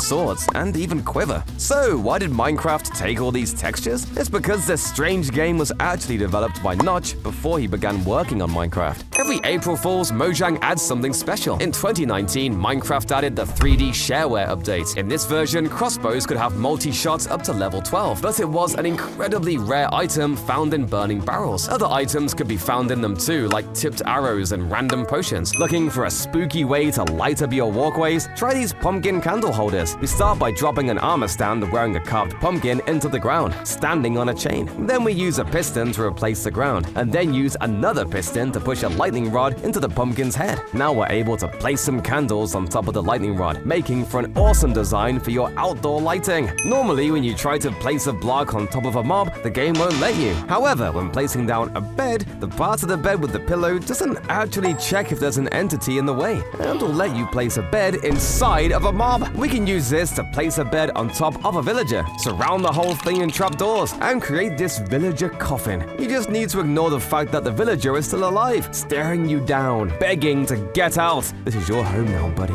You can actually stack different slabs. Go to the world border, place one slab at the edge, and then push another slab into it using a piston. However, it gets even better as you can combine other blocks as well. For example, a grindstone and a cauldron, or even a chain into another chain. Unfortunately, it's only a visual glitch and it resets after relogging the world. It's still super cool though. Minecarts are very slow, and if you've ever tried to make minecarts go faster by sprinting, you'd be saddened to know that it's only visual. Sprinting just changes your FOV and doesn't actually make you go faster in vehicles. The same thing for boats, horses, pigs. My life is a lie! Snowmen will burn in the nether, but will powdered snow save it? Powdered snow freezes all entities that enter it, so it makes sense for it to save the golem. However, try it out and you'll quickly learn that powdered snow won't help the golem at all. The only way the snow golem can live in the nether is if you give it fire resistance. Minecraft's menu screen can have all sorts of cool splash tags. However, all references mentioning Notch, the creator of the game, were removed, like made by Notch. You can make nether portals up to 23 by 23 blocks large. But what will happen if two portals are crossed? Well, it'd be pretty cool for both portals to be activated. Mojang coded it in so only one of the portals turns on. Hoglins have a strange texture very few people know of. If you look under its nose, you'll see that one nostril is bigger than the other. This is an illegal sign, and it was made completely in survival mode. Signs normally have a character limit of 15 characters per line, and it's impossible to write anymore. However, if you go to your language settings and change the font to force Unicode font, it will make all the text a little bit smaller. This way you can type up to 23 characters per line, and when you switch your language settings back to normal, the text will overflow. This insane feature also works on multiplayer servers. If you place a honeycomb block and then set block of berry bush on top of it, you'll get a tasty looking pineapple. You can also put some sponges in invisible item frames, and they'll look like pineapple slices. By placing pumpkin blocks on the outside and dripstone for the teeth, you can encase your nether portal inside a giant jack-o'-lantern. It's quite fitting since the mouth will swallow you to another dimension.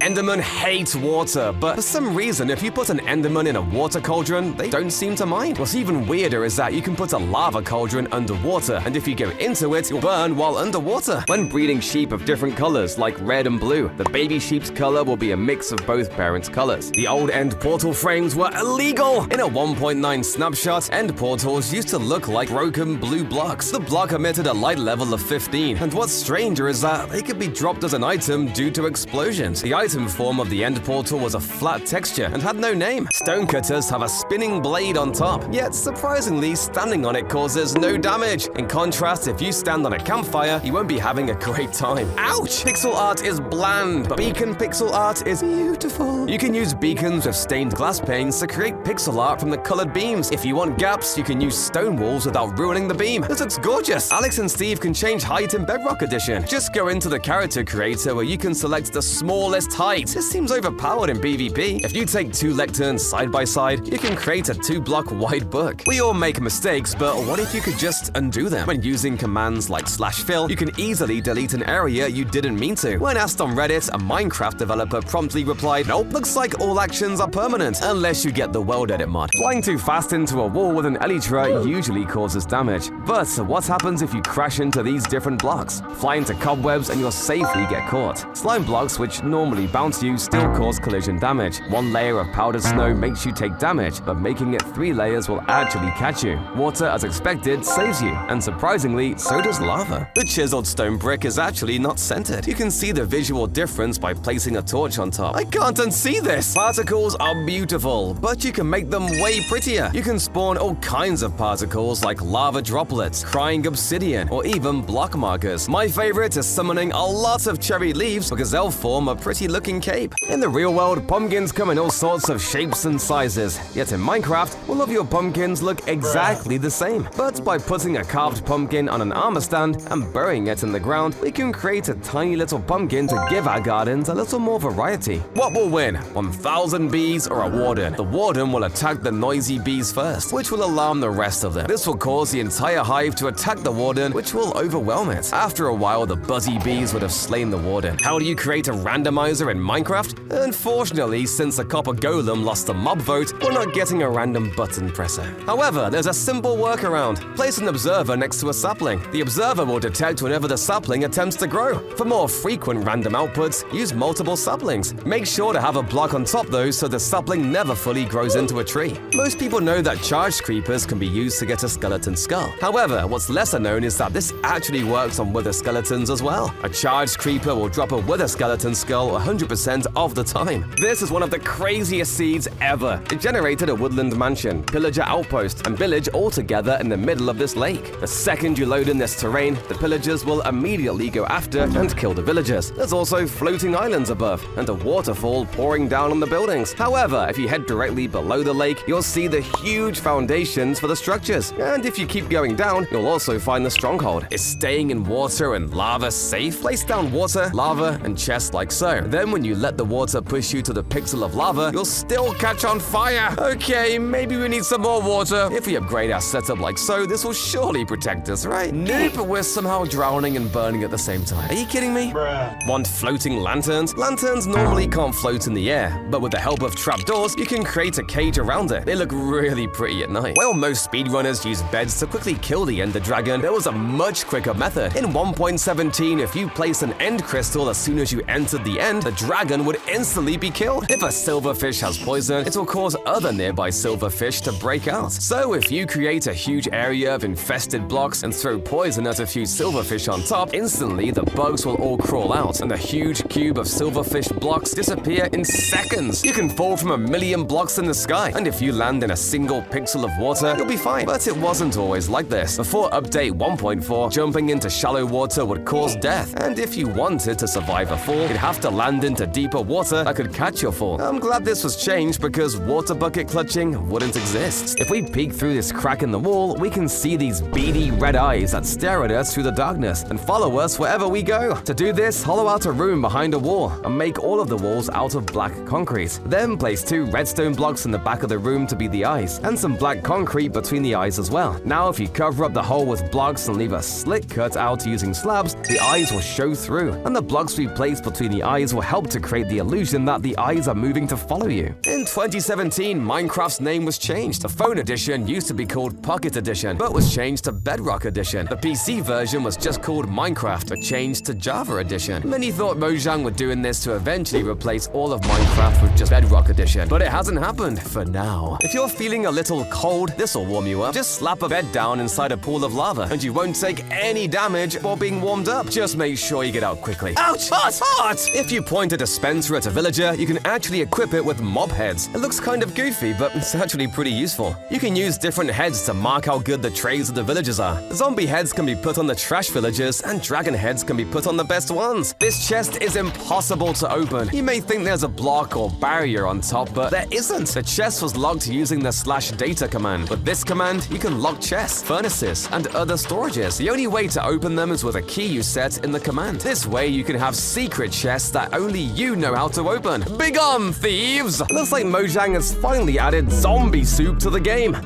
Just kidding. But if you want to create your own zombie soup, here's how. Place exactly 3 snow layers below a cauldron filled with water and dispense an armor stand into it. Then when you place a zombie head on the armor stand, it will be standing at the perfect height for its eyes to be peering out of the water. Place some trapdoors around the outside to cover the gap, and there you have it. A giant pot of delicious zombie soup. And if you wanted, you could instead swap this out for a player head with an apple texture to do some apple bobbing. Stop leaving floating trees! To teach your friends a lesson, place an observer under a tree and fill the area below with loads of TNT. Next time your friend cuts a log, they'll be exploded to smithereens, but you'll also be left with a massive crater. Piglins go crazy for gold and will even attack you if you're not wearing any. To torture them, set up a machine that drops gold, and as soon as a piglin runs towards it, the gold gets shoved into lava. Once the piglin sadly walks away, gold is dispensed again. The ultimate betrayal after getting their hopes up. The ender chest gives each player a private storage system, but it wasn't always like this. When it was first added in Snapshot 12W21A, the same ender chest inventory would be shared by the entire server. The piercing enchantment on crossbows makes arrows go through mobs, but it has a trick. By using a piercing bow and a tipped arrow of weakness, you can affect all villager zombies in a line with weakness and cure 4 villagers at once. Or you can just use a splash potion. If you want a great place to store your drinks, try building this cooler. For the wheels, place 2 armor stands with wither skulls and push them inwards with pistons like so. Next, push sandstone into the ground, add red concrete for the cooler, and finish with the final touches. This is what a bed looks like in Java, and this is what it looks like in Bedrock. Java beds have a 3D texture, while those in Bedrock have a 2D texture. Which one do you prefer? Using a secret feature of armor stands, we can create this hilarious coffin dance build. In Bedrock Edition, armor stands will change their pose whenever they're powered by redstone. So by building a redstone clock using comparators and torches like this, covering it all with carpets, and placing armor stands in these 4 spots, we can have 4 armor stands that are constantly changing their poses, making it look like they're dancing. And if we cover 3 blocks in spruce trapdoors in the middle of them, it looks like they're carrying a coffin while they dance. Truly iconic.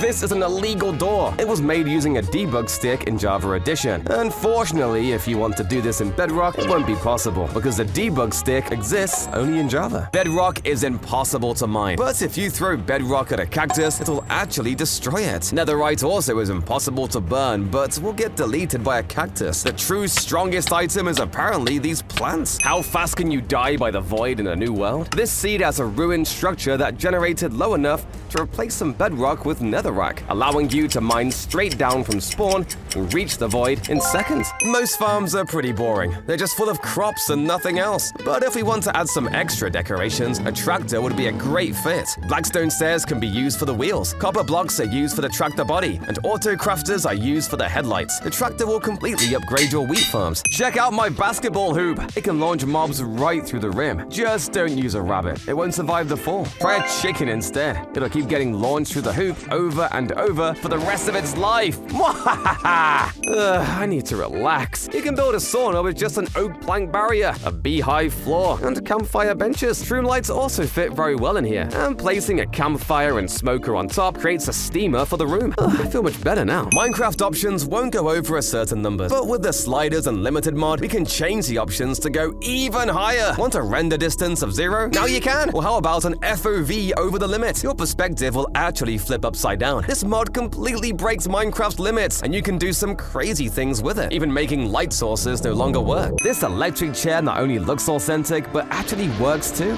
To build it, place down a rail and surround 3 sides of it with trapdoors. Place another trapdoor for the back of the chair, an open fence gate above the rail, and a lightning rod on top. Finally, put a minecart on the rail. and your electric chair is complete. Now whoever sits here during a thunderstorm will be zapped to death, as the lightning rod will attract the lightning to strike the person in the chair. Did you know that Deep Slate was supposed to be named something else? Originally, Deep Slate was meant to be Grimstone, but Mojang decided that Grim sounded too negative. Yeah, okay, Mojang. Did you know you can make an armor stand invisible in Bedrock Edition by splashing it with an invisibility potion? We can use this secret trick to create floating items like this axe stuck in this door. Place down the armor stand and shove it into the corner of these two blocks using pistons. Then change its pose to this pose by crouching and right-clicking it, and give it an axe. Now when you splash the armor stand with the invisibility potion, it will appear as though there's an axe embedded in your front door. Have you ever wondered what's past the world border? You can see terrain past it, but you can't go further, not even in spectator mode. But there's one way to reach the true end of the world. You need a pig and carrot on stick, and as you approach the world border, shrink it to go behind you. This will let you keep trotting until you reach the end. Over here, chunks no longer generate, and it's just blank. Don't step on this carpet. It may look safe, but hidden underneath is a fragile turtle egg. A single wrong step could cause the carpet to break, sending you crashing downwards.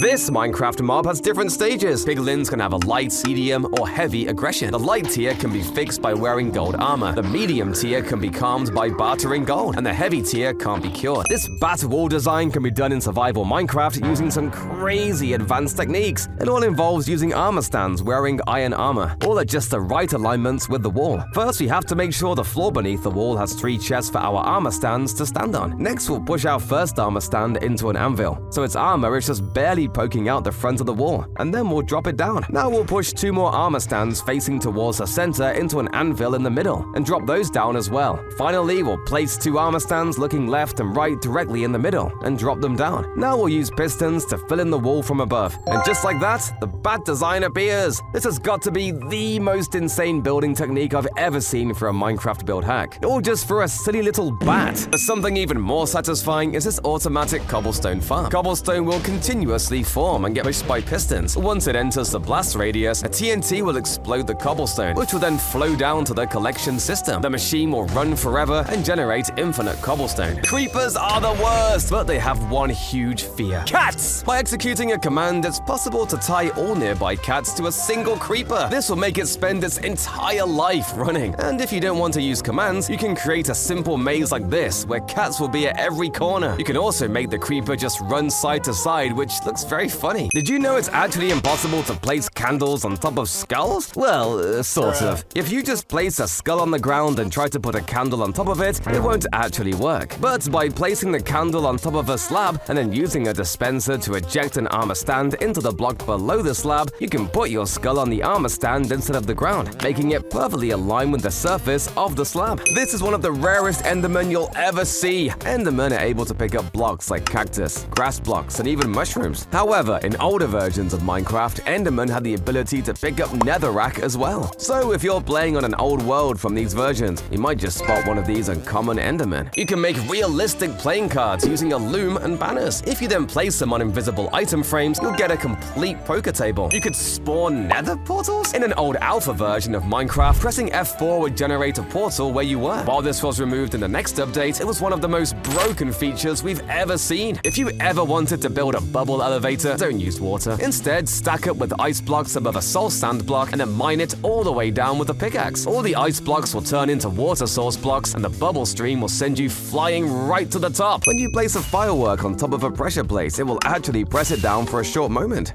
Bridges offer a great way to cross bodies of water, but with most of them being built out of either wood or stone, it can get pretty repetitive. So a unique way to build a bridge is actually out of copper. Using all the different variations, along with mud walls and fences, we can create a rustic bridge that fits well in a steampunk setting. The only way to get barriers is in creative mode. Psych! There is a secret way to get them. Bastions were first added in the 20W16A snapshot, and the barrier block was accidentally placed. So if you went to this exact spot in the bastion and created a dispenser setup, you could switch to the 1 block at a time update and pick up the barrier. Then just update your world and you'll have the barrier on your head. If you break a mob skull, for some, the same texture as breaking soul sand particles come out. It's almost like the mob's soul is trying to come out. Water is special because when it collides with another water block, it'll create a new source block. So if you create an ocean-only world and erase a large section of it, the water will regenerate super quickly, and it's kind of cool. Minecraft recycles a lot of textures. Endstone is identical identical to cobblestone, bedrock to stone, and sand to clay. Even the creeper hissing sound is the same as the Prime's TNT sound, just pitched down. Look at this cat! It's completely missing a leg! In this snapshot, cats all spawned with only 3 legs. Although it looks pretty goofy, the cat still walked around like normal, and died like normal too. While you can't water clutch in the nether, there's an alternative that's just as good. If you place a boat and get inside, you'll negate all fall damage. The timings are difficult to master, but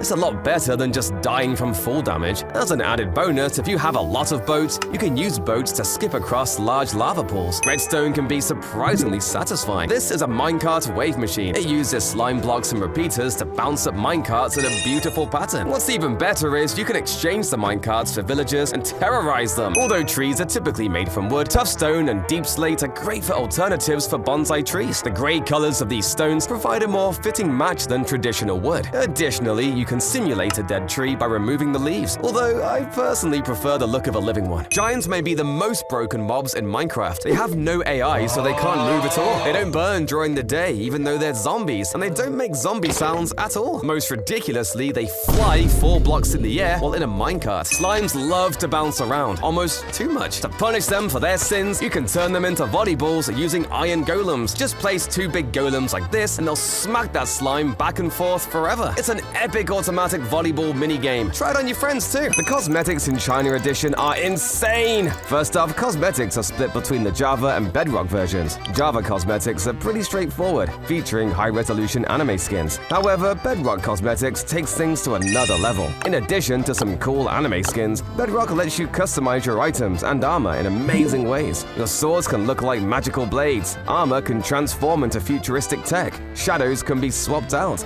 and even horses can be turned into fantastic creatures. Going in-game, you'll see these cosmetics will replace the textures of your regular items and armors. There's even a kill effect when you kill mobs. You can break end portals in survival mode. Blowing up or mining the frame won't work, but for some reason a mushroom will. Bone mealing it a few blocks away will grow the mushroom right through the portal frames. Good luck beating Minecraft on this world. Look at this bowl! It looks pretty normal, but it's actually a super rare item. When turtles get struck by lightning, they actually drop wooden balls. What's weird is that it's not a glitch or random choice. Someone at Mojang intentionally coded it in. It's basically a cooked turtle shell. Instead of just digging one void hole, why not dig 2? Because by doing so, you can fly beneath one of them and straight into another. Your friends will think you're crazy flying down there, but you'll just be headed towards your secret base. By placing 2 vertical trapdoors together, you'll get yourself what looks like a vertical slab. This works particularly well with the spruce trapdoors because the textures perfectly align. Iron golems have a secret feature. Very rarely, golems will offer up a flower to villagers, and sometimes if there's a baby villager, the golem will hand the flower over. Notch added this from an iconic scene in the movie Castle in the Sky, where a robot gave a little girl a flower. This proves golems are gentle giants. If you drop 3 armor stands wearing carved pumpkins onto 3 snow layers, then shove a block into them and place an iron pressure plate under it, it creates a 3D pumpkin for you to decorate your tables with. Much better than just dropping the regular pumpkin pie item into an item frame and calling it a day. Raw iron and gold both have to be smelted in a furnace to make them usable. But did you know diamonds can be smelted too? You won't be getting diamond ingots, but you're actually able to smelt the ore variations to get the mineral. This works with emerald, redstone, and lapis ore as well. How does this item exist with a stack count of 0? Back in snapshot 15W31A, you could create such an anomaly. If you shot a bow with 0 durability, it would result in a 0 stack item. Everyone knows you can milk cows, but there's another secret mob you can milk. You may be thinking the other mob is a pig or even a horse, but the other mob is actually a goat. I guess getting goat milk makes sense. If your swimming pool is looking a little empty, try adding some floaties. A swimming tube can easily be made using glass panes, and a pool bed can be made using trapdoors with carpets. Or if you want more advanced designs, try building floaties out of various wood types and placing food trays beside them. These are for royalty! Illusioners are a hidden mob you can only spawn using commands. When you hit them, they spawn fake clones around it to distract you. But if you trap an illusioner in a boat, its clones will also be seated, and it will hold its bow sideways with its arms going through its chest. Ouch! Instead of using stairs for your roof, try using walls. They'll give your house a more unique look and don't look half bad. With just 2 auto crafters, we can make a simple waffling iron. These twin islands contrast each other perfectly. The first, a jungle island, is lush with bamboo and features a ruined portal alongside a stunning cave entrance. The second, a mesa island, is encircled by a warm ocean, decorated with vibrant coral reefs around its perimeter. Additionally, there's exposed gold gold on the surface that's ready for mining. Everyone knows you can bone meal crops to grow them quicker, but did you know bone meal can be used on flowers as well? Doing so will make a flower item drop each time you bone meal it. The feature works on all kinds of flowers and is one of the simplest farms you can make with just a dispenser pointed at a flower. If you place down signs without writing any text on them, they kind of look like boards that are nailed down. And if you use trapdoors to make your signs float over a hole in the wall, it looks like boards nailed over a broken window. You could even go the extra mile and copy and paste these square symbols on the corners of the signs, then dye them dark gray to give the boards actual nails. Will Thorns 1 million work on a shield? The answer is pretty strange. When a zombie attacks and you block with your shield, the Thorns enchantment doesn't trigger. But once you lower the shield, the zombie instantly dies. That's because just holding an item with thorns can affect mobs. Even holding a regular Thorns chestplate will damage mobs when they attack you. It looks like Steve is about to be given the guillotine. By using this specially posed armor stand positioned right up against this grindstone, we can create this statue of Steve bending his head down to have it chopped off. Then we can create the blade of the guillotine by attaching a hanging sign to the end of some chains, completing this rather grim scene. You can actually set block a crop on any block, and as long as you don't update it, the crop will actually grow. This means you can grow carrots on anything like on top of bedrock or even netherrack. Stony beaches are usually full of boring stone blocks. However, by mixing in mushroom blocks, cobblestone, dead coral fans, and clay, you can create super detailed pebble beaches. This is a working seesaw. To build one, place a grindstone for the pivot and trapdoors for the support. Create a simple redstone clog to push a minecart up and down on opposite sides. The design is super clean because you can hide all the redstone with moss carpets. If there are too many entities in a small area, they'll start to cram and take damage. However, the entities also push against each other and build up a ton of momentum. So by cramming a bunch of boats into a single block like this, you'll create a knockback machine. Even slightly touching the boats will send you flying. It's an incredibly fast travel method, but probably not the most practical because all those entities lag your game a lot. Look at this error block. It happens on Java Edition when a texture is missing. Fun fact, the black and purple textures are that way because they're so eye-catching and let developers know something is wrong. Minecraft likes to reuse a lot of textures, but did you know the respawn anchor was actually reusing something as well? The respawn anchor sound is actually just a nether portal sound reversed. And here's a super simple torture chair where the player sits on a saw blade. Most of the chair is pretty simple, using trapdoors to build the back and the sides. But in order to make this chair actually usable, a minecart has to be placed in first. And then a stone cutter is pushed into the chair with a piston. Now you can simply ride in the minecart and watch your player get sawed in half. Why would anyone willingly sit in this? This item has a secret ability. You may know that you can use fishing rods on mobs like pigs and zombies, but it also works on non-mobs. You can reel in things like shulker bullets, primed TNT, anvils, and even the dragon egg. Okay, Minecraft is not very realistic. The amplified world type in Minecraft creates massive looking terrain, but most people don't know it was created by accident when Jeb entered incorrect numbers into the world generation code. How does this room have light? There isn't a single visible light source because it's all hidden in the ceiling. Simply place some glowstone blocks and cover them up with carpets on top of string. This way you'll have a clean ceiling without yellow glowstone sticking out. This is a giant crop pyramid. If you increase the random tick speed, the crops will grow super fast, and it's incredibly satisfying to watch the pyramid change colors. But it gets even better. Once everything is fully grown, place water at the top and watch as it cascades down, crushing the crops row by row. In Java Edition, wearing a mob skull has a tactical advantage. It halves the detection range of the same hostile mob type, making it harder for them to spot you. Unfortunately, this feature doesn't exist in Bedrock Edition, but it has its own unique perk. When you wear any type of head in Bedrock, you become invisible to other players on a locator map, which is a great tactic for hiding from your friends. You can create floating lava using a specific setup involving pistons, redstone blocks, and slime blocks. Once you remove the blocks, the lava will be left floating in the air. The same method works for water. It's a unique trick you can do to surprise your friends. This coffin design is super easy to do, just by placing 2 dark oak planks, and then surrounding one half with 3 trapdoors, we have that classic coffin shape.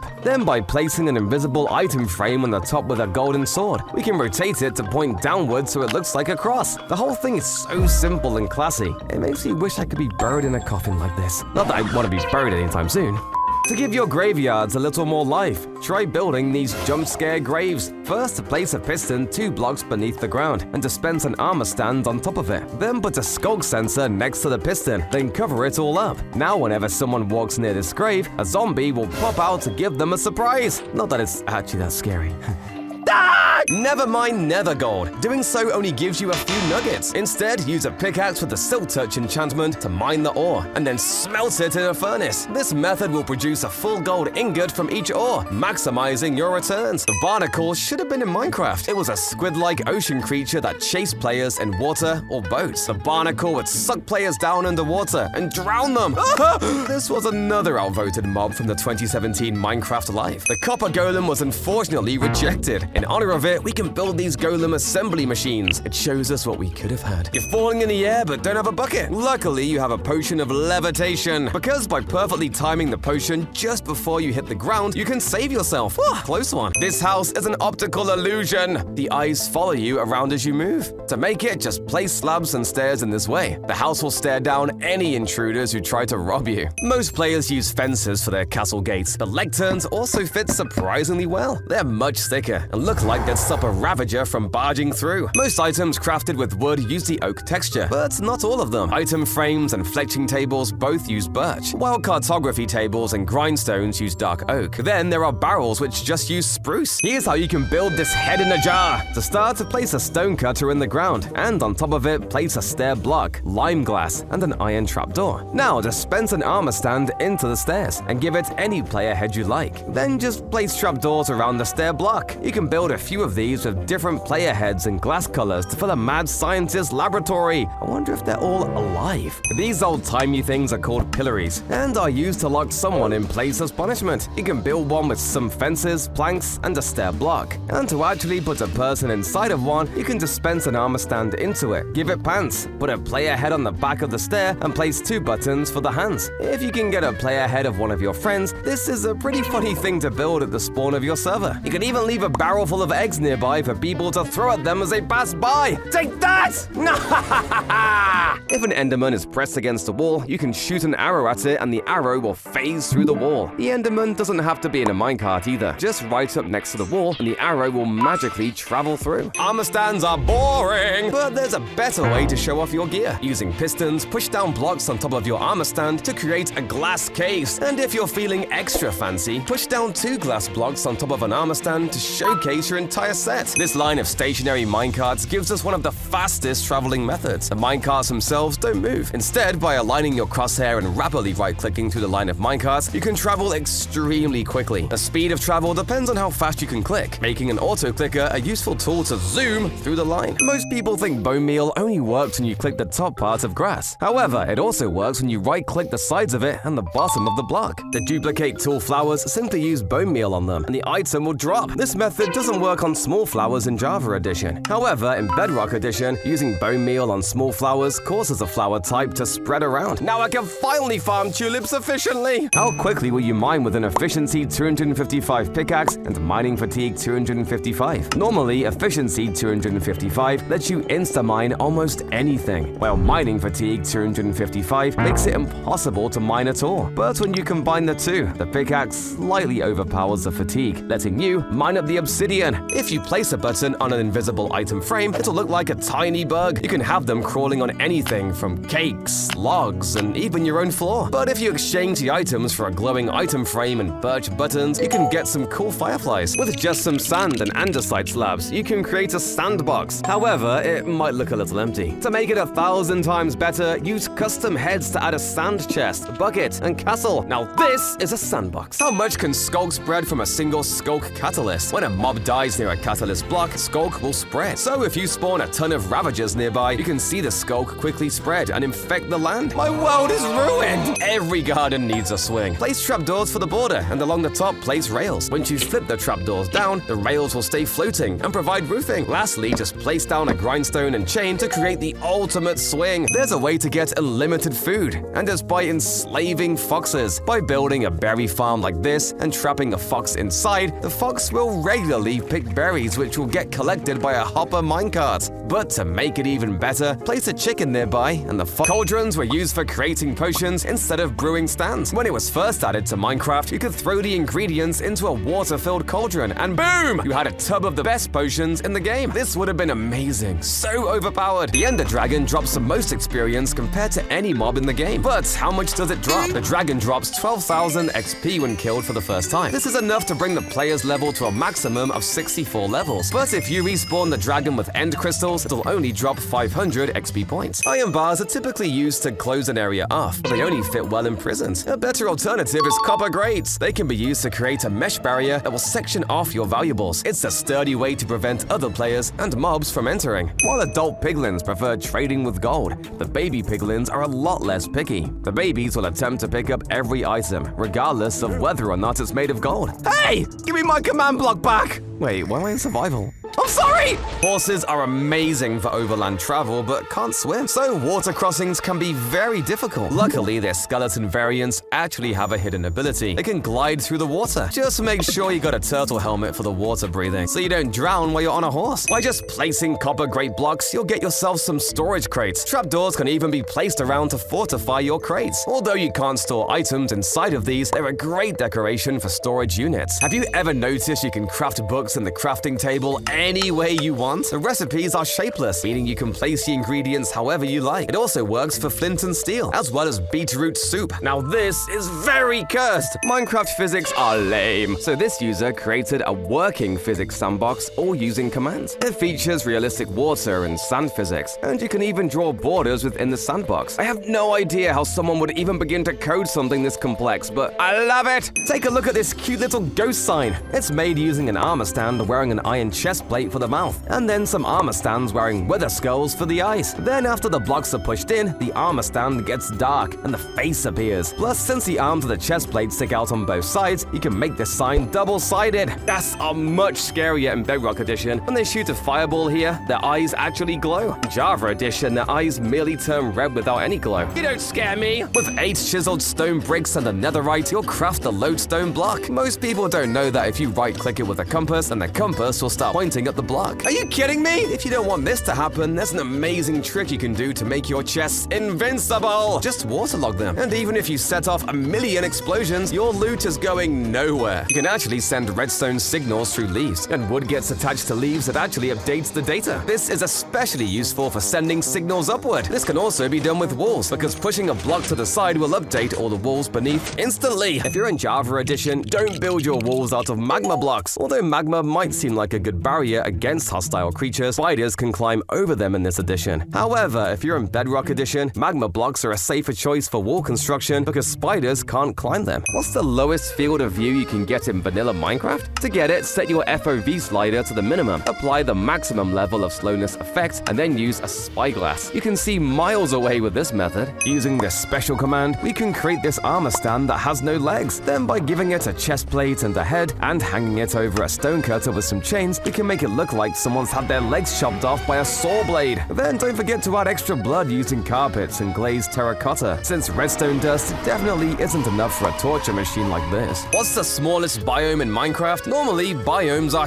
huge, spanning many chunks, but there was a bug in version 1.16 that would generate a 5-block beach biome in the middle of a plains biome. Looks like there won't be any parties here. Trident of Loyalty will always come back. However, if your inventory is full, the trident will just spin around you. To take it even further, you can do this with a bunch of tridents to become the Trident Master. Banners sway gently in the wind, so you can actually combine them with glowing item frames to create blinking lights. It involves no redstone and is all just a banner flapping back and forth in front of them. It looks especially cool inside underground tunnels. Ever wanted to waterboard a villager? To do so, simply put a villager in a cauldron and flip it over using a dinner bone name tag. Chains can then be hung above its feet to make it look like it's being hung there. You can create this magic lamp that actually emits a pulsating glow onto the table below, or at least that's how it looks. The lamp is actually normal, and it's a sculpt catalyst below that's creating the pulsing texture. While a normal sculpt catalyst won't look like this when placed down, you can easily give it this animation by right-clicking it with a debug stick. Then whatever is placed on top, like a lamp or a skull, will look like it's emitting some sort of energy. Or you can just place a bunch of these pulsating blocks on the ground to create a skulky dance floor. Groovy! There's a way to get transparent map art! You see, if you create a map map over the end void, the map will have a gray color over all the areas that are the void. However, if you place a layer of glass over this void, then take a look at your map, all the blocks will now be transparent. On top of this glass platform, you can now build things like plates of food or even shelves with potions on them. One thing to note is that you'll have to place these map arts inside of an invisible item frame, or it won't work too well. By combining 8 arrows in a lingering water bottle, you'll get the tipped arrow of splashing. This is by far one of the most pointless items in all of Minecraft. It functions just like a regular arrow, but looks a bit cooler with blue particles. So if you're into that stuff, this is the arrow for you. A super quick way to extinguish candles in Java Edition is with water bottles. However, this doesn't work in Bedrock no matter how many bottles you throw. You probably know that sprint jumping is quicker than normal sprinting, but to make it even faster, try sprinting with blocks overhead, as it drastically increases your speed. Next, replace the blocks beneath you with blue ice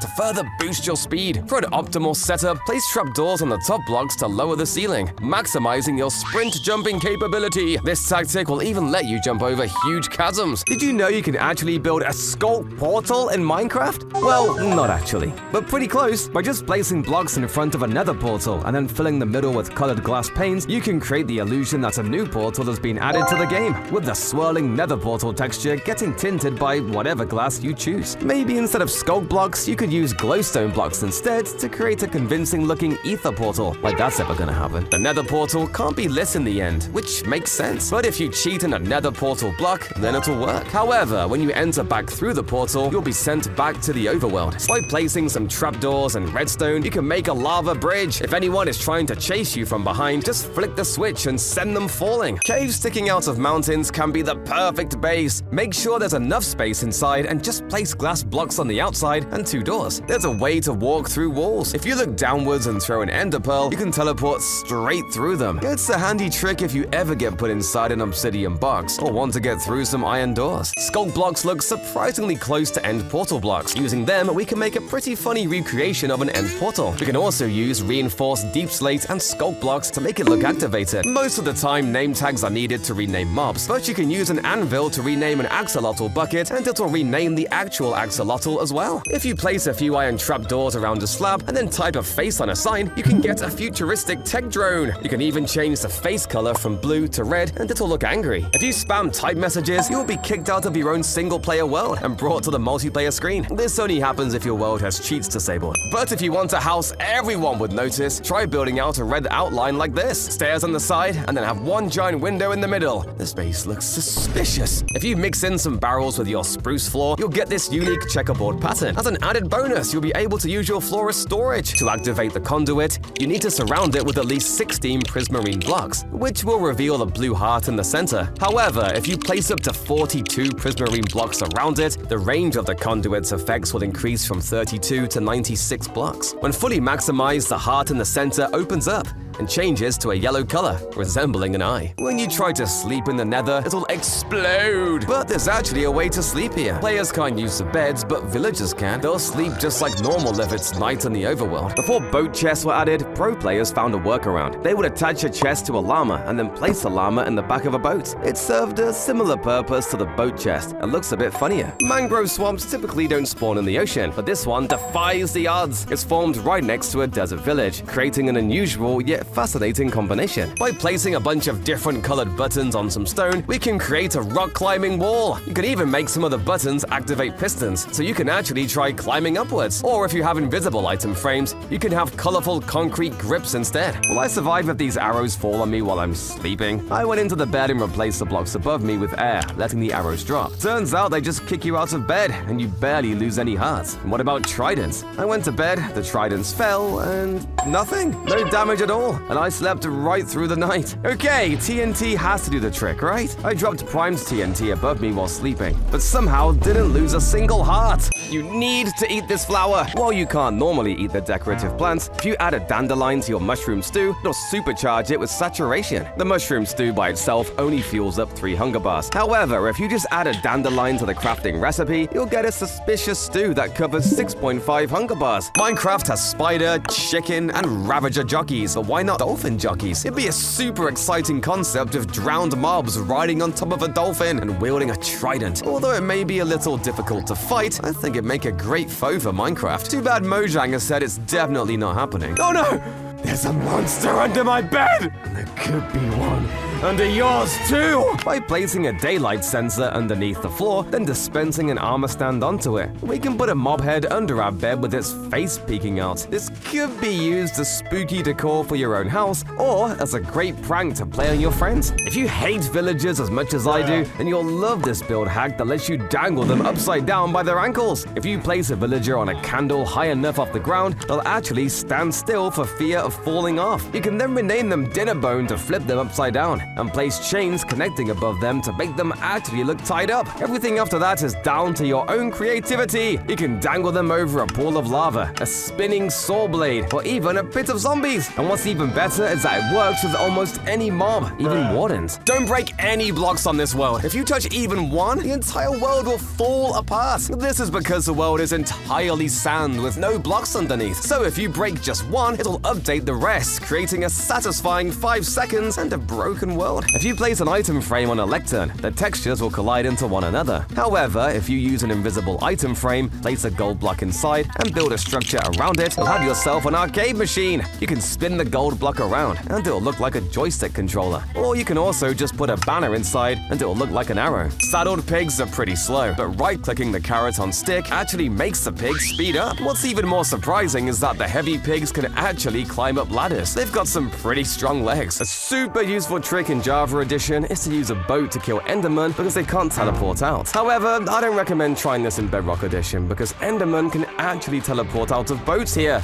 Please don't kill me! While it makes sense that netherite armor doesn't fully protect you against lava or fall damage, what doesn't make sense is that the same armor can't shield you from something as simple as a berry bush or a prickly cactus. The armor is literally made of diamonds and netherite. Wolves hate rabbits. They'll actively try to hunt them down and won't even eat the food. For maximum suffering, set up a flowing water stream so the bunny constantly has to swim away, but can never escape. The wolf can also never kill it. Double torture. If you give yourself a negative experience, nothing will happen in your hotbar. However, what you can do instead is summon negative XP orbs, and if you're holding a mending tool, it'll actually take away the durability. Given enough negative orbs, your gear can even get a negative durability. You can exchange the wood on trees for dripstone to get gorgeous palm trees, but if you're very rich, you can even try using ancient debris. They're perfect for a tropical build. This is the most inefficient staircase ever. It takes 18 blocks to go up just one block, and although it's not very practical, I think it looks pretty cool. Before redstone dust, there were gears? Gears were supposed to be used for creating cool contraptions that could even be placed on walls, but they were later replaced with redstone dust. I think it makes more sense since you can just find it as an ore underground. Imagine mining for gears. If you break a block underneath an Enderman, will it place a block to save its life? I broke the block below it, and the Enderman unfortunately isn't smart enough to save itself. Okay, what if you place a block of sand inside an Enderman? Will it pick up the block letting water in? At first, nothing seems to happen, but eventually the Enderman will pick up the block and end up letting water kill itself. You are not smart! Cauldrons are a million times better in Bedrock. Not only can they be used to store potions, but you can also right-click with arrows to tip them. This method is so useful that I don't even know how to craft tipped arrows normally. I wish Java had this. With just a few auto-crafters, you can create a TV. At the bottom, you'll find the buttons, and at the top are the antenna levers. Although not a flat-screen TV, it's a nice addition to your living rooms. You've probably seen a water whirlpool, but did you know it's possible with lava too? Start by digging 4 blocks in the center, and then dig 3 blocks out in each direction. Pour the lava, allowing it to flow toward the middle. Now, throw netherite items in the center, and you've got yourself a netherite lava whirlpool. This frightening wall design is sure to make people too scared to enter your base. The frog lights behind the spruce fence give off an eerie green glow that feels so evil, and obviously the dripstone details make for an intimidating defense. A wall like this would make for a perfect barrier around an evil dark castle. The nether and end dimensions are needed to beat the game. However, on 1.16 pre-release 1, all dimension settings were accidentally removed. This made the nether and end completely inaccessible and would crash the game trying to enter them. It would also cause the world seed to randomize every time you loaded up the world, so you'd get these corrupted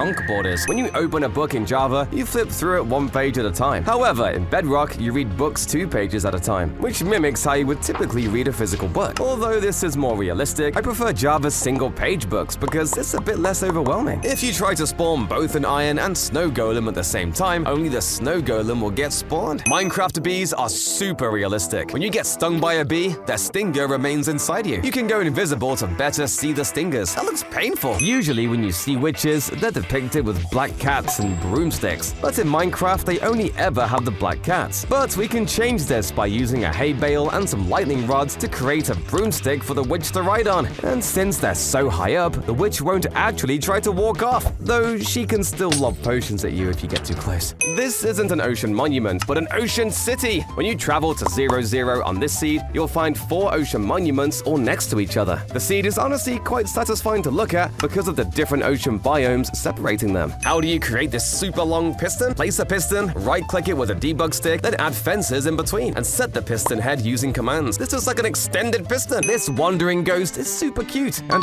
easy to make too. It uses 3 black concrete blocks stacked on top of each other, 2 black banners on the sides, and a white banner with a very simple design for the face to complete the look. When it snows in Bedrock Edition, the leaves actually change color to white, and it looks so pretty. If you place down jungle leaves here, it looks like they have bananas or some kind of fruit attached to them. Crossbows take forever to reload, but if you constantly give yourself a fully loaded crossbow, you can rapidly fire them like a machine gun. Get back, monsters! I really don't like this feature. In the end, you'll notice some end pillars have iron bars protecting the crystals. However, the iron bars are barely even doing anything. If you just angle yourself correctly, you can still shoot the crystal. What will happen if you activate this end portal? There are pistons protruding into the portal area, so will they break the game? In Bedrock Edition, the extended pistons actually prevent the portal blocks from forming, resulting in an illegal end portal. However, if you attempt this in Java Edition, the portal will simply break the pistons when it activates. This nightmare monster is not only freaky looking, but it is also incredibly expensive to build. To start, we have to place down 6 armor stands facing in different directions, each with their own elytra, and then break the blocks they're standing on to combine them all into one place. Then we drop 2 anvils inside of the armor stand, and build the top of the body with levers, lightning rods, a pressure plate, and a skull. You might think it's a waste to gather 6 elytra just to build one statue, but you've got to admit, it does look very cool. What if projectiles could bounce off slime blocks? Well, this mod makes it work. You can bounce arrows around corners, or even throw ender pearls against walls. But what I love most is bouncing snowballs off close walls. They'll bounce back and forth rapidly. You can also toss a lot of potions to create these amazing curves. The side handle of the autocrafter also looks like a telephone. We can build some structure around it and add a redstone torch as an antenna to create a phone calling machine. Most music discs sound beautiful, but there's one disc that's hiding a dark secret. Disc 11. It sounds creepy with a bunch of eerie and static noises throughout the song. If you visualize the audio through a spectrogram, it'll draw out Steve's face, as well as the numbers 12418, which stand for the creator of the track C418. But that's not where the mysteries end. The track runs for exactly 1 minute, 11 seconds, and 111 milliseconds. Spooky! You can make it rain arrows! When I shoot this arrow, more will fall down, creating a beautiful pattern. My favorite is shooting the arrow straight into the sky. To recreate this, just run the following command, and you can even exchange the arrow tag with something like lightning. This is too cool! If you run the same command block multiple times, it will create the lightning tornado! That's probably the coolest thing I've ever seen. How do you make a sand wave? You can do this by creating a large area of bubble columns, and then stacking up sand blocks in a similar diagonal pattern like this on top of signs. Once you break the bottom block, all the sand will fall in a bouncing wave. It's like a sand hot tub. If you want to relax on the beach, you can build a simple hammock using just some trapdoors, a bed, signs, and lightning rods to hold it all up. For a more advanced option, use grindstones, fence gates, and carpets. I love how this looks. How do you get mob heads in Minecraft? Wither skeleton skulls are the easiest and are obtained just by killing them. You can get zombie, piglin, creeper, or skeleton skulls by having a charged creeper explode them. And dragon heads can be found on pirate ships in the End Islands. I wonder how that got there. Never use powered rails. Instead, if you put a pig on a minecart, it'll make the minecart travel extremely quickly on normal rails. The pig minecart is so powerful that it can even go straight up hills. Don't waste your gold on powered rails. One of the best ways to hide your base is underwater because very few people actually check there. To make sure no one can find it, choose a spot that has a lot of seagrass and hide the base around the corner so no light goes through. Super secure and efficient. Check out this gross rack of hanging monsters and meat. These 2 shanks of of meat are made out of stripped and unstripped mangrove logs, whereas this bloody piece of meat with bones sticking out of it is actually nether quartz ore. This also works pretty well for the body of a hanging skeleton monster, and if you use a sideways bone block with a polished blackstone button on it, you can create an eyeball monster too. And don't forget to sprinkle some redstone dust on the floor beneath everything to make it look like they've been hung up and dripping for a while. Dolphins are friendly creatures that help you swim much faster, but did you know that they could also kill you? When attacked, dolphins will turn hostile and attack you back. And not just one dolphin, the entire pod of dolphins. I'm sorry! It's possible to place a carpet on a decorated pot, so by building it into your floor, it'll sort of look like a food bowl for your dog. You can brew potions with a crafting table. By crafting Suspicious Stew, you can get 9 different potion effects. The effect depends on the type of flour you use. Cornflowers result in jump boost. Alliums give you fire resistance, but one flour is special. If you craft the stew with a lily of the valley, you'll be given the poison effect. This is because the lily of the valley is poisonous in real life. This update was very controversial. The combat update made attacking have a cooldown, so you couldn't spam hit anymore. Many players were furious about this change and gave a solution, a PvP game rule. This way, players could set if they wanted spam hitting or the cooldown system. Mojang didn't want to bug fix 2 command systems and also have the game as simple as possible for new players, so they rejected the idea. If you mine with your fist, no items will drop. However, Bedrock Edition has a surprising twist. You can actually break furnaces, blast furnaces, and smokers with just your fist and still obtain the item. What's even crazier is the fact that you can mine an enchanting table, which is made out of obsidian, with your fists, and the item will still drop. If you try the same thing on Java Edition, just air will drop as usual. If you have a ton of enemies outside, you'll need something that shoots quickly. By placing redstone torches, redstone, and dispensers like this, you'll create a rapid-fire turret. Anything can be put in here, from arrows to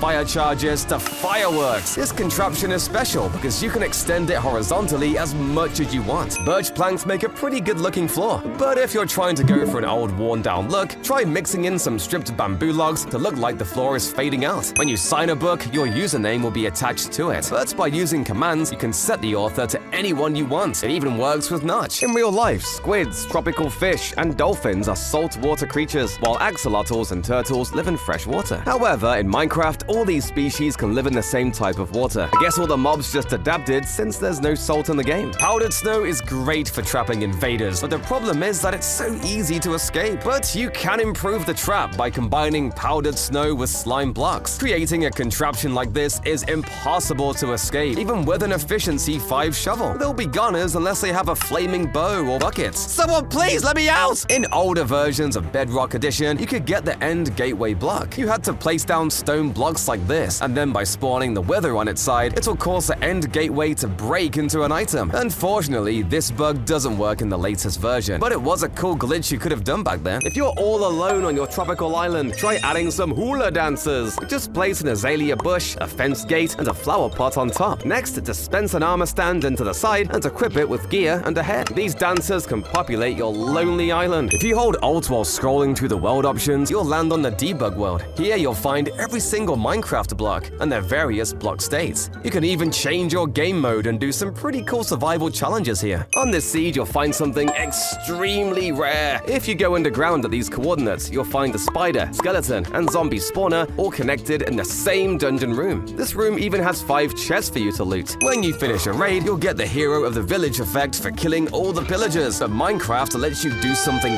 cursed. You can slash effect the pillagers around you to have the Hero of the Village effect. The enchanting table language actually translates to real words. It's called the Standard Galactic Alphabet from a game called Commander Keen. The symbols in the enchanting table translate to words like air, baguette, and ball. Sadly, these words are just aesthetic though, and can't be used to predict the enchantments. If you want to create a world in China Edition, just click this blue button. A new window will then open, and you can click this map icon. Here you will have the option to create the world in either Java or Bedrock Edition. This detail matters because the Java worlds are nearly identical to the version we'll have. However, the Chinese Bedrock version has a special pet feature. This is a miniature statue of the Grim Reaper made with super basic materials. The body is just a stack of 4 black concrete blocks, and the end of the cloak is made with some black stone slabs. Then the arms are made with a black stone wall and a diorite wall, with one being placed a little higher to hold a soul lantern, and one being placed a little lower to hold the Reaper scythe, which is just some fences and more wall blocks. Finally, we can use this special banner pattern skeleton to give this Reaper his iconic skull face, completing this haunting figure. Water is impossible to place in the nether in newer versions of Minecraft. Psych! Just bring a cauldron to the nether and place some water. Or if you catch on fire, just splash yourself with a water bottle. This feature is kind of sad.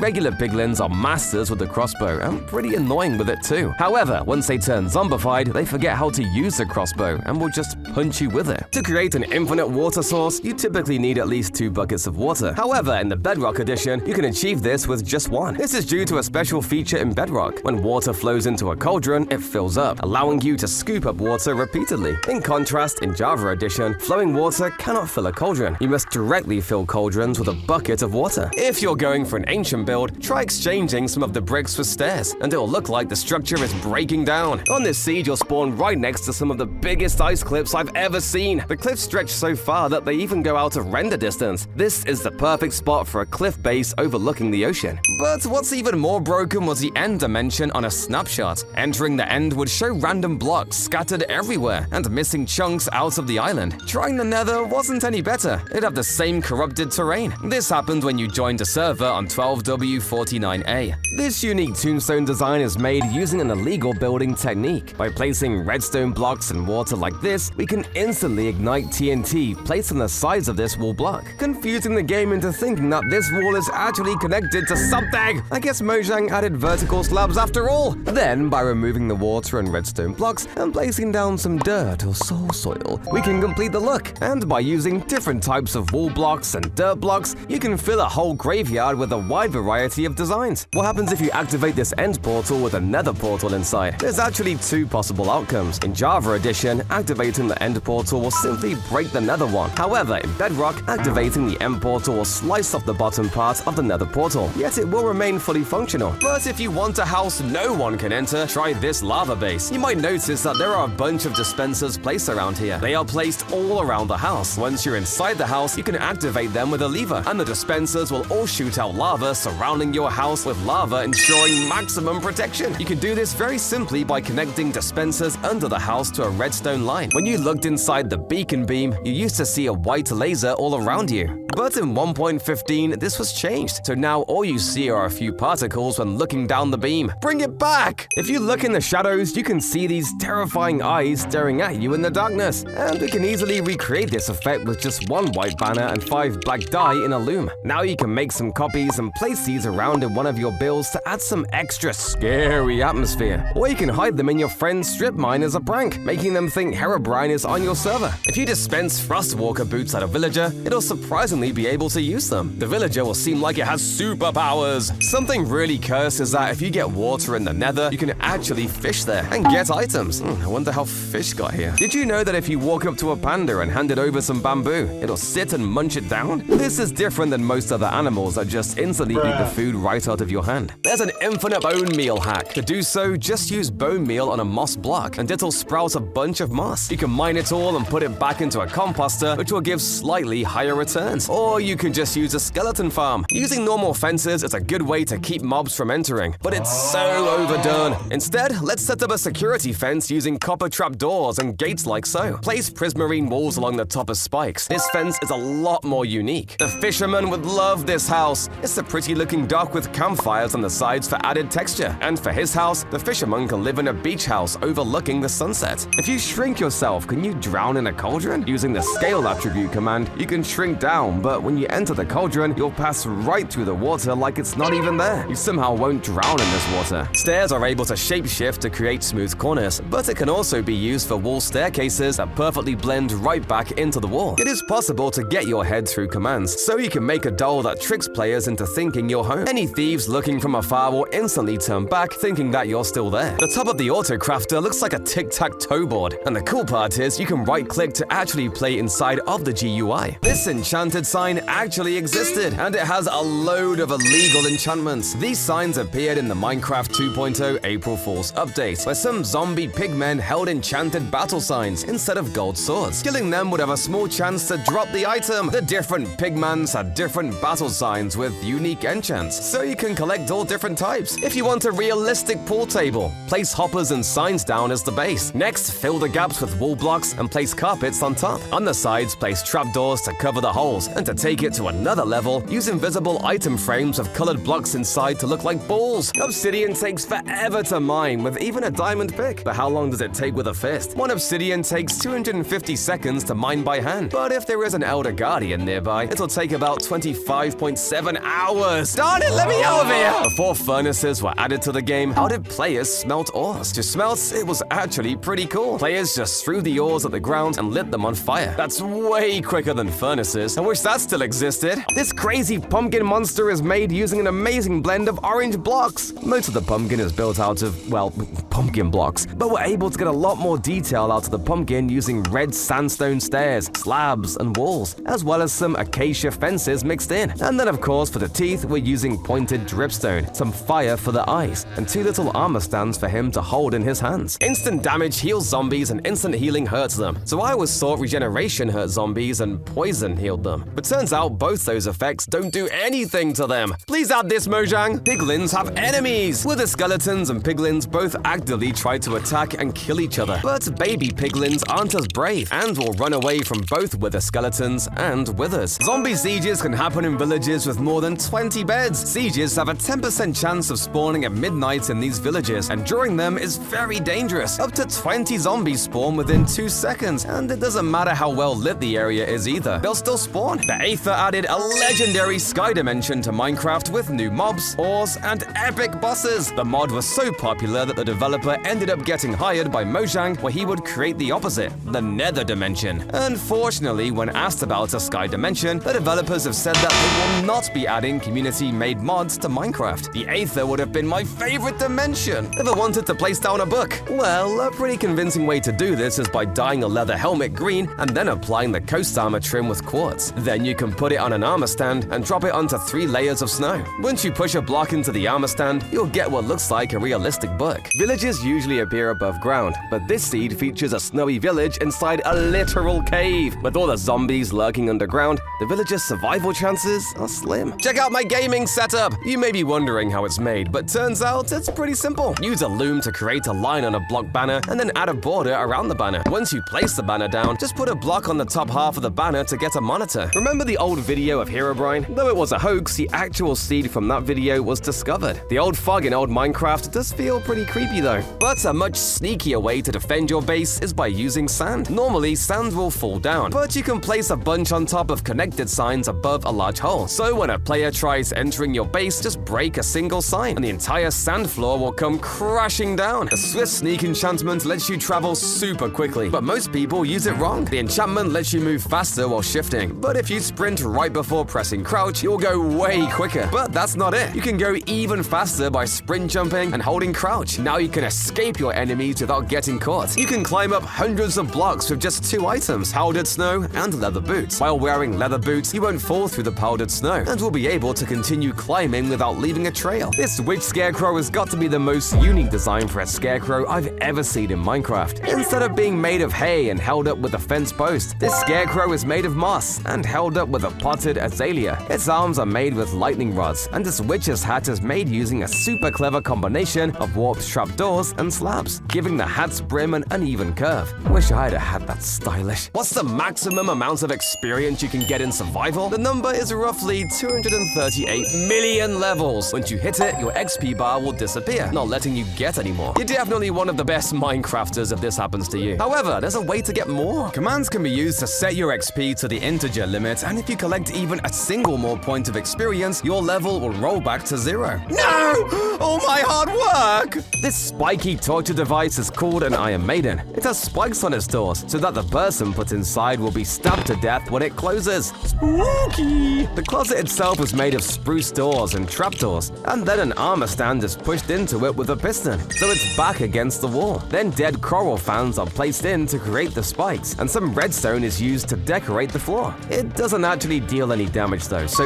don't worry about stepping inside. You probably know that you can press Ctrl and Q to drop an entire stack, but what if you wanted to drop only some of the items? Well, you can actually just hold down your Q button, and it will drop your items rapidly, allowing you to throw a ton of items without tiring your fingers. This also works in your inventory, so you can easily drop items whenever. Let's go! My fingers are saved! Horses and pigs were actually meant to have their their own saddles. Horse saddles were added for one snapshot alone and were pretty much removed instantly in the next update. Now both horses and pigs use the same saddle, which is pretty convenient. How do you travel through the ground? Place rails leading into a soul sand block with a connected rail below, and your minecart will travel straight through. This doesn't make sense. When you kill most mobs, they'll go on their sides, but spiders are the only mob that does a 180-degree flip when it dies. Java and Bedrock's combat systems are completely different. In Java, there's an attack cooldown, so players have to wait in between hits. But in Bedrock, players can just spam hits because the cooldown system will be awkward on mobile devices. Additionally, this also means sweeping edge attacks don't exist in Bedrock, so players will still have to kill mobs in their mob grinder one by one, while Java players can take them out hastily. You can create a server-wide newspaper using maps in Minecraft. Just hand them out to players, and whatever you build in the map area will update on all the maps you handed out. This method is particularly effective for communicating with players in survival mode. It's being used on the Anarchy server 2B2T, where players distributed new maps. However, they often had their newspapers griefed, so be careful! This is an illegal Minecraft illusion. These torches are off the grid. To create this effect, place item frames between blocks like so, then replace them with a falling block torch entity. Finish the design by adding stair blocks between the torches, and you've got your illusion. Before 1.20, anvils used to crush items, but something lesser known was that if an anvil fell on a shulker box, just the box would break, and all the items would explode outwards. If you dropped shulker boxes full of items down a tube, and then dropped an anvil on top, it'd cause all the boxes to break, and the items would explode outward like a pretty fountain. Rabbits move by jumping up and down. However, when you put them on top of slime blocks, they become stuck. They can't move at all, even if a fox comes for lunch. You can ban players with hoppers. By filling a chunk with a bunch of hoppers, you'll cause anyone who loads it to instantly crash. They won't even be able to join back because they'll still be in the chunks. The only way to come back is if their player data was wiped. This is evil! In Bedrock, you can see the text on signs through the opaque textures of glass blocks. In Java Edition, glass blocks function as expected, and you can't see through the textured parts of the block. Water and fire normally don't mix, but how about ice and fire? In Java, you're able to light ice on fire to melt it down. However, in Bedrock, it's actually impossible to light the ice on fire, which I guess makes sense. Fox will never go to sleep. The Guardian's eye is following you. It looks pretty scary, but when you look at it from the side, you'll see it's just made from a long tunnel, and the inside is filled with white maps. Still, it's kind of freaky the first time you see it. If you want a super cool way to defend your base, try this bomber plane. It duplicates TNT on any of your enemies below. Will a Vindicator run over magma to kill a villager? Surprisingly, he runs right through. But how about through fire? Yep, he really doesn't like villagers. If you create a powdered snow barrier, we'll even try running through, but will tragically fail. Lava will stop the Vindicator from even trying, but Drip Leaf is another story. He'll run right across to get the villager. One of the strangest structures was these glass pillars. Since Eyes of Ender weren't a thing, these pillars marked the location of strongholds all the way back in beta 1.9 and were massive. Jeb made an oopsie when he forgot to remove these debug pillars before releasing the version publicly. What's the best way to fish? It actually depends. If you're looking to get primarily fish, you should fish in shallow areas because you get less treasure and more fish. However, if you want more treasure, you should fish in deeper water so your bobber is surrounded by at least a 5x5x4 area of water. If you're being chased by enemies and don't have any pearls to escape, do this. Use a punch bow to boost yourself across a large distance. It's particularly good for jumping over large chasms since your enemies will have trouble crossing over, while you can just boost over. The technique is, however, very hard to master. You need to aim your bow at roughly 45 degrees and time the shot so the arrow flies directly into you. Whee!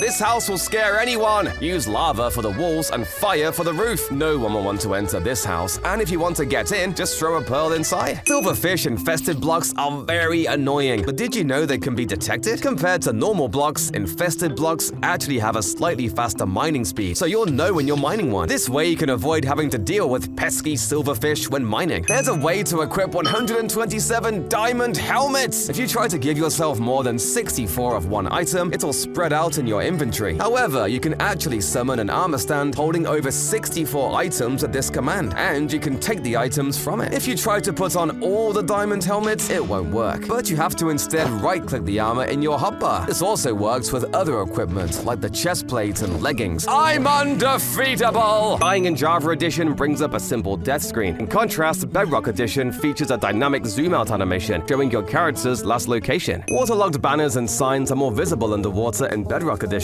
The text is clearly visible here, but trying the same things in Java won't look as good. The banner matter can't be waterlogged, and the text blends right in with the water. While copper normally doesn't fit well with water, the oxidized version does. We can construct beautiful aquariums using oxidized copper blocks as a support. I'm sure the fish love living here. Cherry biomes are covered in petals. However, they can also be used to create interesting pixel art. Another use for flower petals is creating a beautiful cherry pathway. It's pretty romantic and perfect for a Valentine's build. Minecraft has had a ton of X-ray glitches that have gotten patched, but the one that's lasted the longest is this one. If you go in F5 and increase your FOV, you can see through walls. If you want an even better view, you can shrink your Minecraft window and you'll be able to see way more. This is a water loop. Made from glass, soul sand, blue ice, and water, you can drop tons of items into the top and watch them twirl around in an endless cycle. It's incredibly satisfying to watch. For a cleaner look, you can even replace the glass with barriers. The more you trade with villagers, the more trades you can unlock. Bedrock villagers are slightly better than Java ones because they show the next level trades you'll unlock. Beacons don't work if they have blocks in the way, so it shouldn't work in the nether, right? Not exactly, because Mojang wanted it to work in this fiery dimension, so the beacon beams can actually shoot through bedrock. Baby mobs in Minecraft are normally friendly and don't do damage, but not baby polar bears. They're still ferocious and try to kill foxes in Java Edition. I wonder if it'll attack me. Whoops. In Bedrock, there's actually a first-person idle animation, so your hands move slightly up and down, while in Java Edition, your hands just stay completely still. I just discovered the most cursed Minecraft feature. So you probably know that when a zombie kills a villager, it has a chance to turn it into a zombie villager. And you might even know that drowned mobs can turn villagers into zombies as well. However, if a drowned throws a trident at a villager, it can also turn the villager into a zombie villager. This doesn't make sense. On Halloween, zombies, skeletons, zombified pigmen, and wither skeletons can sometimes spawn wearing pumpkins or jack-o'-lanterns on their heads. Zombies aren't the smartest. Once a zombie locks on a target, he'll never give up. There can even be closer villagers nearby and he still won't care. This is a mob launcher. You can build it with just a few pistons, redstone, and slime blocks. To activate, just press this button and anything can be launched from zombies, witches, or even charged creepers. This is the burning trench. If you have just a normal hole of magma, the mobs won't go down. But for some reason, when you dig a slanted trench like this, the mobs will just run straight down to their deaths. You guys aren't very smart. We can build orange sewer pipes using stripped acacia logs paired with chiseled copper blocks. For the mechanical components like water pumps, oxidized copper is an excellent choice. Copper fits very well for sewer builds. Channeling tridents are great for electrifying mobs, but the main downside is that you might accidentally kill the mob. There's a solution though. Channeling tridents actually work on item frames. So next time you want to charge a creeper, just throw the trident at an item frame to safely convert it. If you want your jack-o'-lanterns to stand out from your friends, you can give yours hats. Place your pumpkin with an empty block below it, then place a wither skull on top and dispense an armor stand into the pumpkin. The armor stand will fall, and then when you place a second wither skull on the armor stand, it will be just a little bigger than the one placed as a block, looking like the brim of a top hat. Look at that little guy, the most handsome jack-o'-lantern of all. You can even use the same technique to create a snowman with a top hat using some white concrete powder, levers, and blackstone buttons. Crawling is normally so slow, but by building a one-block tall funnel, filling it with water, and trapping a dolphin nearby, you'll be given Dolphin's Grace, which lets you zoom through the tunnel. To make the travel method even faster, replace the floor with soul soil, and make sure your boots have Death Strider and Soul Speed. Now when you go through, you'll travel at light speed!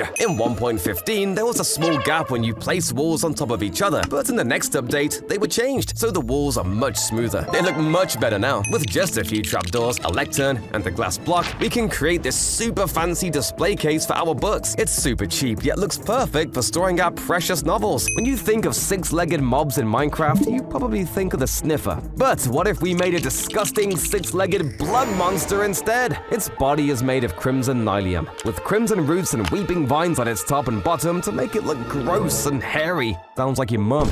Then its tail is made from a mangrove trapdoor and a nether wart block, with some more weeping vines for the hairy look. Obviously, its head is just a wither skull, and then all of its limbs are constructed out of levers and lightning rods. When it's finished, this thing looks amazing! Though, to be honest, it also kind of freaks me out. Harming potions are overpowered in PvP because they bypass all armor. But what's even more overpowered are tipped arrows of harming. Each of these arrows will deal instant damage, and the bow doesn't even have to be fully charged, so you can rapid fire harming them and still do loads of damage. You can even kill someone in full netherite gear in only 2 harming bow shots. This is not fair! Signs can be terrifying! If you place one in a dark cave and apply a glow ink sack, it'll look look like scary eyes are staring you down. Eek! In order to be placed, lanterns need a support block above or below them. And weirdly enough, candles technically count as a supporting block. If you use black candles, they kind of blend in with the chain of the lantern, almost making the lantern look like it's floating in midair. Another weird block that can support hanging lanterns is mob heads and skulls,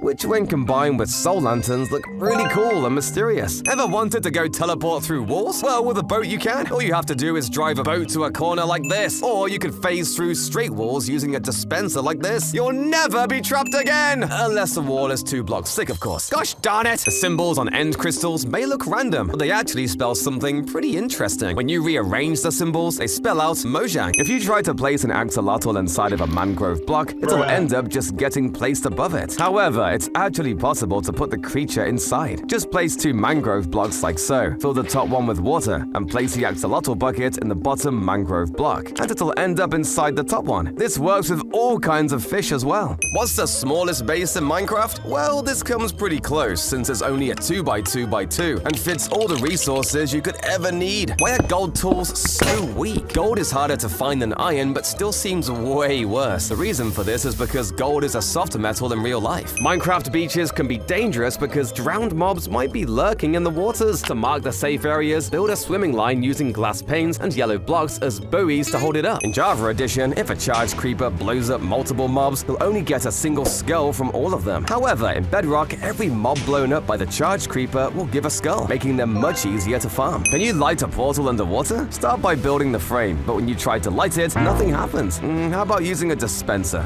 Still no luck. To light a portal underwater, you'll need to use a sponge and light the portal before the water collapses in. Everyone knows that skulk sensors detect vibrations, but you can create a super overpowered trap by placing a ton of TNT underground with a skulk sensor next to it. Make sure to walk away carefully. The next bystander to walk over will be dust. But to make any TNT trap 100 times deadlier, you can swap out TNT for a ton of TNT minecarts, and it'll create an instant explosion. If you head towards the end portal in the seed, you'll find that it was actually destroyed by an ocean monument. But that's okay, there are other strongholds. Right? Well, this glitch happened on version 1.8.9, and in this version, there were only 3 strongholds per world. And when you head towards the other 2 strongholds, you'll find that they were destroyed by the ocean monuments as well. So this world is actually impossible to beat in survival. To make sure no mobs attack, you can build a hostile mob switch. These contraptions overflow the world with hostile mobs and make it so no more can spawn. This house may look safe to enter, but it's actually extremely deadly. Underneath each of the trapdoors are poisonous pufferfish. Anyone trying to walk over it will instantly be poisoned. You can embed skulls in your walls to create this dungeon wall design. By using pistons to push stair blocks into an armor stand, the armor stand itself gets pushed to the edge of the block, just barely allowing its face to show through the wall. This makes for a really creepy bit of detail on your walls that isn't possible with regular blocks. This trick is especially perfect for creating catacomb walls filled with tons of skulls and bones, and with all the different types of mob skulls and stairs, the possibilities are endless. Mining fatigue is the worst, so when sailing over oceans, watch out for monuments because even briefly boating over them can give you mining fatigue. Will placing a pumpkin on an enderman stop it from attacking you? When you wear a pumpkin, it covers your eyes, allowing you to look directly at endermen without provoking them. But what happens if you use commands to put a pumpkin on an enderman instead? Unfortunately, this has no effect. The enderman will still become aggressive if you look at it. This pumpkin wheelbarrow makes for the perfect addition to an autumn scenery. By dispensing an armor stand below a composter, putting a pumpkin on its head, and putting a grindstone and fence gate on the front and back, we've got this super convincing design. This wheelbarrow is so cute it makes me want to build an entire pumpkin patch, just so I have an excuse to use this build hack. This is all for you, little wheelbarrow. When a zombie tries to enter this house, it instantly starts to take damage. This is because beneath the trapdoors are magma blocks that burn the zombies alive. You can place other blocks on top of the magma block, like carpets and moss blocks to camouflage it. Minecraft paintings are a great decoration, but they're static. For a more dynamic decoration, considering creating a pixel art map. Then by rotating the map inside of an item frame, you can simulate a stop-motion animation. The car looks like it's moving around the city here. Who would win, 100 killer bunnies or 100 wolves? Normally rabbits are helpless against wolves, but summon a killer rabbit and it'll fight back. Just spawn the bunnies and wolves, then open the barrier to start the battle. You'll quickly see it's not even close. The wolves dominate. But But what about 200 killer bunnies versus 100 wolves? This time when the barrier drops, the fight is much closer. The wolves put up a strong fight, but in the end, the bunnies take the win. What's your favorite dimension in the game? The nether, end, or maybe even the overworld? Mine's the sky dimension. That's because back in beta Minecraft, Notch actually planned this wild dream world that could only be accessed through sleeping. However, this concept was later shifted to be a part of the end, rather than this sky world. We need a mod for this! Oh wait. The bucket has a slight detail only the most observant players will notice. When you pick up a fish, the bucket texture goes down by 1 pixel to show the weight of the fish, pushing it down. It's nearly impossible to see if you're not looking closely. Chainmail armor is almost impossible to craft. While we have access to chain items, Mojang hasn't enabled their crafting into armor. Luckily, a developer coded this mod, so if you really like chainmail armor,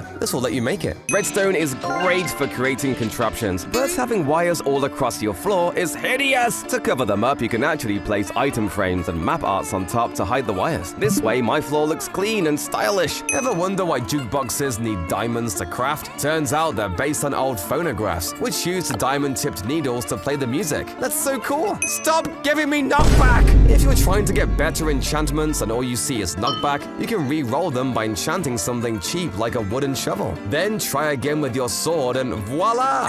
Brand new enchantments! You may know that potions can be stored in cauldrons on the Bedrock edition, but something few people know is that the cauldrons will save the potion's state. You can put throwable lingering potions inside it, and if you pick it back up from the cauldron, it'll still be lingering. Beacon pyramids can be made out of any mineral blocks, whether it be gold, iron, diamonds, but the combinations can also be mixed, so the pyramid is made up of different ores. This way you can fake a netherite beacon by just coating the outer layer. With just some trapdoors, a banner, and a lever, you can create a surfboard in the sand. In older versions of Minecraft, you can make 6-sided pistons by bugging out the redstone. Unfortunately, you couldn't activate it with redstone, but they looked beautiful and were used as supply crates on some servers. Help! Mobs keep spawning in my base! If you're having trouble finding dark areas that need more torches, try setting your brightness to moody. This will make it easier to spot the areas that need more light to prevent mob spawning. You probably know jumping and attacking will deal a critical hit, but did you know bows can deal critical hits too? To do a critical shot, you don't jump and shoot a bow, but instead, if you fully charge your bow, it makes the arrow have a 25% chance of doing a critical shot and doing extra damage. So that's just another reason to fully charge your bow back instead of bow spamming. How do you make a bamboo bridge? Just use stripped bamboo as the base and then bamboo signs for the rails. It's impossible to place blocks below the void, but there's an illegal way to live there. Shulkers can actually be spawned below bedrock, and using cheats, you can create a walkable platform out of them. And if you want to get out, the shulkers will levitate you right back up. End portals have a mysterious secret. Blocks like chests and dispensers give off a comparative strength when you put items into them, and surprisingly, end portals do too. When you put an eye in the frame, it gives a comparative signal strength of 15. I never expected end portals to be used for redstone. The most cursed block in Minecraft is probably the petrified oak slab. It looks just like a normal oak slab, but has to be mined with a pickaxe and won't burn. When building in Minecraft, you should try to use a gradient of blocks to make sure things don't get stale. So if you've got a mud floor, a great way to spruce it up is by changing out some of the mud with brown mushroom blocks, which kind of looks like smooth mud.